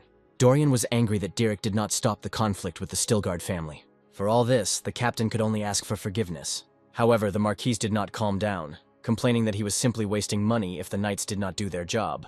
After which, Dorian began to smash the furniture, tipping over forms to support scrolls, turning everything upside down, while threatening to throw Dirk out of service. After the short pogrom ended, the Marquis finally stopped. Turning to the wall, Dorian sighed heavily and cursed. Afterwards, Dorian concluded that Ern, as the youngest of the Stilgards, was a surprise. Unexpectedly, Dirk concluded that Ern could be the true successor of the legendary Rabahan. Dorian responded to these words with a laugh, stating that during the war, everything depended on supplies from the Marquis's family. Therefore, Dorian attributed the main credit for preserving the country to himself. Either way, Dorian basically thought it was strange that the protagonist appeared in that city. Following this, Dorian believed that the captain had gone too far in his conclusions, since the Stilgards had no reason to take revenge on Kunz. Dirk did not contradict the gentleman's words, although he noted that the situation was critical. Be that as it may, Ern's cold gaze did not give the captain any peace. Dirk didn't want to believe it, but he felt a connection between Kunz's disappearance and Ern's behavior at that time. And so, Dirk saw compelling reasons to begin an investigation. Seeing that the situation was giving the captain no peace, the Marquis gave him the go-ahead to search for Kunz. Meanwhile, the Marquis insisted on the absence of any aggressive measures, since the enemy was the Stilgards themselves. In response, Dirk swore his life. Following this, the scene moved to the world of one of the dimensions. At full speed, someone was rushing through the streets of the Night City. Leon hurried as fast as he could. As he ran, Leon kept cursing himself for the madness he had committed. In any case, Leon had nowhere to retreat, because the situation had long since become critical. Leon accidentally grabbed his heart. Having caught his breath and calmed down, the swindler continued running. Sometime later, the events returned to the protagonist's world, where he was smiling from ear to ear. Suddenly remembering something, Ern abruptly wiped the smile from his face. However, the protagonist had a hard time containing his joy, especially when in front of Ern, there was a picture with a collection of secret martial art records. It turned out that Ern, without much effort, could now master the secret technique of the highest martial art from Leon's world. After all, it was thanks to this technique that the Heavenly Sword Sect achieved such great heights in the world there. In the end, Ern couldn't help but be overjoyed at his success. A minute later, Leon told the protagonist that he managed to obtain these records, literally putting his life on the line. The protagonist praised the swindler for his efforts, estimating the notes to be worth around 5,000 coins, to which the swindler, with thunder in his voice, explained that the price would have been much higher. Ern mentally agreed with Leon, because such things could not be found on the open market. Now, Ern concluded that the fraudster's earlier words about his loyalty were confirmed. In connection with this, Ern was ready to give Leon his native equipment, in exchange for receiving the new one he had obtained. The swindler agreed to everything, promising to prepare everything by the next night. Ern again appreciated Leon's efforts, asking to contact him when everything was ready. After leaving the chat, the protagonist was now smiling again, admitting that Leon had finally lost his mind from hopelessness. Meanwhile, Ern had finished some preparations. Having made a purchase of the military equipment found by Leon, the system also rewarded Ern with another achievement. Then, Ern was going to absorb the received technique, but was somewhat afraid of the consequences, since it was much more difficult than the previous one. Without making a rash move, Ern came to the conclusion that it was worth engaging in a gradual absorption. Ern, fully aware of the consequences of absorbing the technique, expected that he would be able to spend several days afterward in silence. Almost immediately after this, Ern heard the voice of one of his knights, Michael. He informed his master that soon the long campaign would be over. After some time, the white walls of the city of Thearos could be seen in the distance. Ern's motorcade was rapidly approaching there. Having made sure that the city was very close, Ern called Michael to him, giving him a number of instructions, and himself intending to visit the academy with Harvis. At the same time, Ern was ready to finish something. His finger touched the request window, canceling it. Soon, the carriage stopped at the walls of the Royal Academy. Standing in front of the entrance, Ern began to think about how he found himself in this place again. After 15 years, suddenly, the voice of the spy was heard behind Ern, who was enthusiastically assessing the appearance of the academy. As it turned out, Harvis had always wanted to visit the academy. The spy even thanked Ern for making his dream come true. In response, Ern asked the spy for a comparison with the Imperial Academy. Harvis reflected and said that the Royal Academy was not so impressive in large scale. Immediately coming to his senses, the spy began to justify his previous words in every possible way. Grimacing, Harvis idolized the Royal Academy, from which a hero once emerged and defeated the Empire. Ern advised Harvis to work on his eloquence, as he was a weak spy. Having deliberately ignored the protagonist's words, Harvis rushed off to look for the admissions committee. A short period of time has passed since then. Someone was lazily stretching at their desk. The man stopped yawning when the door to his office opened. Still looking for the reception area, Ern and Harvis arrived inside. The man responded positively, asking for letters of recommendation.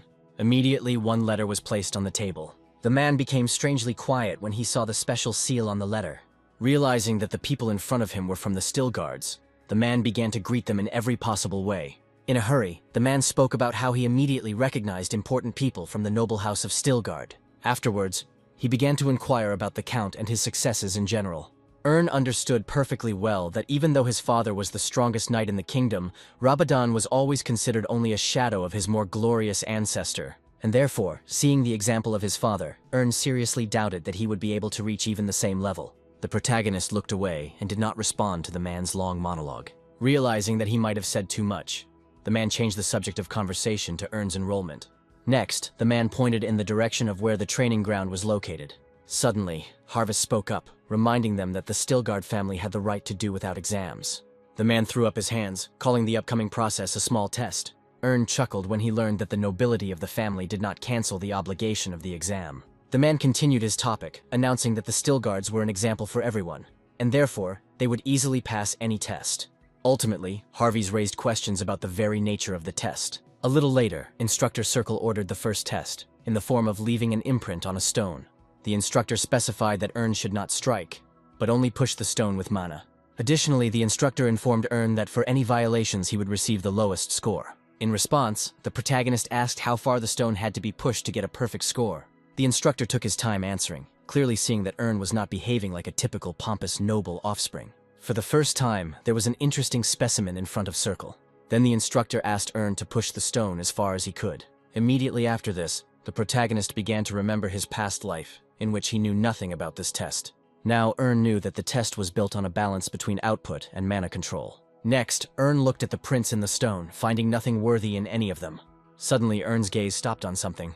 One of the prints nevertheless attracted the protagonist's attention. Unexpectedly, Ern remembered that, just like that time, he was among those entering.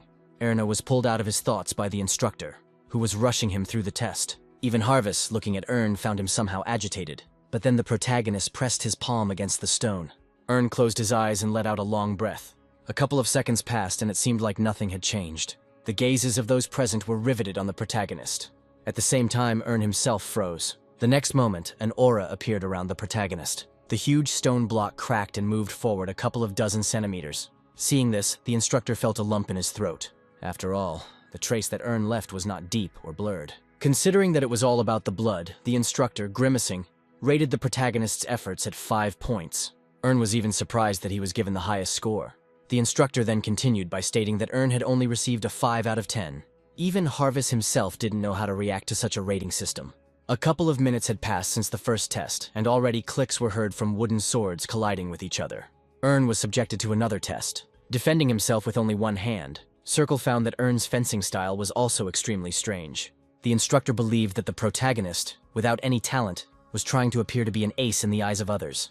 Now, however, Circle believed that the future of the Still Guards was not so cloudless. After several dozen parries, the instructor announced that the test was over. Then he turned to Ern. Circle listed the tests he had conducted, coming to the general conclusion that the protagonist was middle class in everything. The exams were over, and the action moved to the courtyard of the academy. There, Harvest did not understand why Ern allowed such an assessment, because according to the plan, the protagonist was going to graduate from the academy early. Ern sighed wearily, reminding the spy of the report, according to which he had to match the forces stated in the letter.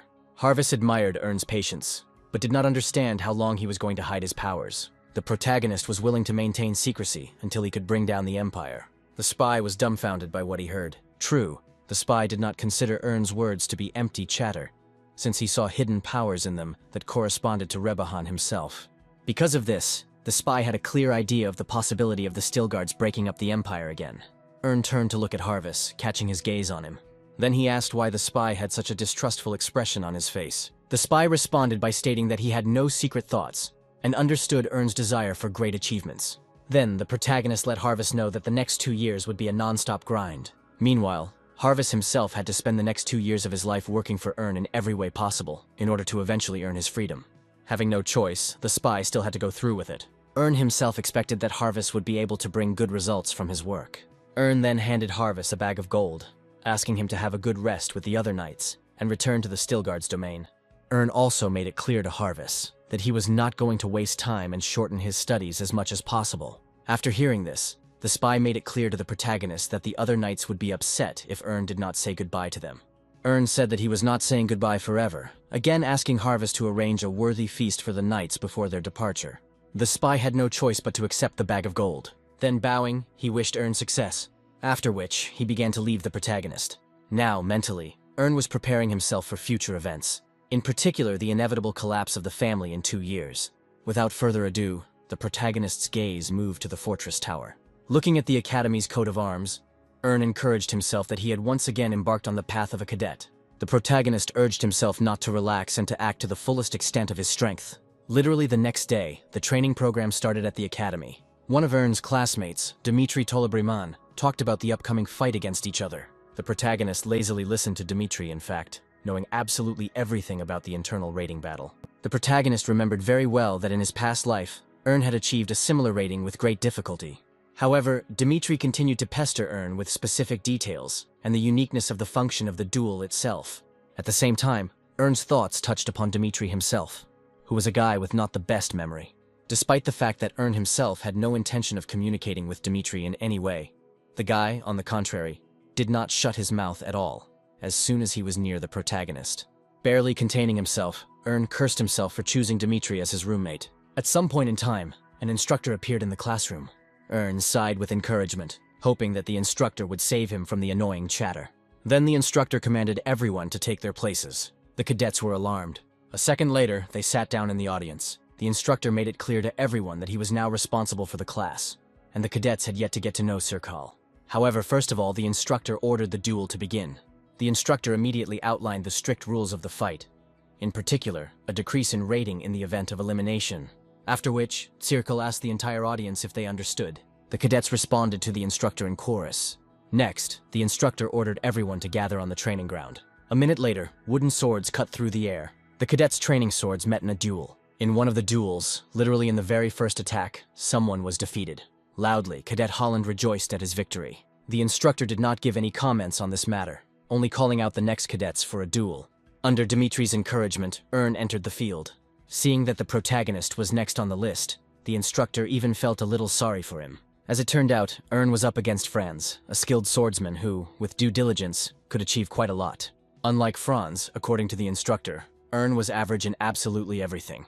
The instructor even thought a little about why the offspring of the Still Guards was so standard. In any case, the instructor was preparing to witness a very pitiful sight. A minute later, the instructor was only becoming convinced of his judgment. After all, time after time, Franz's powerful attacking blows fell upon the protagonist. The instructor noted that Ern was skilled at defending himself, but was completely unable to find openings for a counterattack. With horror in his eyes, the protagonist barely withstood the blows to himself. Ern never imagined that Franz could turn out to be such a formidable opponent. But in reality, Ern was just skillfully playing his role. While continuing to defend himself, Ern briefly thought about how he could defeat Franz without arousing suspicion. At the same time, Franz himself was full of rage, since Ern still did not bend under the blows of others. After which, uttering a battle cry, Franz was about to unleash a blow on Ern that the protagonist had never seen before. It was in this action that Ern saw his moment. Dodging at the last moment, Ern allowed Franz's powerful blow to go wide. Realizing that the protagonist had dodged, Franz cast an angry glance at him. In response, Ern himself grinned. Ern then skillfully attacked Franz in the leg. Even the instructor secretly praised Ern's efforts.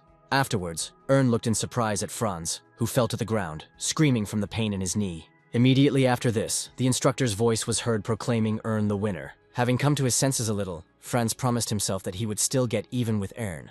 Ern mentally chuckled at the expression on Franz's face, correctly suspecting his intentions for revenge. After which, Ern made a plan for himself, during which the protagonist only needed to always remain at a certain level so as not to stand out too much, but also not to be at the bottom of the rating. Then, Ern began to look out for the next pair of duelists. A minute later, at the instructor's command, Barand and Dmitri entered the field. Looking at all this from the outside, Ern already knew how the fight should end. As soon as the fight was announced, it immediately went against Dmitri. With the very first blow, the wooden sword hit him on the hand, after which, Barand hit Dmitri again, preparing to break the sword on his opponent's body for the third time. However, before the final blow was about to come, the instructor interrupted Barand. He laughed arrogantly. Once again, he began to whip Dmitri with the wooden sword. Covering himself with his hands, the boy screamed from unbearable pain. When the next round of blows came from Barand, his wooden sword was suddenly intercepted. Unexpectedly, the instructor intervened in the situation. Holding the wooden sword tightly, Circle wondered what Barand had not understood after the first order. Barand loosened his grip, explaining to the instructor that he simply hadn't heard him well. Then, making it clear that the fight was a training one and not a death one, the instructor gave Barand his first and last warning. Barand sighed and agreed with everything. Subsequently, the instructor arrived in time for Dmitri, sending him to the hospital. Suddenly, Barand's gaze focused on someone. After all, right in front of that, Ern was standing. Deciding to show his strength once again, Barand patted the protagonist on the shoulder, urging him to relax. Then, Barand stated that for Ern, such a duel would have ended with the first blow. However, the protagonist did not react to these words in any way. As he passed by, Barand threw a few unflattering words at Ern. At that same moment, Dmitri looked in the direction of the protagonist and Barand. Ern caught his gaze. However, Dmitri, without uttering a word, turned back. Suddenly, Ern remembered his past life. Using Dmitri as an example, the protagonist saw himself as if from a past life. A certain plan of revenge matured in the protagonist's head. But this time, it would be for the humiliation that Ern experienced in his past life at the academy. And so Ern obliged himself to hit someone. Soon, the second round of fights began, where Ern clashed with Barand himself. Ern skillfully dodged Barand's sweeping blows, immediately after this preparing the sword for a counterattack. After which, several quick blows were delivered to different parts of Barand's body. From the multiple foci of pain, Barand let out a suppressed moan, then turning his pain into the fury of the next blow. But in this case too, the protagonist evaded. Ern playfully hit Barand on the butt with his sword. Holding his butt, Barand said with hatred, as if for Ern the fight was child's play. Afterwards, with renewed strength, Barand swung his sword again. This time, however, Ern counterattacked, jabbing Barand with the pommel of his wooden sword. Everyone present gasped at what they saw. Barand himself coughed heavily, then he fell to his knees. Ern even apologized to Barand for not allowing him to show off to his heart's content. The instructor was in shock, not understanding how the average Ern managed to defeat Barand. The instructor noted that the duel between Ern and Barand was more like a game than a fierce fight. The instructor had no choice but to declare the protagonist the winner. However, Barand himself refused to admit defeat, calling on Ern to continue the fight, but without cheap tricks. Following this, Barand again applied for a duel. In response, only a chuckle was heard from the instructor, making it clear that a duel could be organized no more than once a week. Barand had no choice but to curse. Next, Barand began to threaten Ern with retribution. In response, Ern shook his head in disappointment, although he was not against teaching the bully a lesson once again. Unexpectedly, Barand loudly shouted out his name, title, and surname, thereby trying to scare Ern into remembering it all. Immediately after this, a stunning laugh was heard coming from the instructor. Barand became even more incensed, believing that Sirkal was mocking his family. The instructor brushed off such accusations against him. The instructor then explained that Barand, it turned out, was trying to elevate himself at the expense of the heroic Stilgard family. Having learned who exactly Ern was, the other cadets began to loudly discuss it among themselves. Now they all understood why Barand had lost the duel. The stunned Barand even decided to personally find out from Ern whether he really was Stilgard. The protagonist cheerfully replied that no one had asked about that. A certain amount of time passed, and a new day began at the academy. When Ern woke up, the first thing he did was look at his neighbor's bed. While getting dressed, the protagonist had no idea where Dimitri could have gone at such an early hour. Ern decided to consider that the recent loss motivated Dimitri to train hard. In fact, he was much more courageous and resilient than Ern had been in his past life. However, it was time for Ern himself to move forward. As he left, Ern threw a metal shield to Sari to eat, asking him not to make noise in his absence. Having already bitten the shield, the little animal yelped approvingly. On this day, all the cadets of the academy had to compete in a mountain climbing race. Events moved to a peaceful and quiet mountain trail. The next moment, something rushed past. Ern ran along the path, activating his running ability. Suddenly, Ern felt that climbing the mountain was incredibly easy. But then, the protagonist noticed something ahead. Urgently, Ern slammed on the brakes. Stopping, Ern saw a guy who seemed to have once been his opponent in a duel. While the protagonist was remembering the man's name, the blue-haired man himself hesitantly said that he was waiting for Ern. Ern asked in return why the blue-haired man had waited for that. Clearly worried, the blue-haired guy mentioned Dimitri and that Erna should have seen something. However, the protagonist was not particularly interested in Dimitri's fate, especially not even considering him his friend.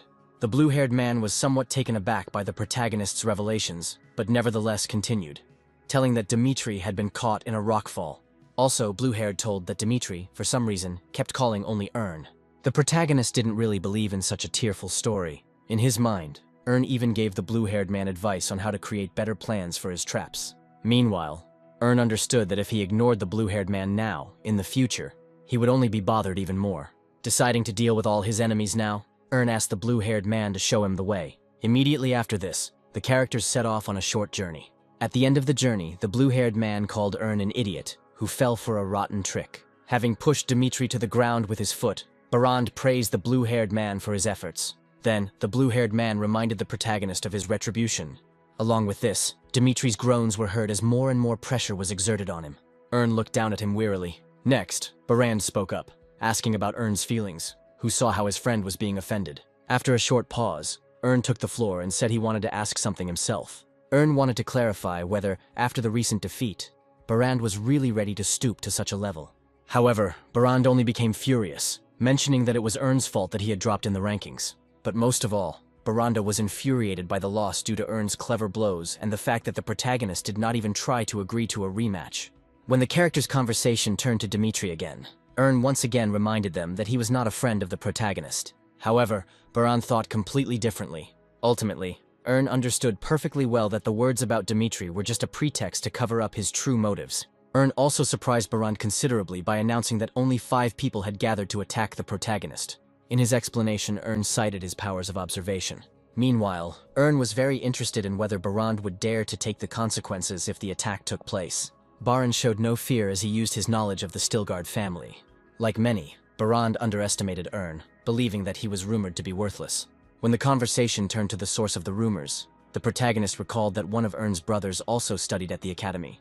Warming his fists, Barand voiced the thoughts of his brother Ern, who was absolutely not against any action against the protagonist.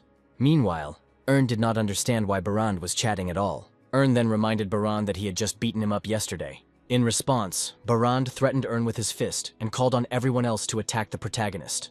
The other cadets immediately followed the call.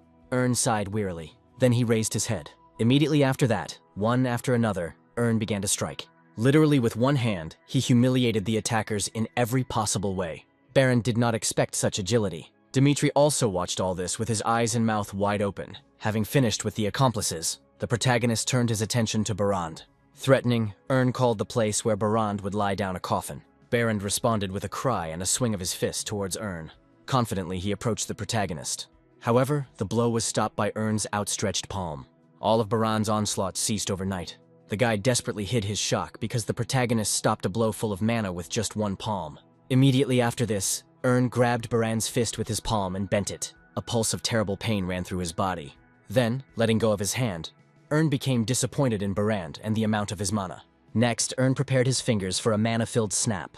Next, he clicked on Barand's forehead. Afterwards, with a smoking area of his forehead, Barand fell to the ground. The protagonist looked at the lifeless body of the man. Dimitri continued to watch all this, fascinated. Ern caught him looking at him.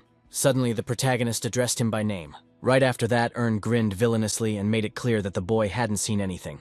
After this event, Some time passed and Ern's life at the academy became completely simple. The only problem was that Ern saw a level of teaching that was not at all in keeping with the protagonist's rank.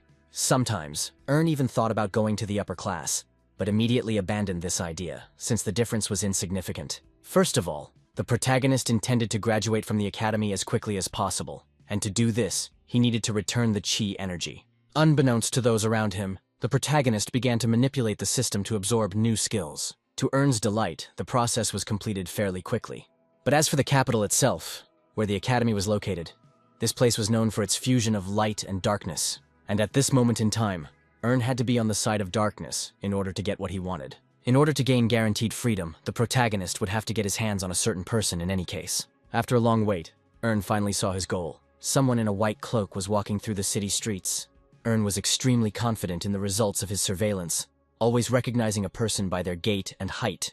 There was no doubt that Ern was keeping an eye on Instructor Circle. Having thrown the mask and voice-changing pills in his hand, it was now up to the protagonist himself to move forward. Unnoticed, Ern followed the instructor.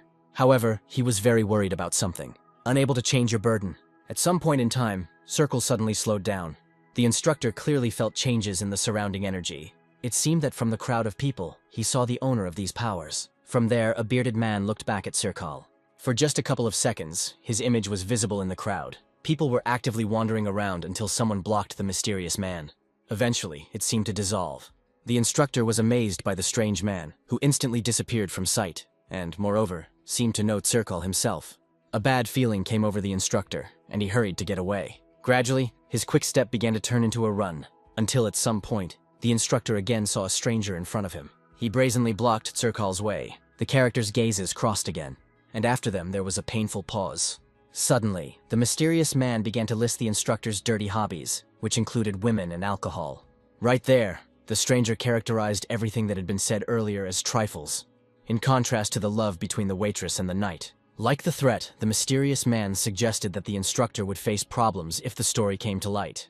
The mysterious man did not introduce himself, asking to consider himself Destiny. While the moment presented itself, the instructor tried to comprehend the degree of threat from the stranger, and how much he knew. Almost immediately after this, Circle came to the right decision. The instructor decided to grab the stranger and shake all the information out of him. The first swings of Circle's fists did not reach their target. The stranger also escaped subsequent attacks. Circle was forced to admit that the stranger was not simple, and a duel with them could be dangerous. After which, the instructor decided to change tactics. Having gathered all his mana into a single blow, Circle rushed from the spot. In a split second, the instructor managed to fly up to the stranger. It seemed that all of Circle's power had fallen upon the stranger. A thick layer of dust and steam rose. A light wind blew, clearing away the initial veil. This was followed by wild surprise on the part of Circle. After all, in front of him, without any damage, without moving, the stranger still stood. The stranger gave the instructor's blow a decent assessment, calling it very close to first class. What he heard left Circle speechless. Then he quickly moved away from the stranger. Without saying anything out loud, but mentally, the instructor admitted in a panic that before him there was a person whose aura was definitely at the first class level. Without continuing the fight, Circle began to inquire who was standing in front of him. However, for some reason the stranger started talking about the waitress, whose name was Sylvia. Instantly, sweat appeared on the instructor's face, because the stranger even knew such subtle details. Circle even suggested that the stranger was from a secret nightly inspection squad. However, he, with a grin, rejected the instructor's guesses, stating that, on the contrary, he wanted to help him. The instructor, stumbling slightly, tried to understand what exactly the stranger meant. Suddenly, a crash was heard from the gateway behind the characters. The stranger suggested changing the location of the conversation to a calmer one. Thus events moved to the tavern. Already there, it turned out that Sylvia was the illegitimate daughter of the instructor. The stranger found the instructor to be quite a noble man, since he tried in every way to help the bastard. Hanging his head, the instructor said that only thanks to the zeal and help of Circle, his daughter could ease her burden. In response, the stranger asked why the instructor didn't immediately buy his daughter's freedom. Circle sighed heavily, naming a sum that was too much for him to bear 10,000 gold.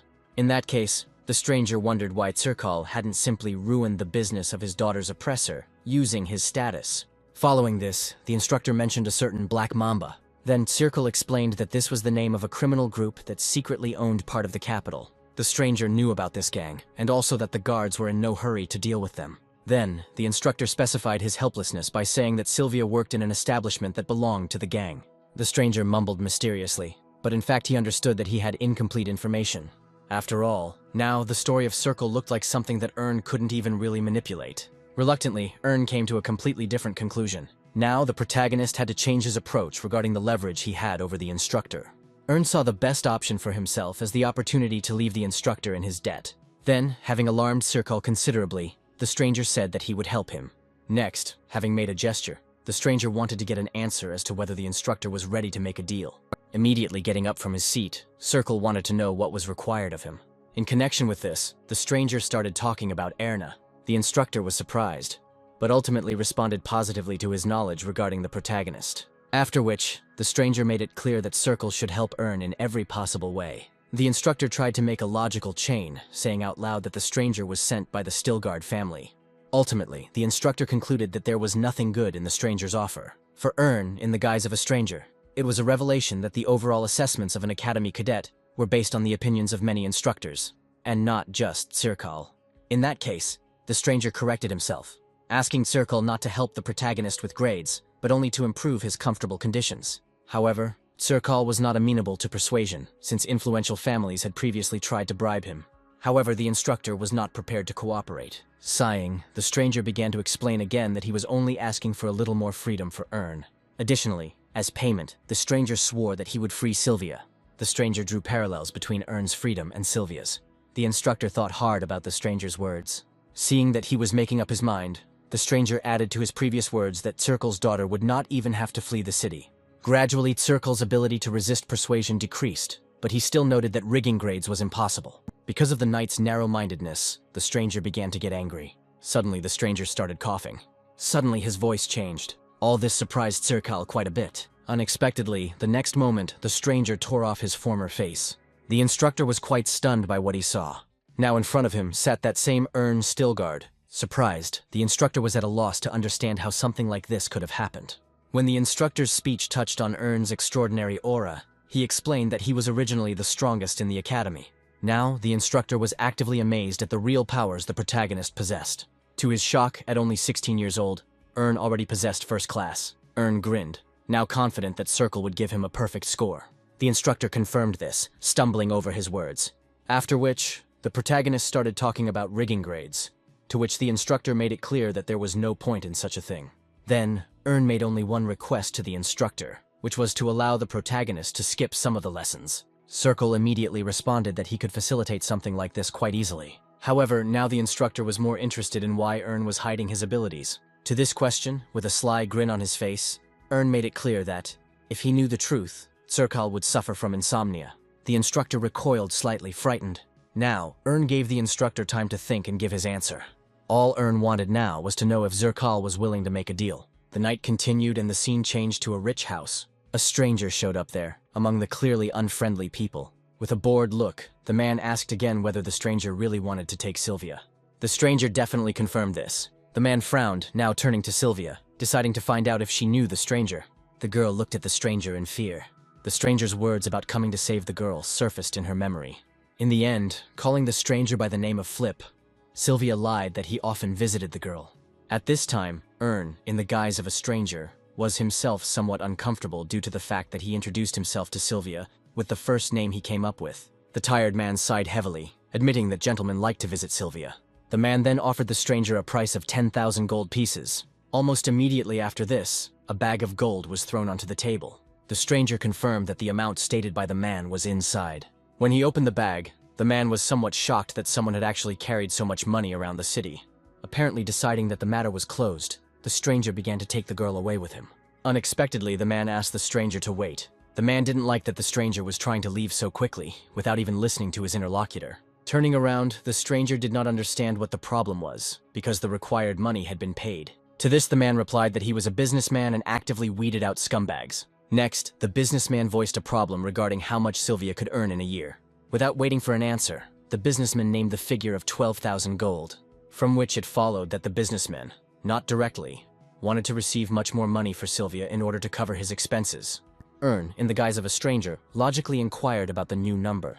The businessman chuckled and said that he could use Sylvia for 10 years. But even in this situation, the businessman planned to use the girl as a concubine and also make money from this.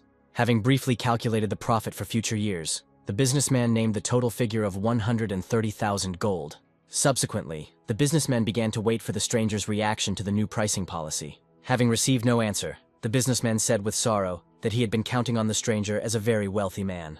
The businessman then threw the previously received bag of gold at the feet of the stranger. The stranger stared at his own gold coins at his feet. Unexpectedly, putting his hand into the bag, the stranger said that he was also giving the businessman a chance. The businessman asked again, uncomprehendingly. Taking only a couple of coins from the bag, the stranger offered them or a fight. In response, the businessman laughed. Meanwhile, the stranger himself was not upset by the results of the negotiations, because he suspected that everything would turn out that way.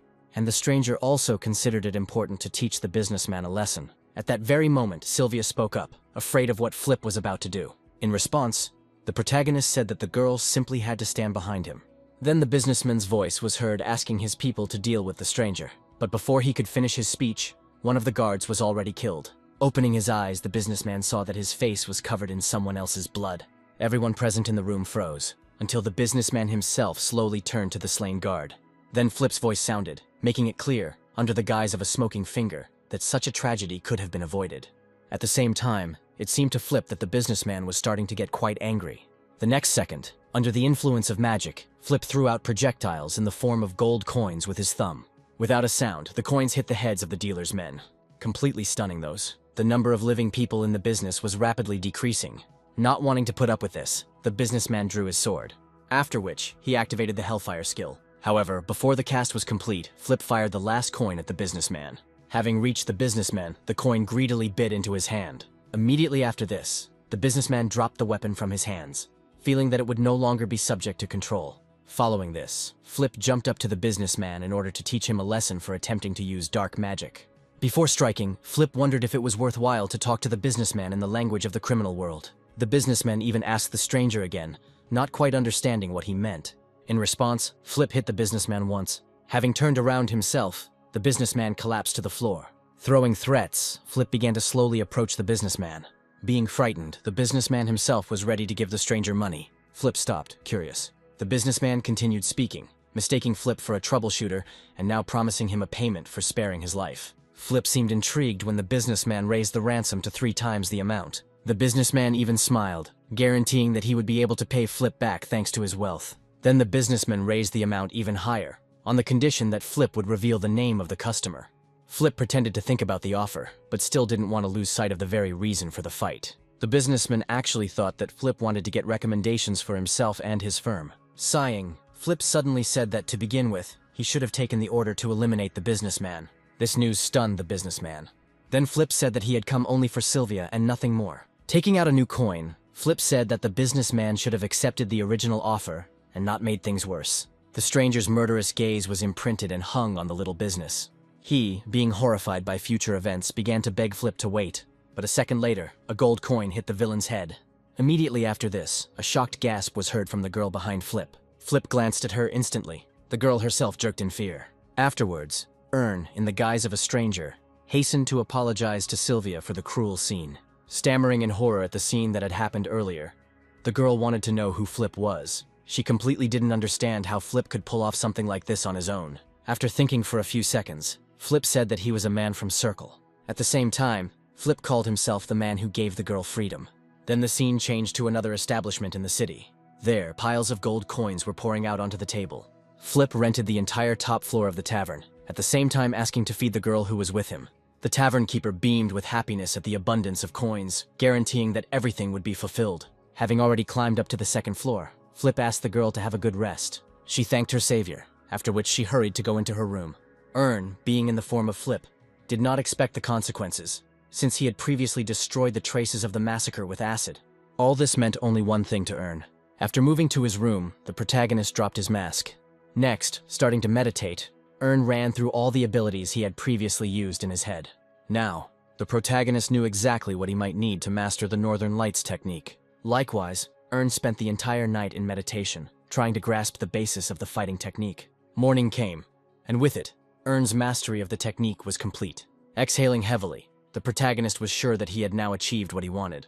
All the scattered threads of technology were collected together by the protagonist. Next, Ern grabbed the sword. He stood up and walked to the door. The next moment, the protagonist felt how the energy from the mastered technique began to overflow him. As a result, all this resulted in a new overglow of the aura, which was displayed even on the tip of the weapon's blade. Now, in terms of strength, has caught up with the Emperor himself, having managed to beat his record and overtake him by 2 whole years. Swinging his sword, discovered the property of what was contained in the electrical energy. Enjoyed his new weapon, whose characteristics could be easily increased by his own magical powers. After which, the protagonist made a number of purchases, both for himself and Sari.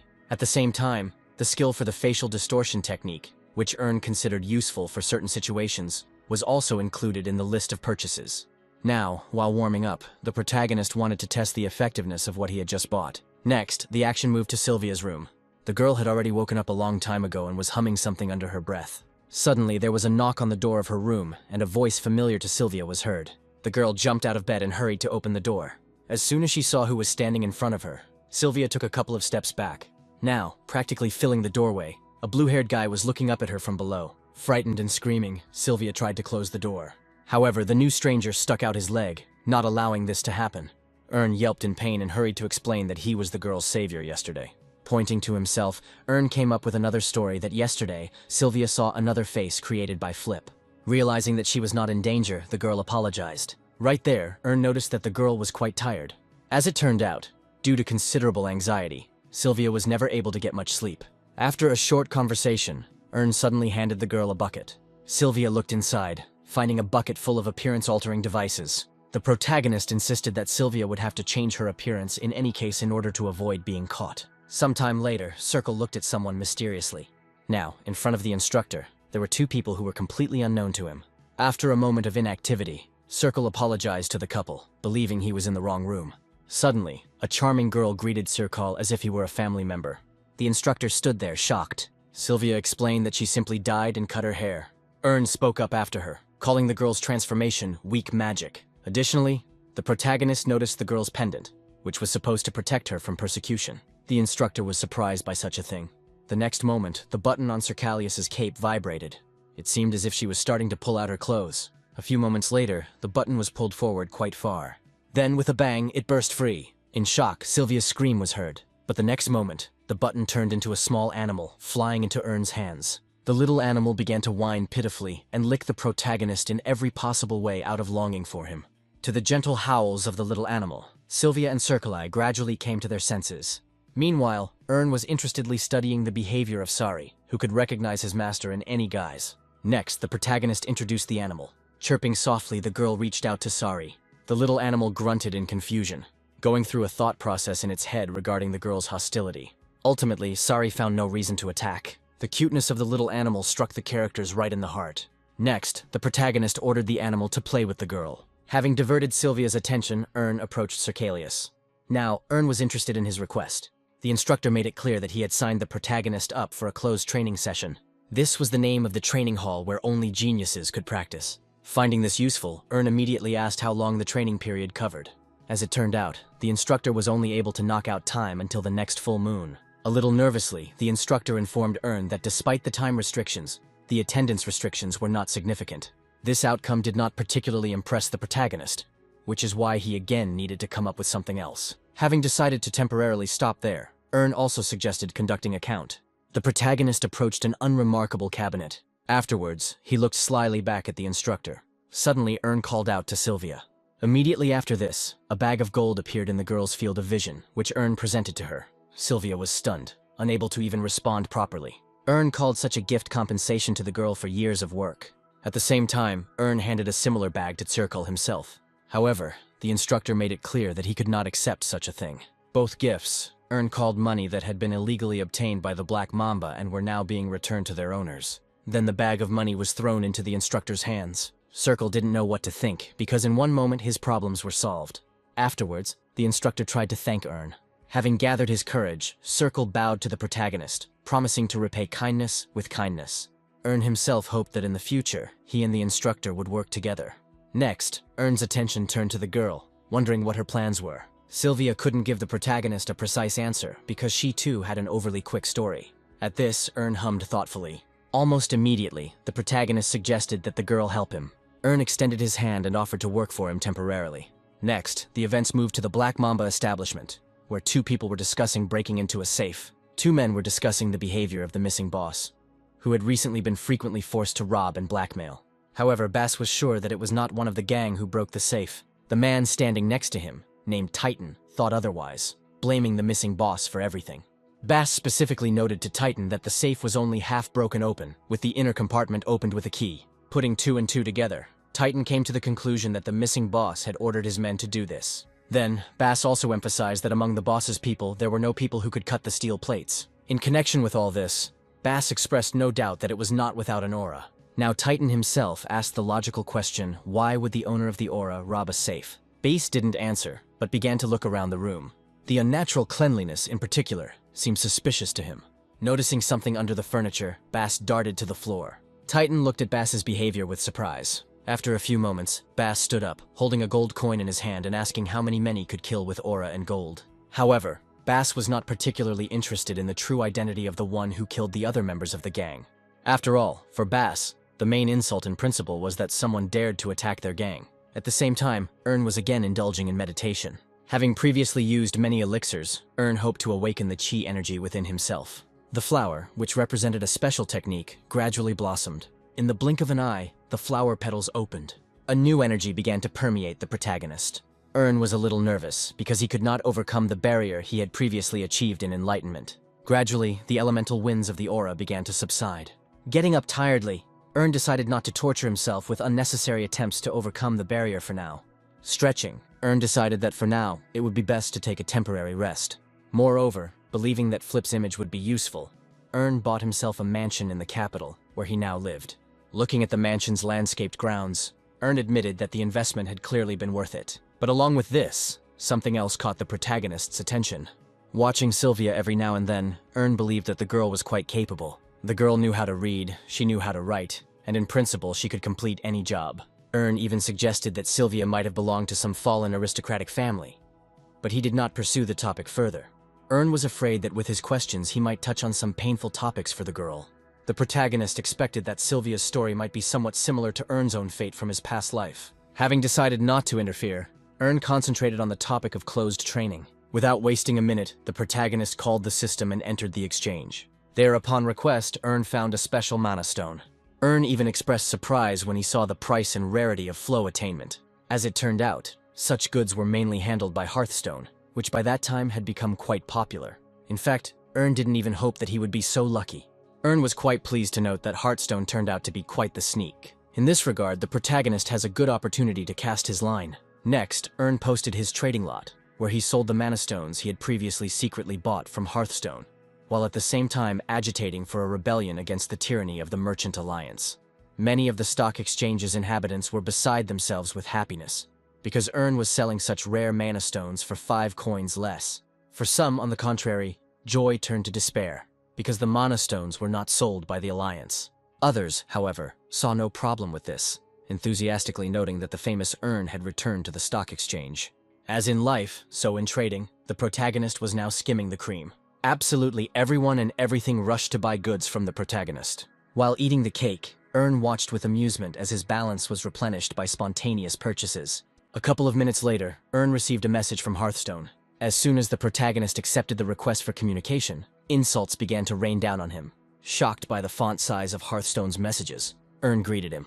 Ern also didn't forget to thank Hearthstone for being able to sell the mana stones. Hearthstone was taken aback for a second or two, only now realizing who had been putting spokes in the wheels of the Merchant Alliance all this time. However, despite Hearthstone's pressure, Ern did not reveal his secrets. Hearthstone's world order seemed to crack from irritation, after which he again began to insult the protagonist in every possible way. At the same time, Ern made it clear that he would disappear from sight as soon as he earned 10,000 coins. Meanwhile, Hearthstone himself was not willing to sit idly by, threatening Ern with a complaint, since his actions had slandered the Merchant Alliance.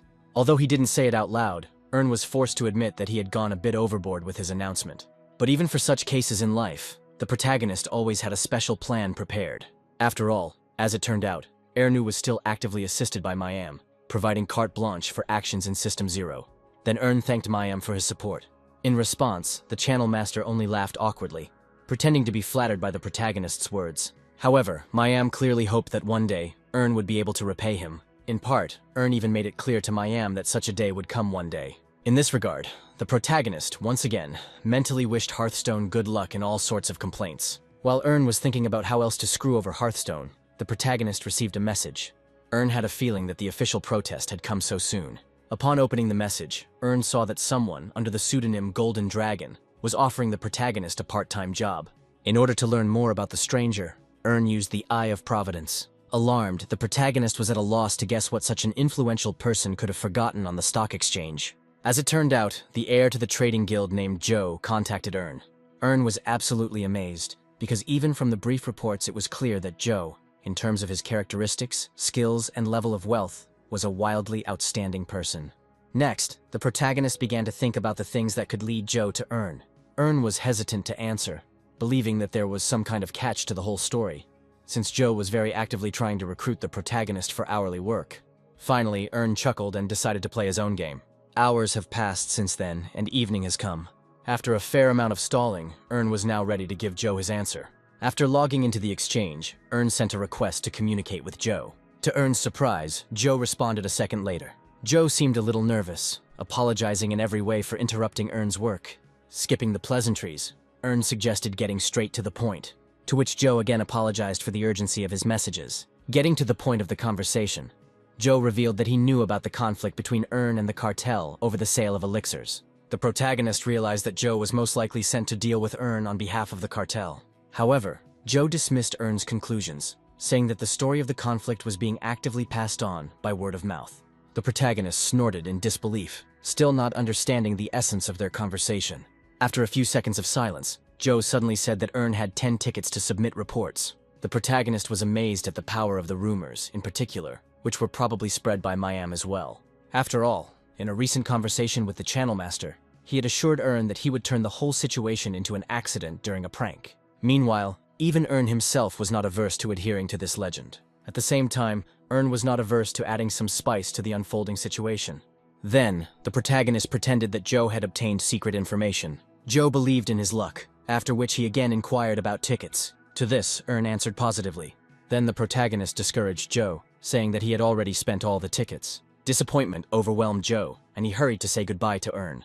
At that very moment, the protagonist stopped Joe, notifying him that Earn still had the right to provide the report. At the same time, Earn made it clear that the protagonist had only 5 attempts left to achieve this right. To this, Joe even asked again about the number of attempts. The protagonist merely replied that there was no point in lying. Following this, Joe grinned slyly.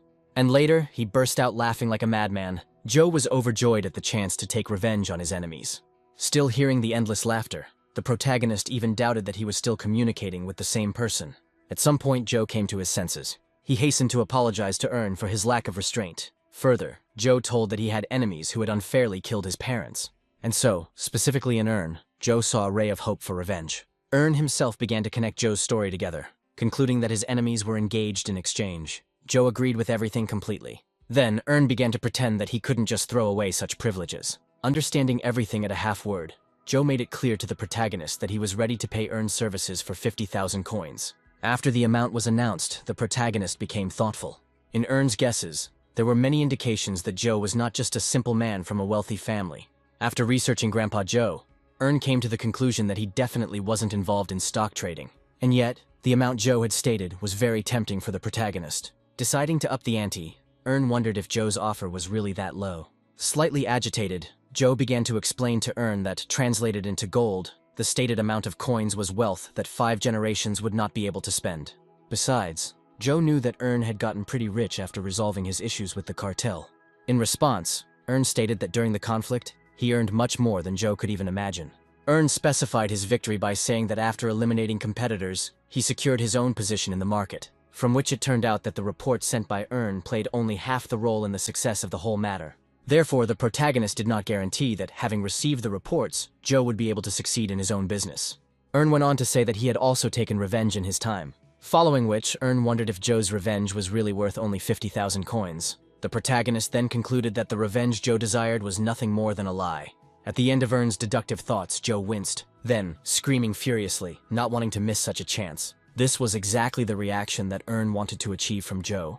But suddenly, something distracted the protagonist. Earn immediately turned his gaze to the window. Due to this, The protagonist was forced to interrupt the conversation with Joe, citing urgent matters. Joe tried to somehow stop the protagonist, but he passed out.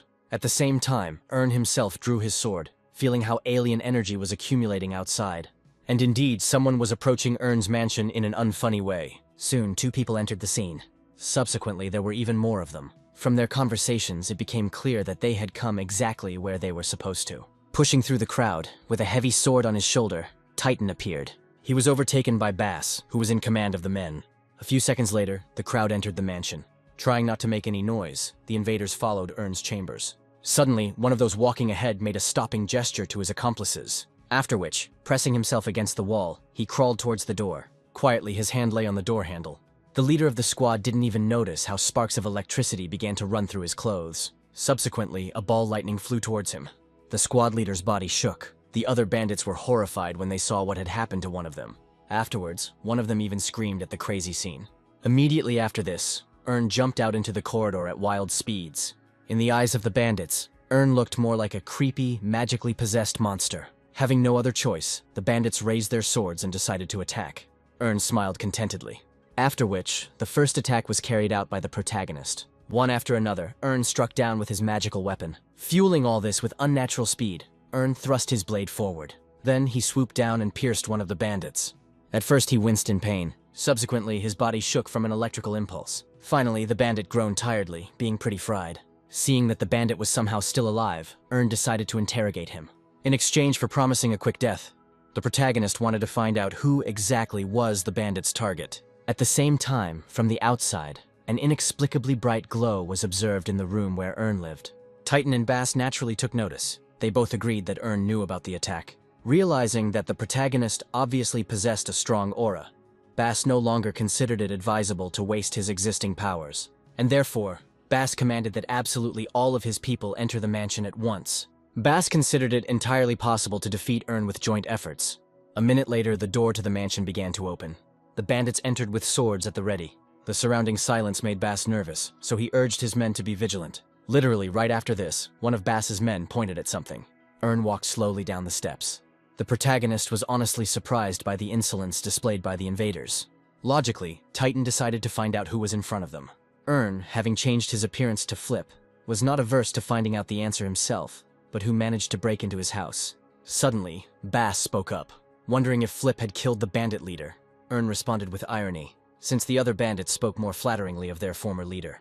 Because of this, Ern concluded that Bass was now the new boss. No longer able to tolerate long monologues, Bass ordered his men to attack.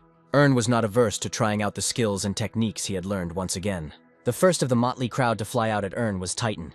The protagonist easily parried his heavy blow. However, Ern even appreciated Titan's efforts and fighting technique. At the same time, 2 other bandits were already approaching the protagonist from behind.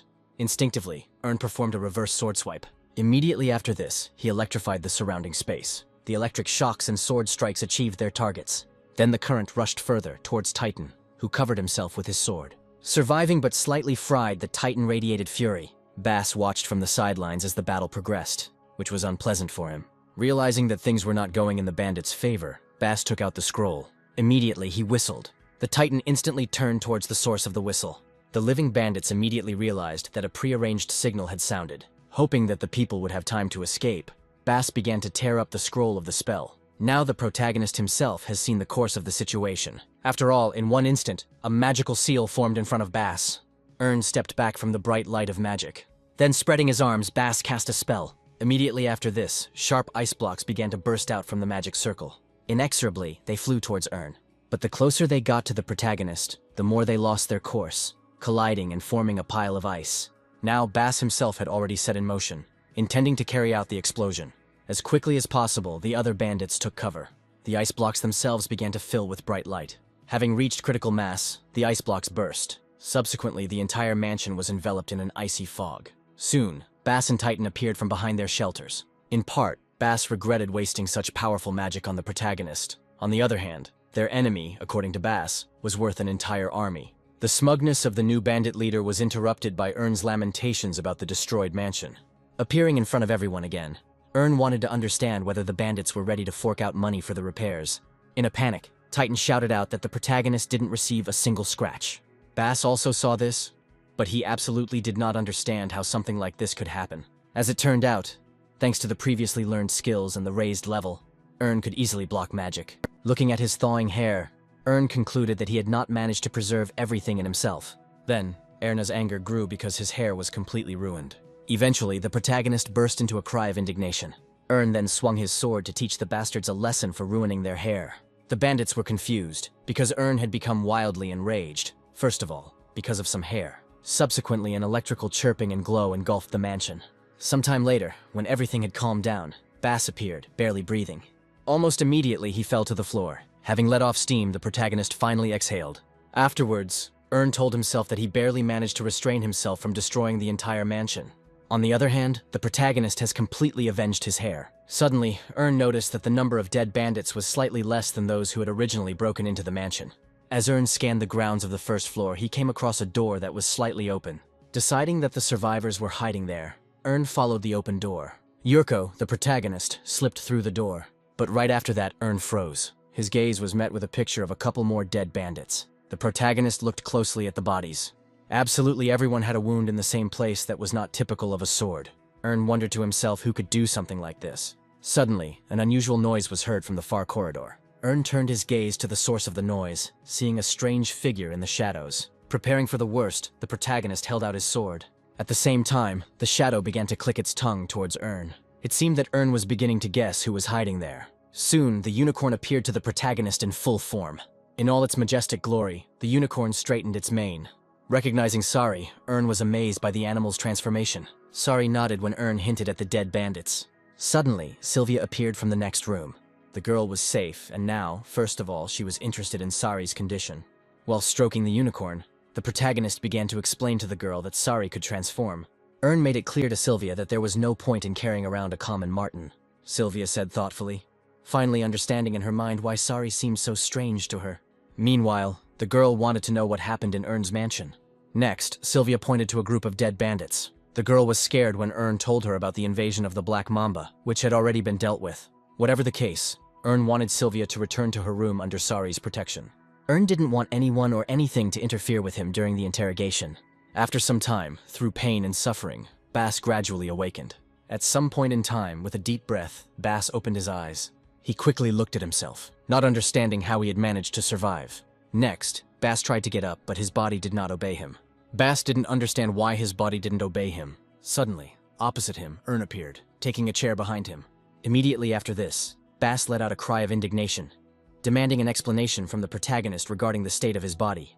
Ern grimaced because he believed that someone who was left alive should not behave like that. At that very moment, Titan also showed signs of life. Like Bass, Titan, after a brief moment of joy at his survival, was horrified by the state of his own body. Bass's voice was heard from the left, urging Titan not to waste time, since they were obviously under the influence of magic. Their conversation was interrupted by the clapping of hands from Ern, who wanted to know the names of the attackers. Next, putting a chair down and sitting down on it, Ern introduced himself as Flip. After which, the protagonist made it clear to the bandits that he had the power to kill and resurrect the villains. The bandits were stunned by such revelations. The protagonist did not stop, promising that he would do this throughout the night. The scoundrel's former self-confidence was melting away before their eyes. With trembling voices, they finally introduced themselves to Ern. Ern then suggested that Bass and Titan were not top-level members of the criminal group, as they took part in the attack. Sighing, Titan partially confirmed the protagonist's suspicions, after which, he made it clear to Ern that their group was simply thrown at the owner of the aura.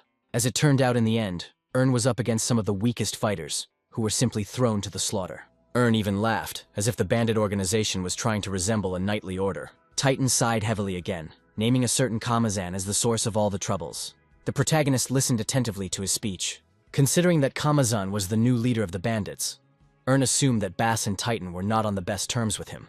Ern ended his thought by saying that the protagonist's attackers were ultimately nothing more than expendable material. The protagonist added to his words that Kamazan would benefit from both death and the successful return of Bass and Titan.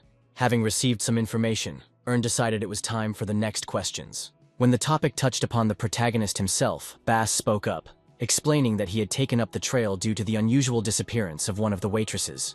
Bass continued his story, complaining that given the circumstances, there were few options for what happened. Bass's conclusion was that the waitress either ran away on her own or was helped. Later, after studying escape routes and recent real estate transactions, Bass came across Erna Castle. Ern knew it was Sylvia and wanted to know how Bass had identified her. Smiling slightly, Bass reduced it all to habits that, even though she had changed her appearance, Sylvia herself had not lost. Listening to Bass, Ern found him to be a very astute man for a criminal. The following picture emerged, in which Titan was the muscles, while Bass played the role of the brain center. Suddenly, the protagonist became inspired by the idea that those two scoundrels could be useful. Having finished the interrogation, from now on, Ern decided to openly think about what fate awaited the bandits. The protagonist grinned and called death not the worst option. Hearing this, the bandits shuddered in fear. Bass suddenly spoke, stammering, seeing no benefit to Ernu in his death. Playing on feelings, the protagonist explained that he would simply get rid of anxiety. Additionally, Bass mentioned his importance in the organization, which would definitely avenge the death of one of its most important people. Bass frowned and said that Ern would hardly be able to withstand the wrath of the Black Mamba. The protagonist only partially agreed with Bass's threats, although without expressing any alarm. In connection with all this, the protagonist started talking about some kind of agreement, in which all parties would be satisfied. Bass repeated Ern's suggestion thoughtfully, somewhat stunning Titan. Meanwhile, Ern waited attentively. After a short pause, Ern said that there was one way for coexistence. A little later, the remaining surviving bandits exclaimed in unison in surprise when they learned about the plan to kill Kamazan. Bass approached them and offered to take over the entire criminal organization. As a boost to the action, Bass hinted at Ern, who could not be killed even on the 10th try. The other bandits turned their gaze to the protagonist sitting behind them. Now, Ern's face, radiating madness, looked back at them. Feeling the chill of death in such a look, the bandits immediately abandoned their thoughts regarding revenge against the protagonist. Then one of them turned to Bass, calling the plan quite complex. Bass nodded in agreement, reporting that the plan was not only difficult, but practically impossible to implement. In any case, the bandits weren't particularly eager to trust the protagonist. Bass responded by stating that Ern had brought everyone who was dying back to life, and that no one could do anything to stop it. Another argument in his favor, Bass cited, was the protagonist's ability to resist the ice blast. Additionally, Bass believed that Ern's offer was generous and perhaps unique. Otherwise, Bass believed that he and his subordinates would continue to be used as expendable material. Eventually, Bass's words moved the other bandits. Suddenly, Bass's idea was supported by Titan, who believed that the opportunity was worth taking advantage of. Titan did not consider one death worse than any other, but most importantly, the one received in battle. Ern watched all this from the side, listening intently. Suddenly, hesitantly, one of the bandits declared that he could not sacrifice his life for a stranger. Not knowing who to say in response, Titan chuckled long and hard. However, immediately after this, the bandit said that he believed in Bass and Titan, ultimately giving his consent to the daring plan. Immediately after this, a hubbub began. The bandits argued among themselves, increasingly agreeing with Bass's words about the need for change. A little later, they began to chant about the need for a change of power in the organization. After about another minute, Bass turned his attention to the protagonist. Then, nodding approvingly in that direction, Ern was pleased, because that night, the owner of the entire criminal network in the capital would change. The action changed to the city streets at night. Then we moved on to a rich mansion. Inside, a man with an eye patch was surprised by the news he had received. The confidant explained that the object that was supposed to be captured was currently located on the first floor of the mansion. Although he didn't say it out loud, the one-eyed man was unhappy that the suicide mission had succeeded. Next, he inquired about the condition of the prisoner. Clearly overjoyed, the confidant reported that the prisoner was on the brink of life and death. Thinking that the captive was at about the 3rd rank of cultivation, the one-eyed man ordered him to be brought in. Additionally, just to be on the safe side, the one-eyed man ordered that a couple of strong guys be brought in. Having bowed, the confidant went to carry out the order. One Eye was a little upset because he had hoped to get rid of Bass and Titan. A couple of minutes later, a man in shackles entered the one-eyed man's office. His clothes were pretty tattered, and his body was covered in bruises. Pushing from behind, Bass and Titan followed Ern in. Looking at the protagonist, the one-eyed man said that he didn't know him. In connection with this, the one-eyed man wanted to know who they had brought to him. Hanging his head tiredly, the protagonist introduced himself as Flip. Having learned the name, the one-eyed man condescended to shout, demanding that his money be given to him. Without taking his eyes off the floor, Ern suddenly said that the money belonged to the former leader of the Black Mamba. Then, suddenly opening his eyelids, the protagonist said that from now on, it was Ern's money. The one-eyed man cursed at such rudeness. In a commanding voice, the one-eyed man made it clear that everything in the Black Mamba belonged to him. Then the one-eyed man turned his attention to Bass, wanting to know where the stolen money was now. In response, with an incomprehensible movement, Bass nodded his head. The one-eyed man cursed again, considering Bass's silence and all his incomprehensible movements to be insolence. The one-eyed man slammed his fist on the table and demanded that Bass obey and maintain subordination. Suddenly, Bass replied that he saw no point in communicating with a corpse. Such rudeness made the one-eyed man even more furious than before. Then Bass gave another barely noticeable signal, shaking his head from side to side. The faces of the bandits present changed. Those who were loyal to the one-eyed man looked at them with obvious distrust. Suddenly, Bass said that no one should leave the room alive. This news was joyful for Ern. In an instant, an aura appeared that enveloped the protagonist's body. Ern jerked his hands, tearing apart the links of the chains. Almost immediately, all of the protagonist's previous bonds were destroyed. Seeing this, the bandits present opened their mouths in shock. The one-eyed man himself was filled with emotions. Immediately after this, Ern commanded Bass and Titan to leave the room if they did not want to become corpses. Afterwards, the air began to be cut by the sound of chains whipping all around. The chains hit the bandits and caused them terrible injuries. Some of them lost their heads, others were cut in half. As if in a war dance, Ern began to wield the chains. No one could dodge his blows. Screaming in pain, the floor of the room gradually filled with the bodies of bandits. The one-eyed man stood to the side and watched this dance of death. Sweating, he mentally noted that from the very first glance, he felt something was wrong with Erna. Then, moving behind him and snatching a dagger, the one-eyed man rushed at the protagonist. But out of the corner of his eye, Ern managed to see movement behind him. Getting closer and closer, the one-eyed man was already anticipating how he would deal with the protagonist. However, just before the blow, Ern dodged, responding by intercepting the one-eyed man with chains. Too late for himself, the one-eyed man realized that he had fallen into a trap. The protagonist jerked his hands, squeezing the chains on the villain's throat. Then, without losing his grip, the protagonist went behind the one-eyed man. For some reason, Ern addressed the one-eyed man by name. After thanking Kamazan, Ern announced that he would absorb the Black Mamba. Panicking, Kamazan tried to stop Ern. But after this, the protagonist made sharp, tearing movements with his hands. Sometime later, Bass and Titan entered Kamazan's office. Not knowing what to say, they looked at Ern, who was wiping away the blood. At some point, the protagonist noticed their presence. In a commanding voice, Ern ordered them inside. The protagonist inquired about the fate of the lower floor, to which Bass indicated that all of Kamazan's supporters had been killed. Ern looked favorably on Bass's efforts, making it clear that everything needed to be completed before sunrise. Once again, Ern reminded himself that for a criminal organization, gambling and drinking establishments were the most important asset. The protagonist then made it clear that he had contributed enough of his own when he dealt with the top brass of the organization. However, the protagonist wanted to know whether Bass would be able to win over the other opponents to his side. Bass started talking about the smugglers and their intractability, but then hinted at Titan, who knew how to find a common language with the people there. Next, Bass mentioned the trade association, which was opposed to Kamazan. Thus, although Bass had supporters, he was still afraid, because there was no justification for the actions for the coup. After thinking for a bit, the protagonist said that any justification could have been invented. A little later, Ern described to Bass a version of what happened, in which Kamazan was portrayed as the killer of the former head of one of the Black Mamba branches. Bass gasped in amazement, because with such a version, even more people would have gone over to the side of the rebels.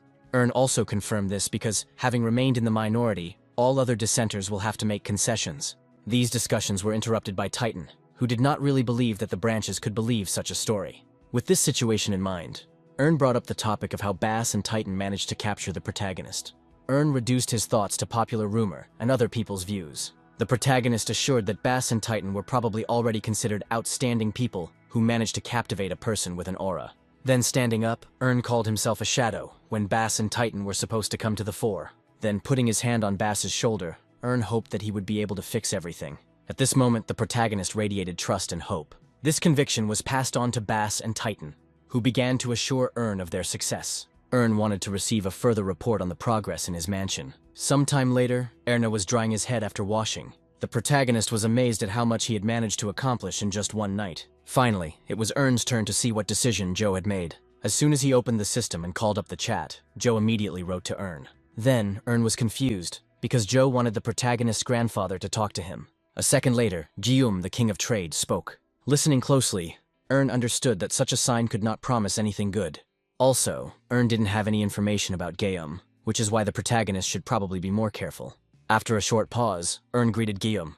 The king himself would have been somewhat flattered by Ern's manners. In response, Ern revealed that he knew something about the king, as well as his grandson. Guillaume was once again surprised at how much a person from the Zero system could know. Continuing, Guillaume let Ern know that the protagonist's proposal earlier seemed too extreme to the king. Next, Joe spoke up, recalling the enormous sums of tens of thousands of coins that Ern had announced. Afterwards, Gyum took the floor again, trying to catch Ern in a lie, believing that he could not have earned the money that Joe had previously talked about. Gyum didn't think it was impossible, just incredibly difficult. Thus, Gyum reduced his speech to the fact that Ern was simply raising the price out of thin air. The protagonist could not object to Gyum in any way, since he had calculated everything. In this case, the protagonist tried to reduce everything to the value of 5 circulation tickets. However, the king did not lose his grip, considering the price announced by Ern to be exorbitant. In response, Ern asked how Gyum valued revenge. As an experienced merchant, Gyum believed that everything had a price, and therefore, even for the opportunity for revenge, the king saw the sum of 50,000 coins as quite sufficient. The protagonist thought for a moment, not knowing how to get to the life-hardened Gyum. Be that as it may, Ern had already seen that Gyum had made one significant mistake. Biting his finger, the protagonist was not averse to playing a game of chess with the old merchant. Subsequently, the protagonist returned to the topic of 50,000 coins. Ern operated his words in such a way that Gyum himself could regret something. The king asked the protagonist again. Cleverly, Ern reduced his words to revenge on Joe, which could have easily failed. In a veiled manner, Ern hinted that he could have made a deal with Joe's enemies, as a result of which Joe could have died. Worried about his grandson, Gyum tried to answer something, but couldn't. As Ern waited for an answer, he was now acutely aware that Joe's revenge was not personal, but extended to the entire family there. Continuing to press on the sore spot, Ern diluted the silence with statements about his exceptional help.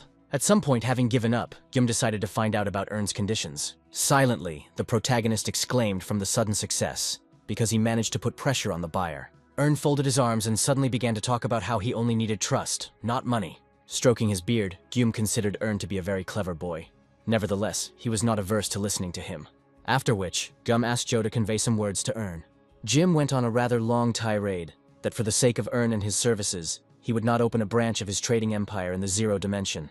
Gyum found Ern too greedy and unable to get his fill. In his mind, Gyum praised Ern for his impudence, while having no right to engage in interdimensional trade. Moreover, if something like this happened, Gyum could not even imagine how influential a person Ern could become for his world.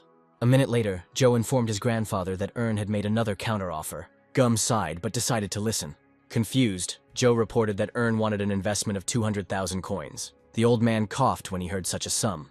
Joe also revealed that Ern had promised to return the sum with interest. As assurances, the protagonist only asked the old man to sign the exchange contract. Gyum was not sure about such an action, because in fact, he did not know anything about the protagonist as a merchant. Having conveyed his grandfather's words, Joe soon received an answer from Ern that in a similar case, there is a way to solve it. Gyum became interested. At the same time, Ern, through the absorption skill, absorbed various training manuals for trading. However, no matter how many times Ern repeated this practice of absorbing skills, he still could not get used to this process. After a couple of minutes, Ern finished absorbing the skills, now wondering about the fate of the person from whom these skills were taken. Gyum informed the protagonist that the skills belonged to a man who once began his journey with the king. For such a gift, Ern would not be averse to even thanking this person. Gyum evasively told the protagonist that there was no need for such a thing. In this way, Gyum fulfilled his old friend's dream, allowing him to now enjoy the ordinary rural life. On the other side of the chat, the protagonist listened attentively to this story. In any case, Gyum asked Ern not to worry about strangers. The protagonist readily agreed to this. However, in all the recent actions, Ern saw one inconsistency. Since Gyum had previously sworn that he had never engaged in interdimensional trade, Joe chimed in, explaining to Ern that the transfer of skills was not a deal between a company and an individual, but only an exchange between private users. Not knowing how events would unfold next, the protagonist was already sure that he had won the jackpot, since he had acquired such valuable knowledge. Additionally, Erna was given a contract and even some money. Next, Gyum spoke up, reminding Ern that he had made these concessions only for the sake of his grandson, and now expected the protagonist to fulfill his part of the deal. In turn, Ern gave his word that within 3 years, he would provide goods for revenge. Meanwhile, Gyum was somewhat ashamed of himself for making such big concessions to the most ordinary stockbroker. Then Gyum stood up, saying that the deed was done. The old man hoped that he had helped his grandson, while Ern hoped for future cooperation. True, Gyum no longer gave any comments on this matter. As he left, bowing to his grandson, Gyum hoped that fortune would smile upon their family in the future. Having finished the farewell gestures, Joe watched his grandfather leave. Deciding not to waste any time, Joe provided the protagonist with a list. After studying the list, the protagonist came to the conclusion that all the names there belonged to people from Joe's world. They were all different people, but with one common pattern. which was the transcendence of martial arts. Even though Joe himself was on par with these people in terms of his strength, Earn doubted that he would be able to resist them. In any case, Earn did not want to interfere in other people's family affairs and simply sent the requested file. After sending the report, the protagonist notified Joe about it as well. After a while, Joe thought Earn was trying to make a joke about it. Suddenly, Joe started talking some kind of unrelated nonsense, at the end of which, Joe even tried to accuse the protagonist of fabricating data. To all this, Earn responded in the same way that the leader of the cartel expressed himself when he received evidence against himself. Joe hung his head sadly when he heard from Earn that the report could not be faked. Realizing that something was wrong, the protagonist wondered if perhaps the report didn't include Joe's enemies. With undisguised fury, Joe informed Earn that the report had said nothing about the main culprit. Because of all this, Joe was forced to ask again whether Earn really had not made any changes to the report. Having done nothing wrong against Joe, Earn stubbornly stood his ground. Meanwhile, Joe gritted his teeth from the accumulating anger. After thanking Earn with difficulty for his efforts, Joe left the chat. The protagonist, in turn, although he sympathized with Joe and understood his emotions, could do nothing more. At the same time, Earn thought about Joe's 5 enemies, who must have had something in common. After checking a couple of names with the Eye of Insight, Earn was convinced that 2 of the names on the list had been implicated in the massacre. Meanwhile, in another place, looking at the Black Mamba symbolism, Bass and Titan couldn't believe their luck. While Earn was still a threat to them, it was the protagonist who helped the 2 rise to power. Ultimately, Titan agreed with Bass about the importance of Earn's role. When the time came to share power, Titan gave up his position as leader to Bass, as the smartest one. Titan honestly admitted that he preferred banal physical work. Smiling, Bass thanked his friend for his trust. Following this, Titan suddenly mentioned some unfinished business. Bass reduced the problem to the absence of the right person. At this point in time, they have decided to leave this topic behind the scenes. Suddenly, Bass mentioned that even Titan suffered that same pain, but continued to work. The action moved a little into the past, when Earn, in the guise of Flip, offered to have a drink with his new allies. As in the case of the spy Harvest, the bandits looked at the glass filled with a cloudy liquid. Then, Earn insisted that the special drink had to be drunk to the bottom. Without delay, Bass and Titan fulfilled Earn's request. Later, Earn's true motives came as a terrible revelation to them. In any case, a new sunny day has arrived. The action took place in the part of the city where the Black Mamba's main hideout was located. There, sitting at the table, the protagonist inquired about the well-being of his subjects. Bass responded, describing his health as poor, since, first of all, no one knew what to expect from Earn. The protagonist asked Bass not to worry about anything, because Earn was always ready to help. Earn, in principle, intended to give the bandits maximum freedom of action, since he himself was not interested in affairs in the criminal world. Such revelations greatly surprised Bass and Titan. Next, Earn put a letter on the table with conditions, by following which, the bandits would avoid the fate of Kamazan. Quickly, Bass grabbed and opened the letter. The very first point in the letter was Earn's prohibition on getting rid of parasites. Further, the list included further conditions that were equivalent to treason, as well as a non-negotiable monetary income in favor of the protagonist. Then, the rhetoric of the letter changed, moving towards demands for unconditional cooperation with Flip Trading Company. Having read to the end, Bass even voiced that, in general, the conditions were acceptable. With obvious indignation in his voice, Earn even asked again that the demands were acceptable at the general degree, and not unconditionally. When Bass assured Earn of his full acceptance of the conditions, the protagonist became sweet and affectionate again. The bandits watched with obvious apprehension such metamorphoses in the protagonist's behavior. In any case, now Bass had no choice but to agree to Earn's terms. After which, the conversation turned to Flip's trading company, to which Earn made it clear that it was his brainchild. It came as a surprise to the bandits that a merchant had secretly seized power in the criminal organization. Earn confirmed this guess, making it clear that he has as much as 50 years of experience. Completely confused, Bass and Titan exchanged glances. Several hours passed since that conversation, and evening came. The action moved to the closed training hall of the academy. At some point, the heavy front door opened by itself. Footsteps and relaxed sighs were heard, followed by the door closing just as quietly. As he removed the invisibility effect from himself, Earn even doubted that it was worth using something like this at the academy. On the other hand, the protagonist saw the need for excessive caution, since misdeeds could easily lead to expulsion from the academy. Having walked a little further into the hall and sat down there, Earn began to reflect on the fact that over the last 15 days, he had managed to achieve a great deal. So, in the list of Earn's achievements, it was indicated that he had received the excellent rank. There was also a difficult but super profitable deal with the King of Trade. Thanks to the knowledge gained from Guillaume, the protagonist was able to buy out a bankrupt guild and open his own company in its place. Moreover, at the head of the capital's criminal world was Erna's man. After all these accomplishments, Ern looked at the world in a completely different way, as a canvas filled with possibilities. Ultimately, even dimension trading always improved the protagonist's situation in reality. Perked up, Ern thought he should ask Circle for a couple more closed training sessions. A minute later, Circle himself entered the room. Ern was glad of such a meeting, especially since he himself planned to meet with the instructor. The protagonist was about to start talking about closed training, but the instructor interrupted him with words about a more important matter. Ern became interested. Circle said that a certain person from the prosecutor's nightly corps had sought a meeting with Ern. The protagonist became wary, however, wanting to know what Circle had answered him. The instructor made it clear that he had gotten rid of the knight for a short time, but had no idea why he was looking for Ern himself.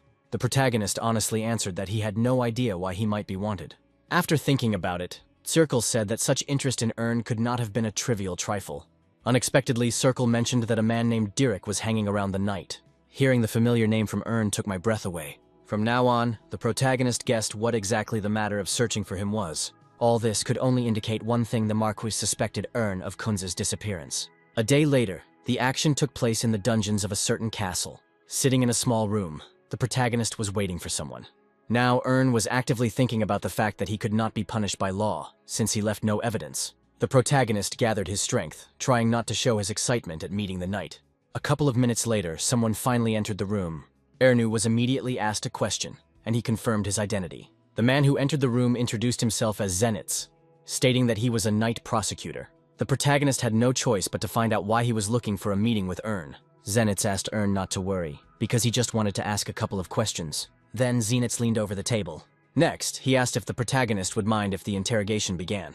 A couple of minutes later, Zenitz outlined the situation with Kunz, who had disappeared without a trace. Ern pretended to be surprised that Kunz was missing. Zenitz wondered if Ern had heard anything about this. The protagonist shook his head. Zenitz agreed that Ern really couldn't have known about such a thing. In that case, Zenitz asked if it was strange to Ern that Kunz was absent from the academy. The protagonist did not consider this to be anything unusual, because until the very end, he thought that he and Kunz were in different classes. Ern then added that he and Kunz weren't really that familiar. Ambiguously, Zenitz agreed with Ern's words. After which, Zenitz said that he had no more questions. The protagonist found the knight's behavior strange, since Ern himself expected to be interrogated under extreme pressure. At this point, Ern was about to leave, when Zenitz stopped the protagonist, saying that someone else wanted to talk to him. Turning towards the front door, Zenitz invited someone in. Slowly, the door creaked and opened slightly. Peering into the darkness of the corridor, Ern already understood who would be there. Dirk entered the room, which could only mark the beginning of the real interrogation. In a less than flattering manner, Dirk greeted the protagonist. Ern responded sarcastically, noting that Dirk's face had become much haggard since their last meeting. Dirk brought it all down to his difficult situation. Afterwards, Dirk stared at Ern intently. Zenitz watched all this from the side. However, the protagonist also remained silent, waiting to see what would happen next. After a pause, Dirk suddenly asked why Ern had done this. Ern pretended not to understand what Dirk was talking about. Then, Dirk explained that just a day after meeting the protagonist, Kunz mysteriously disappeared. Also, Dirk mentioned a conflict between the lords and a fight between the knights, which he considered a suspicious coincidence. Hearing this, Ern realized that the entire accusatory basis from Dirk's side was worthless. Then, the protagonist responded that all of Dirk's evidence was irrelevant, since it relied on a chance meeting. Looking down, Dirk answered honestly that he had thought about this many times. Meanwhile, Dirk assured that if Kunz had escaped on his own, sooner or later he would have been found. Besides this, Dirk had no doubt that whoever kidnapped Kunz would have asked for a ransom long ago. From everything that had been said earlier, Dirk concluded that Kunz had not escaped and had not been kidnapped. Next, Dirk again directed his gaze at Ern, and therefore Dirk named the protagonist as the only one who had a motive to act against Kunz. Unexpectedly, Zenitz put Dirk in his place, reminding him that he wasn't hanging out with street punks. After receiving a remark addressed to him, Dirk hastened to apologize. Ern responded next, wanting to know from Zenitz whether Dirk had the right to interrogate anyone. A little hesitantly, Zenitz confirmed Dirk's right, citing the request of the Marquis himself. Seeing that the situation was getting heated, Zenitz even suggested postponing the interrogation, but Ern was not against continuing. Next, Ern took the floor, trying to get specifics from Dirk regarding the motives for the murder of Kunz. The protagonist wanted to listen to the knight's arguments. Frowning, Dirk began his speech by saying that Ern's guards had stopped in a village near the city the night before he disappeared. Dirk called this stop forced, since the entire previous day had been very tense. Dirk considered such a stop strange, although Ern's procession could have stayed overnight much earlier. The protagonist immediately responded by saying that he doesn't like sleeping without a roof over his head. Zenitz agreed with Ern's arguments, since sleeping in a bed was much better than sleeping on the damp ground. Dirk accepted this answer, now preparing himself for even tougher questions for Ern. Dirk further cited the testimony of villagers who reported that the procession remained in place until the morning. Zenitz did not consider Dirk's words to be a sufficient accusation, since there was plenty of similar evidence to be had on both sides. In part, Dirk agreed with Zenitz, but without yet naming the main ace in the sleeve. In a tense voice, Dirk revealed that one man had been using the entire room and had not left until dawn. And this man, Dirk called Ern. The protagonist even partially praised Dirk for his efforts in collecting information, however. All this did not amount to an accusation. At that very moment, Zenitz spoke up, outlining the whole situation by saying that Ern had returned from the village to the city for Kunz, after which he had returned to the village again. Dirk confirmed the words of the night prosecutor. Zenitz sighed wearily, considering such a thing impossible not only for Cadet Ern, but even for experienced knights. Right there, Dirk made it clear that he had conducted an experiment that had ended in relative success. Then, Dirk reported that Akadio had low walls and not the best guards, which were easy to get past. Listening to all this, Zenitz concluded that Ernu had even managed to get past Kunz's guards. Dirk agreed with all this again. Shaking his head from side to side, Zenitz believed that Dirk was trying to fit the owl onto the globe. Then, standing up, Dirk directly addressed Ern, asking why he hadn't asked for a favor. Dirk pushed the table away and took a step closer, wanting to make sure of something. Dirk was absolutely sure that the protagonist was hiding his true abilities. Their gazes met again. At that moment, looking at Ern, Dirk felt a very strange energy emanating from him, not typical for a young man. Besides, Dirk expected that Ern would live up to the strength of his heroic lineage and thus sign his own death warrant. In this whole situation, the most doubtful was Zenitz, who considered Dirk a fool who operated on speculation. Having decided that conflict between the vassals could not be allowed, Zenitz informed Dirk that he had no right to place his mana into someone else's body. Suddenly, Ern made it known that he was not against the inspection, but nevertheless wanted to clarify something. First of all, the protagonist called it an insult and a falsification of data that he was considered involved in the disappearance of Kuntz. And so the protagonist wanted to know what would happen when it turned out that Ern was not guilty of anything. Dirk looked down slightly and replied that he would do whatever was necessary. With this situation, Ern was ready to end it all. Immediately after this, the characters shook hands with each other. In an instant, a magical process began between them. Everyone at once began to wait for the results. At some point, Dirk's expression changed when he realized that Ern was only rank 4. The knight did not understand anything, because he had expected a completely different outcome. Afterwards, Dirk concentrated again, feeling Ern's magical threads. As it turned out, Ern had cleverly hidden his powers in places where an ordinary person would never look. The only thing Dirk was able to find was the incomparable mana of the protagonist's heart. A few minutes later, Ern's check was over. Dirk was in complete confusion. The protagonist, however, looked at him cheerfully. Clearly tired of all this action, Zenitz inquired about the results. With an uncertain voice, Dirk announced Ern's 4th rank. Zenitz was quite surprised, now no longer understanding how Ern had managed to enter the academy. Tiredly, the protagonist made it clear that he had managed to acquire a couple of achievements. Zenitz agreed understandingly, since he knew that Ern attended closed training sessions. Following this, Zenitz praised the protagonist for his efforts and instructed him to continue in the same spirit. Suddenly, Ern turned his gaze to Dirk. Clearly worried, Dirk hastened to apologize. Zenitz even tried to stand up for Dirk, letting Ern know that the knight had acted with the best of intentions in a desperate situation. The protagonist waved his hand approvingly, although he stated that all of Dirk's accusations were groundless in any case. Dirk apologized again and even bowed to Ern. However, seeing that Ern did not feel satisfaction, the knight again repeated his previous actions. At a certain point, Ern hoped that Dirk would still be able to find Kuntz. Being completely depressed, Dirk also hoped for this. After all this, the protagonist hurried to leave the room and go to class. With Zenitz's permission, Ern opened the door and walked out. However, to himself, the protagonist celebrated his extraordinary victory. With his persistence and his own cunning, Ern managed to close the Kunz case. Already in class, Ern listened to Dimitri's indignation directed at him. The protagonist had no idea what his roommate wanted from him. As it turned out, Dimitri was quite worried about Ern, who had not told him anything about his closed training. However, the more Ern ignored Dimitri, the more he became agitated and raised his voice. Meanwhile, during the verbal diarrhea from Dimitri, Ern managed to turn his attention to something else. After all, now many of the cadets were looking askance at the protagonist, actively whispering about something among themselves. For many, it has already become news that Ern, being an ordinary middle-class student, somehow managed to get to a closed training session. The protagonist had no choice but to sigh wearily. Someone called out to Ern abruptly. The protagonist turned around and was amazed. After all, right now, behind the protagonist, was the same guy who left the famous imprint on the stone. For Ern, the very existence of this guy was a kind of inferiority complex. Cassian himself was now looking expectantly at the protagonist. Not knowing what to expect, Ern confirmed his identity. Almost instantly, Cassian challenged Ern to a duel. Ern was speechless after hearing this. The other students were alarmed. None of them understood why such an outstanding student would challenge someone like Ern to a duel. Everyone believed that, on the contrary, Ern should one day challenge Cassian to a duel and take away his title. But then, the protagonist suddenly said that he did not want to participate. This answer came as a surprise to Cassian. Cassian tried to find out the reason, but Ern again refused due to reluctance. The protagonist turned the conversation to the reason why Cassian had challenged Ern to a duel in the first place. Cassian did not answer, only making it clear that it was impossible to refuse the duel. Ern immediately stopped the blue-haired man, explaining that such rules only applied to students in the middle and lower grades. However, Cassian did not calm down, declaring that he also had a similar right. The protagonist launched into explanations again, making it clear that Cassian would be better off with those who were his equal. Unexpectedly, Cassian revealed that he had received permission from Sir Cal, who would be observing everything. All of Ern's plans collapsed, and from now on he had no right to refuse if the instructor himself gave the go-ahead for a duel. Ern sighed heavily and agreed to the duel. When the conversation turned to the time and place of the duel, the blue-haired man said that it would happen immediately. Without any surprise, the protagonist looked up at him. The cadets hearing all this from the side were alarmed. Cassian himself waited to see what Ern would do next.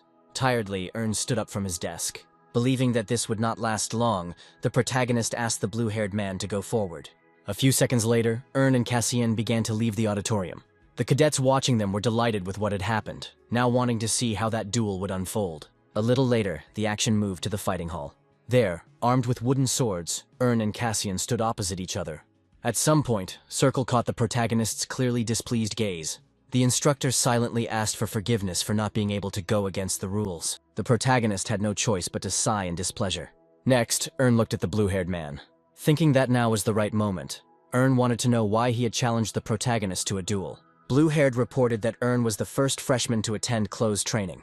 Ern agreed with this, remembering to himself that only a few people in the entire history of the academy could boast of something like this. Afterwards, Cassian told Ern that he didn't understand how something like this could have happened at all, especially when all of the blue-haired man's applications were rejected.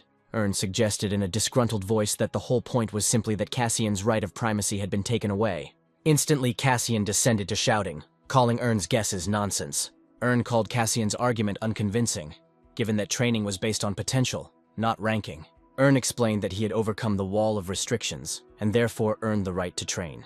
Growing increasingly irritated, Cassian made it clear that he already knew these rules. In such a case, Ern did not understand the reasons for Cassian's behavior at all. The blue-haired man protested again when Ern suggested that he only wanted to be first in everything because of some complexes. The protagonist enjoyed such a violent reaction from Cassian, who in fact turned out to be an ordinary child. Cassian thrust his sword forward and growled that Ern was no better. The protagonist chuckled mockingly, hoping that the blue-haired man would not lose face. Cassian responded with similar rudeness. As soon as the signal was given to begin the duel, Cassian was already swinging his sword. In a defensive stance, Ern skillfully repelled Cassian's first attacks. However, at some point, the blue-haired man twisted, which captured the spirit of all the spectators. It seemed that the sword had managed to find a gap in the protagonist's defense. Many are frozen in anticipation of how it will all end. However, Ern was still not defeated. Some facts about Cassian from his past life surfaced in the protagonist's memory. After all then, until the end of his days, the blue-haired man showed off with his head held high. Meanwhile, in this reality, Cassian had one problem. In the form of Ern, he made a mistake in choosing an opponent. For the protagonist himself, Cassian was nothing more than a roadblock on the way. With even greater tenacity, their duel continued. As he struck, Cassian was angry that Ern had gone into deep defense, not even trying to counterattack. This whole situation made Cassian quite angry, as he was already burning with the desire not just to win, but to kill Ern. Ern herself did not dare to show her strength to the public and now wondered how he could have lost better. At some point, the protagonist had an idea. Ern recalled that Cassian, although he was magically gifted, did not really know how to control his mana. At that very moment, Cassian himself struck again. The protagonist jumped in time, preventing the blow from reaching him. Afterwards, a certain distance formed between the combatants. By this point in time, Cassian looked quite exhausted. Ern looked at him with a certain amount of bragging, expectantly. Only now the blue-haired man himself noticed something strange. Cassian noticed how Ern held the sword. Ern explained his fighting style as elegance, ease, and cunning. After all, his father bequeathed him to fight. Cassian sighed in surprise, because he had never heard anything like this about Rabadan before. The cadet spectators were somewhat upset that the fighters, for some reason, began to chat among themselves. Mesmerized by Ern's words, Cassian wanted to hear any more revelations. But Ern made it clear that he had received no further instructions. Further, according to the protagonist, Rabadan demonstrated the rest of the teachings to Ern personally. Afterwards, Ern extended his hand with his sword raised towards Cassian. The protagonist intended to finish his words beautifully. At some point, Ern even began to slowly move the blue-haired man's sword to the side. However, suddenly, Cassian woke up. With a wide swing, he deflected Ern's sword. However, I was immediately surprised. Despite his actions and movements, Cassian somehow did not feel the blow itself. The protagonist looked at him with a sarcastic grin. As if it hadn't moved from its place, Ern's sword was again directed toward Cassian. This state of affairs infuriated the blue-haired man. With a furious cry, he attacked Ern again. But his blow only slightly moved the protagonist's weapon to the side. Not believing his eyes, Cassian became more and more convinced of something. Next, Ern's voice was heard, asking how Cassian was feeling. Now, in the eyes of the blue-haired man, Ern increasingly resembled an indestructible titan. At the same time, Cassian himself was a small warrior who denied the titan the right to primacy. Finally, their eyes met. True to form, Cassian slowly lowered his sword. Now, the protagonist's attention has again turned to Circle. Understanding the hint and the general tone of the situation, the instructor declared a draw. Immediately after this, the cadet spectators burst into dissatisfied cries, demanding that the duel continue. Circle cut short their discontent with a menacing roar. Following this, the cadets began to talk among themselves about how the duel was unimpressive and generally strange. Soon, everyone began to disperse, leaving Cassian alone with his defeat. When most of the cadets had left the dueling hall, Cassian bowed to Circle. Sadly hanging his head, he also began to leave the hall. Now, the protagonist could boast that he had completed the duel perfectly. Circle was a little dubious about Ern's words, not really believing that his original plan looked exactly like this. Then, Circle made it clear that Ern had gone a bit overboard, since he had used an art that even the instructor could not comprehend. Ern agreed with everything that Circle had said earlier. The protagonist elaborated on his technique, which turned out to be the 8-star sword martial art. Visibly sweating, Circle was somewhat worried about Cassian, who was faced with such a powerful rebuff. Chuckling, Ern made it clear that everything happened as planned, the result that Circle himself wanted to achieve. The instructor reminded Ern that he had demonstrated his strength too much, although he had intended to hide it. Smiling, the protagonist reduced everything to the fact that he wanted to teach the blue-haired man a lesson, and he was not eager to lose. Next, the protagonist asked Circle to prepare a pass, since Ern wanted to leave the academy for a short time. Surprised by such a request, Circle even asked where Ern had gone this time. A couple of hours passed since then, and evening came. The guild that Ern had bought out was actively unloading. Heavy boxes were shifted and records were kept. In the guise of flip, Ern watched all this, enjoying his possessions, and in general, the overall appearance impressed him. At some point, someone called out to Ern as the head of the trading company. The deputy ran up to the protagonist with a joyful expression on his face. Marcus assured Ern that things were going extremely well. Subsequently, Marcus needed Ern's signature. After looking at the document, the protagonist asked Marcus to increase the number of employees. The protagonist explained that with each subsequent deal, the staff would have to be expanded so as not to slow down the overall trading process. For Marcus himself, such a number of employees was something unthinkable, despite the number of deals that Ern had already agreed on. Ern even shared his desire to quadruple the number of employees, but for now, he was in no hurry. According to the protagonist, it will take at least a couple of years to become a monopolist. After a detailed explanation, Marcus assured that he had understood the protagonist's idea. Suddenly, Ern remembered one important detail and asked Marcus to take care of repairing the roof of the former guild building. Marcus dared to give advice in return, suggesting that they wait with this decision, since Ern had only just opened his own business. Sighing, the protagonist again reminded Marcus of his thoughts about development plans. Ern was counting not only on getting rich, but also on gaining a reputation, something that a shabby warehouse could not help with. Marcus hastened to confirm all the previously given orders of the protagonist. Next, Ern began to think about Marcus. Based on the skills he learned from Guillaume, Ern saw Marcus as a diligent deputy, but one whose bad trait was timidity. In any case, Ern had no reason to fear that Marcus would dare to stab him in the back. Having finished his thoughts, the protagonist asked where the secretary was now. The action moved to a certain part of the warehouse that was set aside for the secretariat. Ern knocked lightly on the door. At that moment, Sari and Sylvia appeared from behind a pile of accounting books. Entering inside, the protagonist hoped that there were no complaints about the secretary's office. Sylvia and Sari exclaimed with joy at the sight of Ern. In particular, the little animal, jingling, rushed into the protagonist's arms. Afterwards, they exchanged mutual emotions. Ern even felt that he had put too many things on the girl. Sylvia herself was beaming with happiness, assuring that she was only glad to work under Ern's leadership.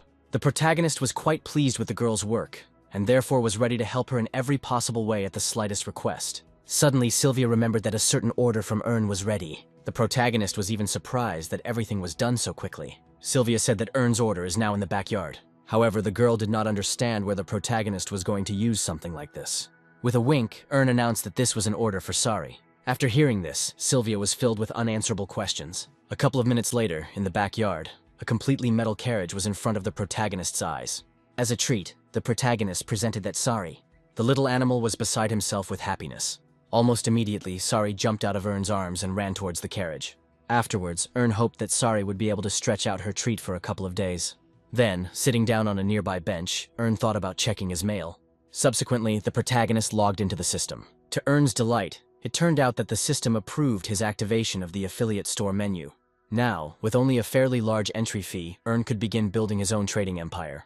In his mind, the protagonist thanked Mayam, who had put in a lot of effort to make such a function available to Ern. Now, Ern is thinking about naming his store. The first iteration, in the form of the general goods store, was considered too pretentious by the protagonist. However, Ern had no other ideas, so he settled on this choice. Now, the protagonist had to decide what role the store itself would play. Ern thought about the fact that he had no intention of producing anything, only of acting as an intermediary in trade operations, and therefore, Ern decided to consider diversity itself as his advantage. However, for now, many of the necessary goods were not in stock, and Ern himself often operated with what was in the inventory. Deciding to take a break from this whole topic for a while and remembering martial arts, Leon unexpectedly contacted Ern. When the protagonist decided to find out the state of affairs of the swindler, he boasted with undisguised joy that everything was gradually getting better. However, Erna was interested in something completely different: the safety of the library from which Leon stole books. The swindler came to his senses, telling Ern about new security measures which, according to him, were unlikely to last long. While playing out a certain drama, the protagonist even regretted it, because he was going to provide Leon with a business partner.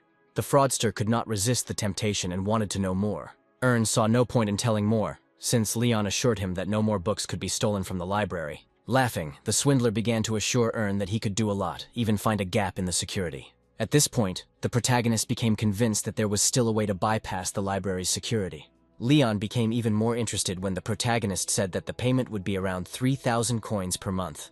Already inspired by thoughts of his imminent recovery, Leon was burning with impatience to find out who that very partner was. The protagonist corrected both Leon and himself somewhat, calling the third party the partner store. This revelation only further inspired the fraudster. With his arms folded, the protagonist proudly announced the name of the store with his own name at the top. Puzzled, Leon fell silent. Ern immediately ordered Leon to cast aside any doubts and laughter directed at the store. Leon immediately changed the subject, emphasizing that the protagonist's store would have to undergo a rigorous inspection. Ern asked to keep all these problems for himself, while he handed over the care of the martial arts books to Leon. Leon had some doubts about Ern's ideas when he heard that the total price for the goods would be 10% below the market price. Briefly, Ern explained that he had already found a victim to whom he would sell the goods, albeit at reduced prices, but in large quantities. Leon had no reason to object to Ern. In the end, he agreed, since there was a benefit in this regard. With this state of affairs, the protagonist could only wait for the swindler to complete his part of the job. The agreement was made, and the protagonist ended the conversation. Next, it was time for Ern to replenish his supplies. More hours passed since then and night fell. In his standard image, the protagonist was walking down the stairs somewhere in the academy. Now, Ern considered that the sortie that had taken place was, although short, useful. In just a couple of hours, Ern managed to accomplish a lot of things, including opening a store and replenishing its products. Additionally, Ern confirmed Sari's transformation capabilities. After all, then, near the warehouse, Ern suddenly discovered a carriage painted red. The protagonist was amazed that the animal managed to preserve even the smallest details during the transformation. Now, Ern understood that Sari's early unsuccessful transformation into a sword was caused simply by the animal's young age. With the current successful experiment, Ern was only convinced that Sari was a top-level Bulgasari. So now, the protagonist planned to feed Sari different things in order to achieve different effects. As soon as he entered his room, Ern stood up in surprise. Despite the late hour, the roommate Dmitri was absent again. Slowly closing the door behind him, Ern considered this incident a stroke of luck, as it gave him the opportunity to work on the store some more. Soon, the protagonist's left eye lit up. Quite by chance, Ern found out that Joe wanted to talk to him about something. Almost immediately, a conversation began between the characters. Breathing heavily, Joe made it clear that he had made his final decision. With every muscle in his face tense, Joe blurted out that he was ready for revenge, even if it was partial. Ern praised Joe for making the right decision. Meanwhile, Joe was a little upset that it took so long to think about it. Joe was afraid that, having taken revenge only on minor villains, the most important of them would certainly guess about the threat. Joe didn't want to allow the possibility that the main bastard could escape. In response, the protagonist suggested that the villains might not have been in touch with each other for a long time. Joe told Ern that they were masters in their world, and therefore some rumors would surely spread quickly. After hearing this, Ern rubbed his chin with interest. The protagonist then said that they were accomplices in the bloody massacre. Joe hesitated and decided to ask if Ern had known about such a tragedy. Evasively, the protagonist answered that he had some information. From Leon, Ern knew that many years ago, a terrible massacre had occurred in the town of Nanzhou. The tragedy there occurred due to the abuse of dimensional deals. Suddenly, Joe informed Ern that he wanted to find and capture the main culprit. But despite all this, Joe restrained himself with all his might, so as not to rush and ruin the whole plan. Angry, Joe hoped to repay the villains with the same troubles. Ern called Joe's restraint the right move, and also reminded him of the agreement between the characters. In addition to helping, the protagonist was not averse to becoming Joe's interlocutor. Such care and attention stunned Joe. Hanging his head, awkwardly, Joe thanked Ern. Joe had left the chat, and now Ern was wondering if Joe would get his comeuppance. Almost immediately, Ern sighed and called all these problems Joe's own concern. Next, Ern called up the menu of his partner's store. Suddenly, the protagonist's eyes widened. Ern was amazed. As it turned out, with the opening of the store, in the world of Leon and Joe, there was a real furor about this matter. For many, such a find was akin to a gold mine, because there was no longer any point for anyone to scour the entire exchange in search of goods and get involved with dubious traders. Some people thought that the prices in Erna's store were high, but at the same time, they corresponded to the quality. At some point in time, the protagonist even became a little scared by how well things were going. In a hurry, Ern even expected that all the goods in stock would be sold out within a week. Having developed his affairs so rapidly, the protagonist could now calmly move on to the next stage of the plan. Suddenly, Ern felt something strange, something that managed to eclipse all previous thoughts. The energy that was familiar to the protagonist, and the meeting was imminent. Someone, not very kindly, asked why Ern was hanging around in such a place at such a time. Turning around, Ern greeted someone in much the same manner. The stranger was angry with Ern for being overly provocative, which is why the meeting took place. Standing up, the protagonist described these words as true brotherly love. Afterwards, I asked if this was true. After all, right now Jason, the older brother, was looking arrogantly at the protagonist. Unexpectedly, Jason decided to find out what had happened to Ern himself during all this time. Jason made his words more specific by saying that he never expected to learn about the protagonist's great success at the academy. In response, the protagonist only grinned. Jason didn't see anything funny because it was about Ern. In principle, the protagonist did not expect any other reaction from Jason. And so, Ern decided to find out if it was really only the fate of his younger brother that worried Jason. The question caught Jason off guard. However, just like Ern in his past life, Jason also failed to live up to his family's expectations. Back then, Jason was completely broken, unable to overcome the wall of aura owners. It was for this reason that Jason always looked at Ern with concern, considering him his direct competitor. Of all of them, it was Jason's attention to Ern that was the most intense. Jason expected to take a position somewhere in the middle of the family, all the while realizing that he didn't stand a chance against Kieran. The brothers' gazes met, and only now, having tested Jason with his gaze, Ern finally understood that he was extremely weak. There was a short pause during which the brothers looked at each other silently. Having given in first, Ern asked Jason to tell him why he had come. The elder brother was collecting his thoughts. Suddenly, Jason wondered why the fight with Cassian had ended so unusually. When the protagonist mentioned the calculation, Jason became furious, not believing a word Ern said. Ern was surprised, deciding to find out if it was really impossible for him to do this. Like many, Jason was concerned about the draw between first and 72nd place. The protagonist expressed himself in a secret way. Right there, Jason made it clear that someone wanted to see the protagonist. Jason sniffed and said Thane's name. Being interested, Ern even asked again. Jason nodded his head in confirmation. In that case, Ern called Thane a funny idiot, wishing that he would visit the protagonist himself. Jason, frightened, hissed at Ern. The protagonist did not really understand this secrecy, believing that no one else could eavesdrop on the brothers, Eventually, Ern decided to find out where Thane wanted to meet him. In an instant, Jason made it clear that Thane would not meet the protagonist in person. Next, the brother took out a letter, briefly informing Ern to come in the evening to the coordinates inside. Throwing the letter at the protagonist's feet, Jason also advised Ern to put on a dress suit. Ern stared, dumbfounded, at the envelope at his feet. Jason, barely containing himself, told them that Ern had been given the great honor of being accepted into the freshman club. Picking up the letter in the envelope, Ern thought completely differently, describing the invitation as a dummy.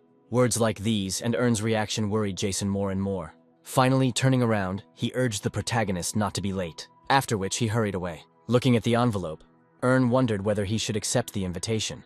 Be that as it may, there Ern would encounter both future enemies and future allies. Club 21 itself was an elite place for the most outstanding students of the Royal Academy. Often, the connections created there were reinforced for life. It followed from this that many people were eager to get there at any cost. Others regarded the club as a gathering of outstanding people who would be destined to play an important role in society in the future. As always, the club was full of lively conversations. Wine flowed, and the girls laughed. Unexpectedly, this atmosphere was drowned out by loud footsteps. The idle members of the club immediately turned their attention to the source of the noise. Their gaze fell on Ern, who was walking steadily. Almost everyone looked at the protagonist with interest. None of them had ever seen Ern before, but they considered him to be quite elegant. Ern knew that all eyes were on him only because of the tag on his clothes. Clothes that were made only for high society. Among the motley crowd, someone caught the protagonist's attention. More than the others, the red-haired girl looked at Ern. Almost immediately, Ern recognized her as Selena.